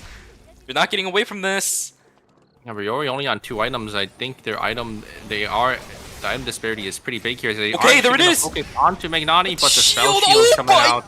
God! And Revolu is just going to instantly kill Riori in the back, and I think that might be it for for Tangled Dobby as well. They're gonna have to look for a miracle here, like Carpe Diem, but I don't think they are gonna be able to get one. I don't think teams are going to let up, right? It's the final game. The scoreboard was really close, so I don't think there's going to be any teams that really risk it. I believe there will at least be a full squad in each of our temporary zones. There goes Tangled Dobby. 4 kills is all you get, ending in 5th place or 6th place, unfortunately. Man, dreams are being crushed one after another, Super. Chuseed sitting on 8 kills right now, looking for their 11th. If 500 MP is able to pull this off, they are going to secure their 7th and genuinely secure their spot in the finals. Yeah, 500 MP might have a chance to get in here. They need to get all the kills, though. They have to win these 3v3s. What? Insane, gonna look for an angle here. 500 MP, they don't want to pull the trigger onto Insane, because they know they don't want to use too many of their cooldowns before their fight against Chuseed. They need to make sure everything's up here. Oh, they do end up taking it. Sung Harung gets a nice war bomb as the 3v3 comes down to both these teams. we're gonna have to see, you know, if they have what it takes to beat Chu tier. Seppi needs to be careful. Remember, this is a full late game triple mage comp. First Spring Trap is going to miss. Inside of Chapel, it's a chaos. It's mayhem over there as well. Zone control going to go be in favor of a lot of these teams. The fight starts exactly at the same time. Scarlet's going to have to back away. Change going to be on cooldown for a little bit longer. Down goes one. Fauna. Senefine will get taken down. Songarang is down as well. Fauna. The play that is still there. There is no more Nina. One more shot. Spotlight isn't going to be enough, but Seppi runs in. He charges like a maniac. He gets the kills. Down goes Scarlet. 500 MP finds one, but that's all they find. On the flip side, Saber 14 kills. Super. I believe we definitely have two teams that are making it to the finals. Nome just able to solo Songharang, and I think that sealed the deal. Songharang was obviously, I think, 500 MP's main damage dealer, and him just going down there. Fauna tried his best, able to get Shinonome, able to proc the play dead, but it's just not enough. Such critical times for these transitions to come in. High Noon built for Shinonome, and it's going to be Sebi. I believe that's the Force Core upgrade. Yeah, it's a Force Core upgrade for Saturn as well, so both these teams are looking really strong. Is that Spear of Longinus on Fiora, then? No, I think he's on Rapier. Oh, he's on Rapier, you're right. Wait, then... Oh my god, the Nosferatu! Yeah, he's sitting on over 35% armor pen with 800 amp, and he has the Hermes as well, so he's relatively tanky. So yeah, if they are able to find the angle to burst one of these players down, they are going to be able to capitalize on this. It might be insane. It will be a nice spring trap to proc Yushimon's passive the main target. Here we go. His damage coming out. Nice reset, pull back in onto Dushiman. Beautiful cancel! His healing drone is popping, but he's dead! Oh my god, what a beautiful combo straight off the bat. Seppi about to get taken down, but he gets the shield. The trumpets are there. Alatak, Fenty's going to miss. Shinonome joins the fight. Down goes the Fiora. Dina, I don't know about you, man, but I don't think you're doing anything against the Force Cord up. Seppi. Chu Seat will round out the wildcards. Game 6 going in their favor. 14 kills on hand will knock down Team Saber. I mean, they were already confirmed for the finals, but ended out in style. Yeah, they needed to get Sebi down there. Unfortunately, I think San just missing that last Q. Still unfortunate, but yeah, I mean, I don't think Team Saber is disappointed with their performance at all. They got a nice 14 kill second place game, and they will definitely secure themselves as well into the finals. So, wow, what a series, Shuvi. What a series indeed. Man, oh man, oh man. We were kept to the edge of our seats all the way until the very end. So many teams, however, losing and getting their dreams shattered right here on the final game of the wildcard stages. The end result, I mean, I haven't done the math myself. I don't remember which teams got what placement, which teams got how many kills, except for the final two teams. It's still up in the air for a lot of these teams, but all I know, Super, is that the scoreboards are going to be really, really close, and for the teams that didn't make it, it is going to be a devastating heartbreak for those team members.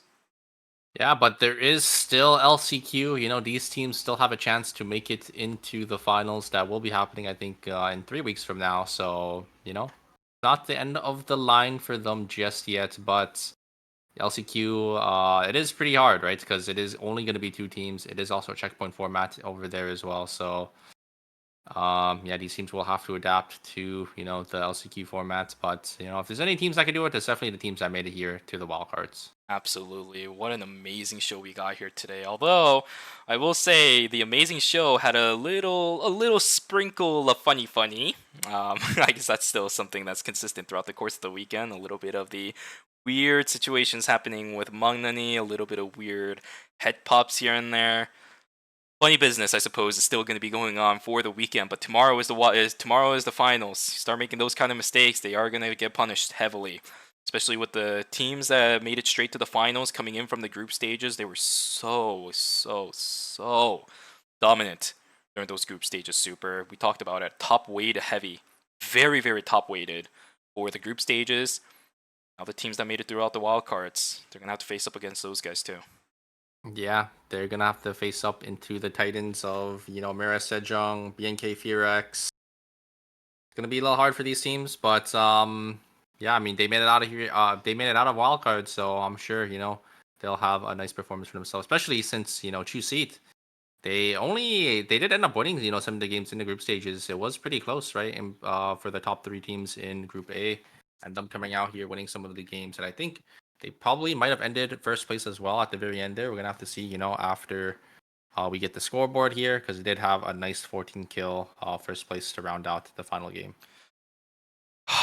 What a great weekend we are having so far, Super. I'm so excited about tomorrow. I'm so excited to see what the scoreboard is going to be looking like, because we should be getting that in just a moment. Now, I'm a little conflicted, Super. How are you feeling right now? Are you feeling tired, or do you think you could go a little bit longer? Because something that I do want to mention is that after the Korean interviews, right, we've usually been skipping them. We just kind of talk about what's going to happen the day after, what kind of events are happening.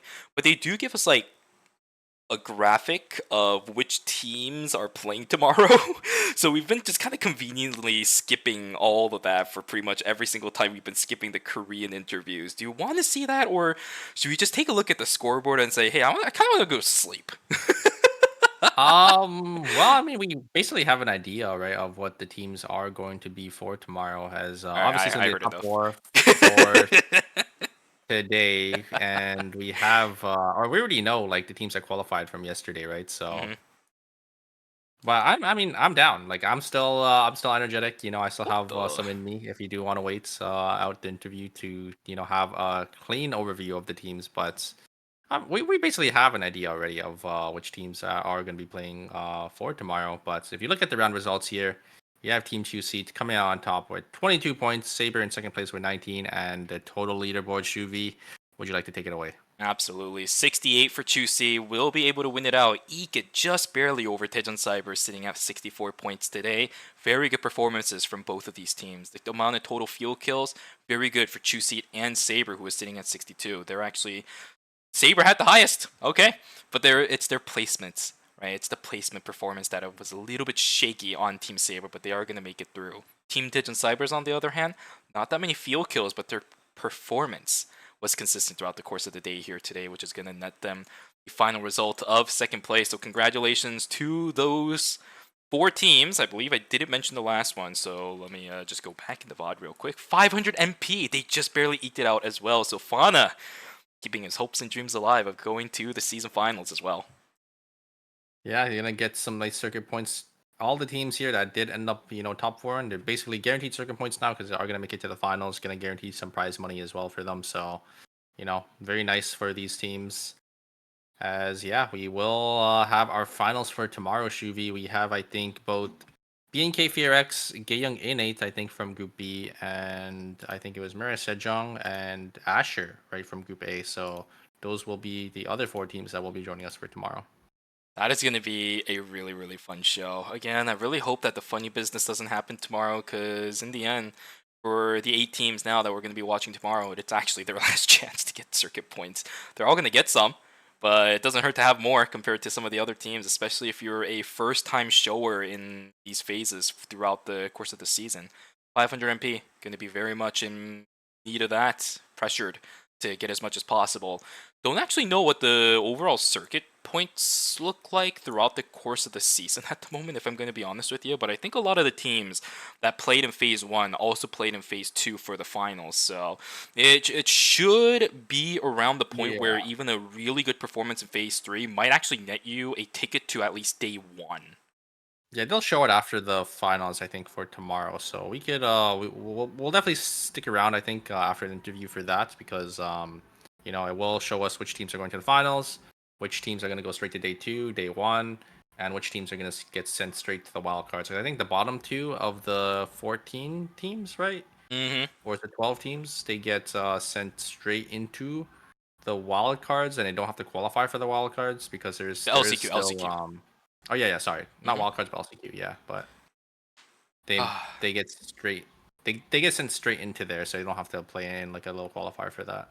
Yeah, it's actually kind of wild that a lot of the teams that we are still seeing here in the finals might actually get booted out into that position, right? Even with a good performance, because maybe they didn't have any previous good performances, they might be tossed down into the LCQ.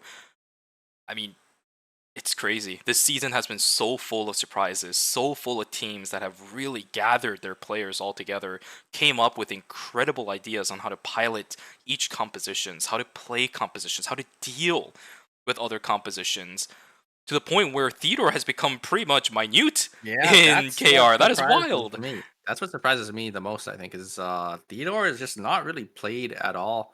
Especially on because this is on the 1.25 patch where Theodore is actually still pretty strong, right? If you look in the I think the ranked ladder, Theodore was still I think he had like a 3% pick rates and over like a 15-16% win rates in the 1.25 patch. So he's still really, really strong over there. And it's just, these teams, kind of adjusted and they know how to play around this character now. Heck yeah. Ah, I love it. The versatility, the fluidity, the what is the word that I put into the document? The what is it? The word? I forgot. I'm gonna go look it up. Give me a second. I'm waiting until the final standings show up. I hate life. I'm not sleeping. Well, we got some time to kill, so yeah, I mean, wow. I'm just I'm kind of surprised because obviously we did have a couple mishaps today as well, but overall, the games were really, really good. So we did have. I do hope Magnani does end up realizing maybe I should be looking at my timer for these final circles. But I think in the situations where he does end up getting caught out, right? The fight is usually already lost.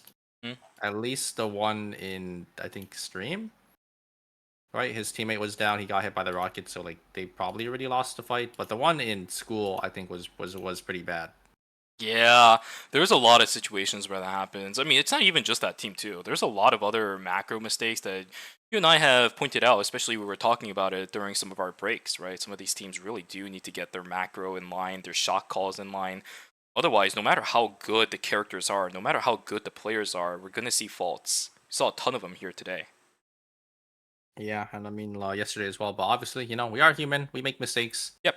I think what surprised me was it was MSJ that made like a big blunder like that because they are the team. They are like the textbook team, right? Pretty much To the look out for. star. They're like the like golden standard team. Yep, exactly. That's the word I was looking for. The gold standard team. You're right. Yeah, and seeing them make the mistake, it just goes to show you, these teams, or a lot of these players, right?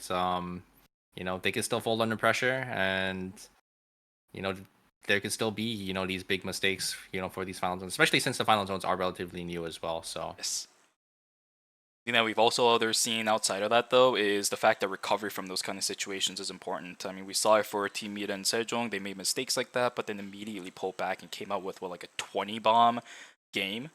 So recovery is absolutely important. I think this is one of the reasons why we talked about the importance of shot callers and the lead shot callers yesterday, but it's also another reason why I think within a team of esports, having like the hype guy is really, really important, right? Like keep the morale of the team up, make sure that everyone is still focused instead of dwelling on any previous mistakes or previous past errors.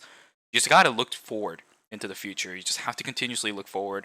Don't dwell on previous mistakes, because those kind of mistakes and dwelling on those kind of things is going to cause you to make even more mistakes by either playing too passive. We saw that in game number 6 just now, where a lot of teams were really split apart. And I think especially for was it Team 2C, they paid for it in the early stages of the game, but of course kind of transitioned smoothly into the late game.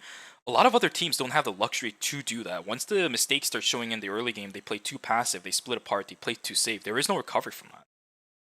Yeah, I think you're absolutely correct because, I mean, these teams, they needed to look for points as well, right? Like a lot of these teams didn't have enough points to really play passive. They needed to look for these angles to, try to get some kills, try to make up the difference, but, it ended up not working in favor. I think all 4 teams that were, that had the top 4 ended up keeping their spot. So. Yep. And then I feel really bad for Carpe Diem. They had a really good run. Looking at the pattern they had, I mean, group stage should have been the end of it, right? From not qualifying due to the rating cut, getting into the qualifiers, and then not making it to going to the group stages. If you just take a look at the pattern, that's where they should have been cut. But they fought through their lives, grit their teeth, and actually made it to the wild cards. They played an amazing series here today as well. That Game 5 effort with the Theo, Kadia, Lennox combo, oh, it looks so good. It gave us hope for a few seconds. But then, in game number then 6... even game 1 and 2, they were winning team fights. They just had, these slight mechanic or these slight macro misplays, Yep. with the Lennox exploding in red, trying to get that blood, being a little greedy, I could see the angle, like, why they went for it, because, getting that blood power spike, push your team ahead is definitely something you need, right? But yeah, it's just really unfortunate. He just wasn't able to get in time. The wind wasn't in their favor, and they just ended up paying for it. Yeah, what are some good things we saw throughout the course of the weekend, though? Because there's definitely a lot of things to criticize these players about. That's the thing that's going to remain in our minds a lot, right? I mean, we're already still remembering the mistakes from yesterday for people just jumping over walls. Hey, look, let's hyperloop. But what are some good things that you remember that happened throughout the course of the weekend? That especially you, since for me, I've just been casting a lot. I'm not someone who plays professionally in the North American scene a lot, but for you, what are some kind of takeaways that you can take away from this and just kind of see, oh, I can learn from this and try to implement it into our own gameplay in the pro scene? Well, obviously, it's the fact that all these teams are playing these different types of characters, right? So it makes it so there's a lot more variety, and it's just nice to see the Korean meta compared to the NA meta, obviously. And oh wait, I think they did end up showing the teams, but it was only for a second. They haven't done it just yet. There we go. They're gonna do it in just a second. No, oh, I guess not. Oh, you're right. They already showed it. Okay, my clean feed that I was watching was already gone. I can fix that. Give me just a moment. Yeah, they're showing the events right now, but yeah, I can flip back over on this because we're not really under any pressure anymore. So let's go over to the clean feed. There we go. There's the final standings. Those are the teams that are going to be playing tomorrow. Eden, Sejong, Asher, BNK Furex, and Gyeonggi Innate, the 4 teams coming through straight from the group stages. And then we saw the teams today, Chuseed, Daejeon Cyber, Saber, and 500 MP as the teams coming in from the wildcards. Tomorrow is going to be an absolute banger, Super. Yeah, these teams are stacked, right? We had Asher, Mira Sejong, Gyeong Innate, and it was BNK the last Furex. team? BNK Furex, yeah. Like all these teams, they're consistent. We have obviously Gyeong Innate, our winners from the National League.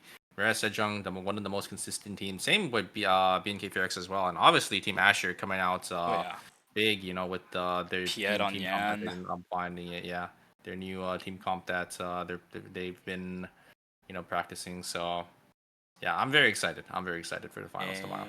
Exactly. Guys, tomorrow is going to be fun, but right now the fun is already beginning. You guys can see on the screen, it's in Korean, but you probably know what it's about. The 1-year anniversary pass has been released on the Eternal Return game. Just one AP, just one A coin. You guys can probably get that. Like, listen, if you were watching and you got drops, one of those drops are probably going to be 1,500 A coins. It's right there. Go pick it up if you guys want. Very easy missions that you can do every day to get those mission passes and levels. Very, very good rewards and very, very good skins. The moment you buy, you get a ton of accessories already, and they look fantastic. So if you guys are interested in getting the anniversary pass, absolutely do go for it. Also keep track of any additional anniversary events that are going to be happening, because I think on the roadmap on the website, on the event page, there was actually a few things that are still coming along. So yeah, keep track of that. The pass is basically free. You just buy it in game. Oh yeah. Click on the pass on the right side. Make sure you guys get it. There is also another anniversary event happening right now where you could, as long as you sign up and you get tickets daily and you're playing the game, you could actually enter some raffles. So make sure you guys do that as well. But yeah, I think other than that, Shuvi, I think that is going to be it for us. Indeed. Guys, we'll see you guys tomorrow for the finals that are going to be happening at the same time today started. Of course, as usual, 5 a.m. Central Time, 6 a.m. Eastern Time, and 3 a.m. Pacific Time right here on the Eternal Return Game channel. We know the teams that are going to be playing tomorrow. You guys know the casters that are going to be here. And we hopefully are going to know some of you guys that are going to be joining us here today. Once again, thank you so much for joining us here in the wildcard stages. I had a lot of fun. I know Super absolutely had a lot of fun, and I hope that you guys had a lot of fun. But that's going to be it from us. We will see you guys tomorrow for the finals of ERM Season 4 Phase 3. Yeah. I gotta go to sleep. You know, I Yep. I gotta move strong up for the. I gotta finish my Lumia sandwich feud. and sleep too. The Lumia feud is coming up. I think tonight at 7 p.m. I think it's gonna be posted on the That's Tournament right. Return channel, right? So make sure you guys come out for that. It's gonna be me versus Frankie. Yeah, And, the Lumia feud. yeah, we're gonna have three teammates as well that is going to come out. It's basically just gonna be kind of like Family Feud, but it's gonna be Eternal Return based. It's gonna be a lot of fun. Make sure you guys come out for that. It will be at 7 p.m. EST. Super excited. All right, we'll see you guys tomorrow. And for people who are interested in watching Lumia Feud Superior, we'll see you later. Have a good rest of your Saturday, everybody. We'll see you guys on Sunday right here for ERM. Good night. Take care, guys. Good morning. Okay. Good night for the Koreans out What there. the?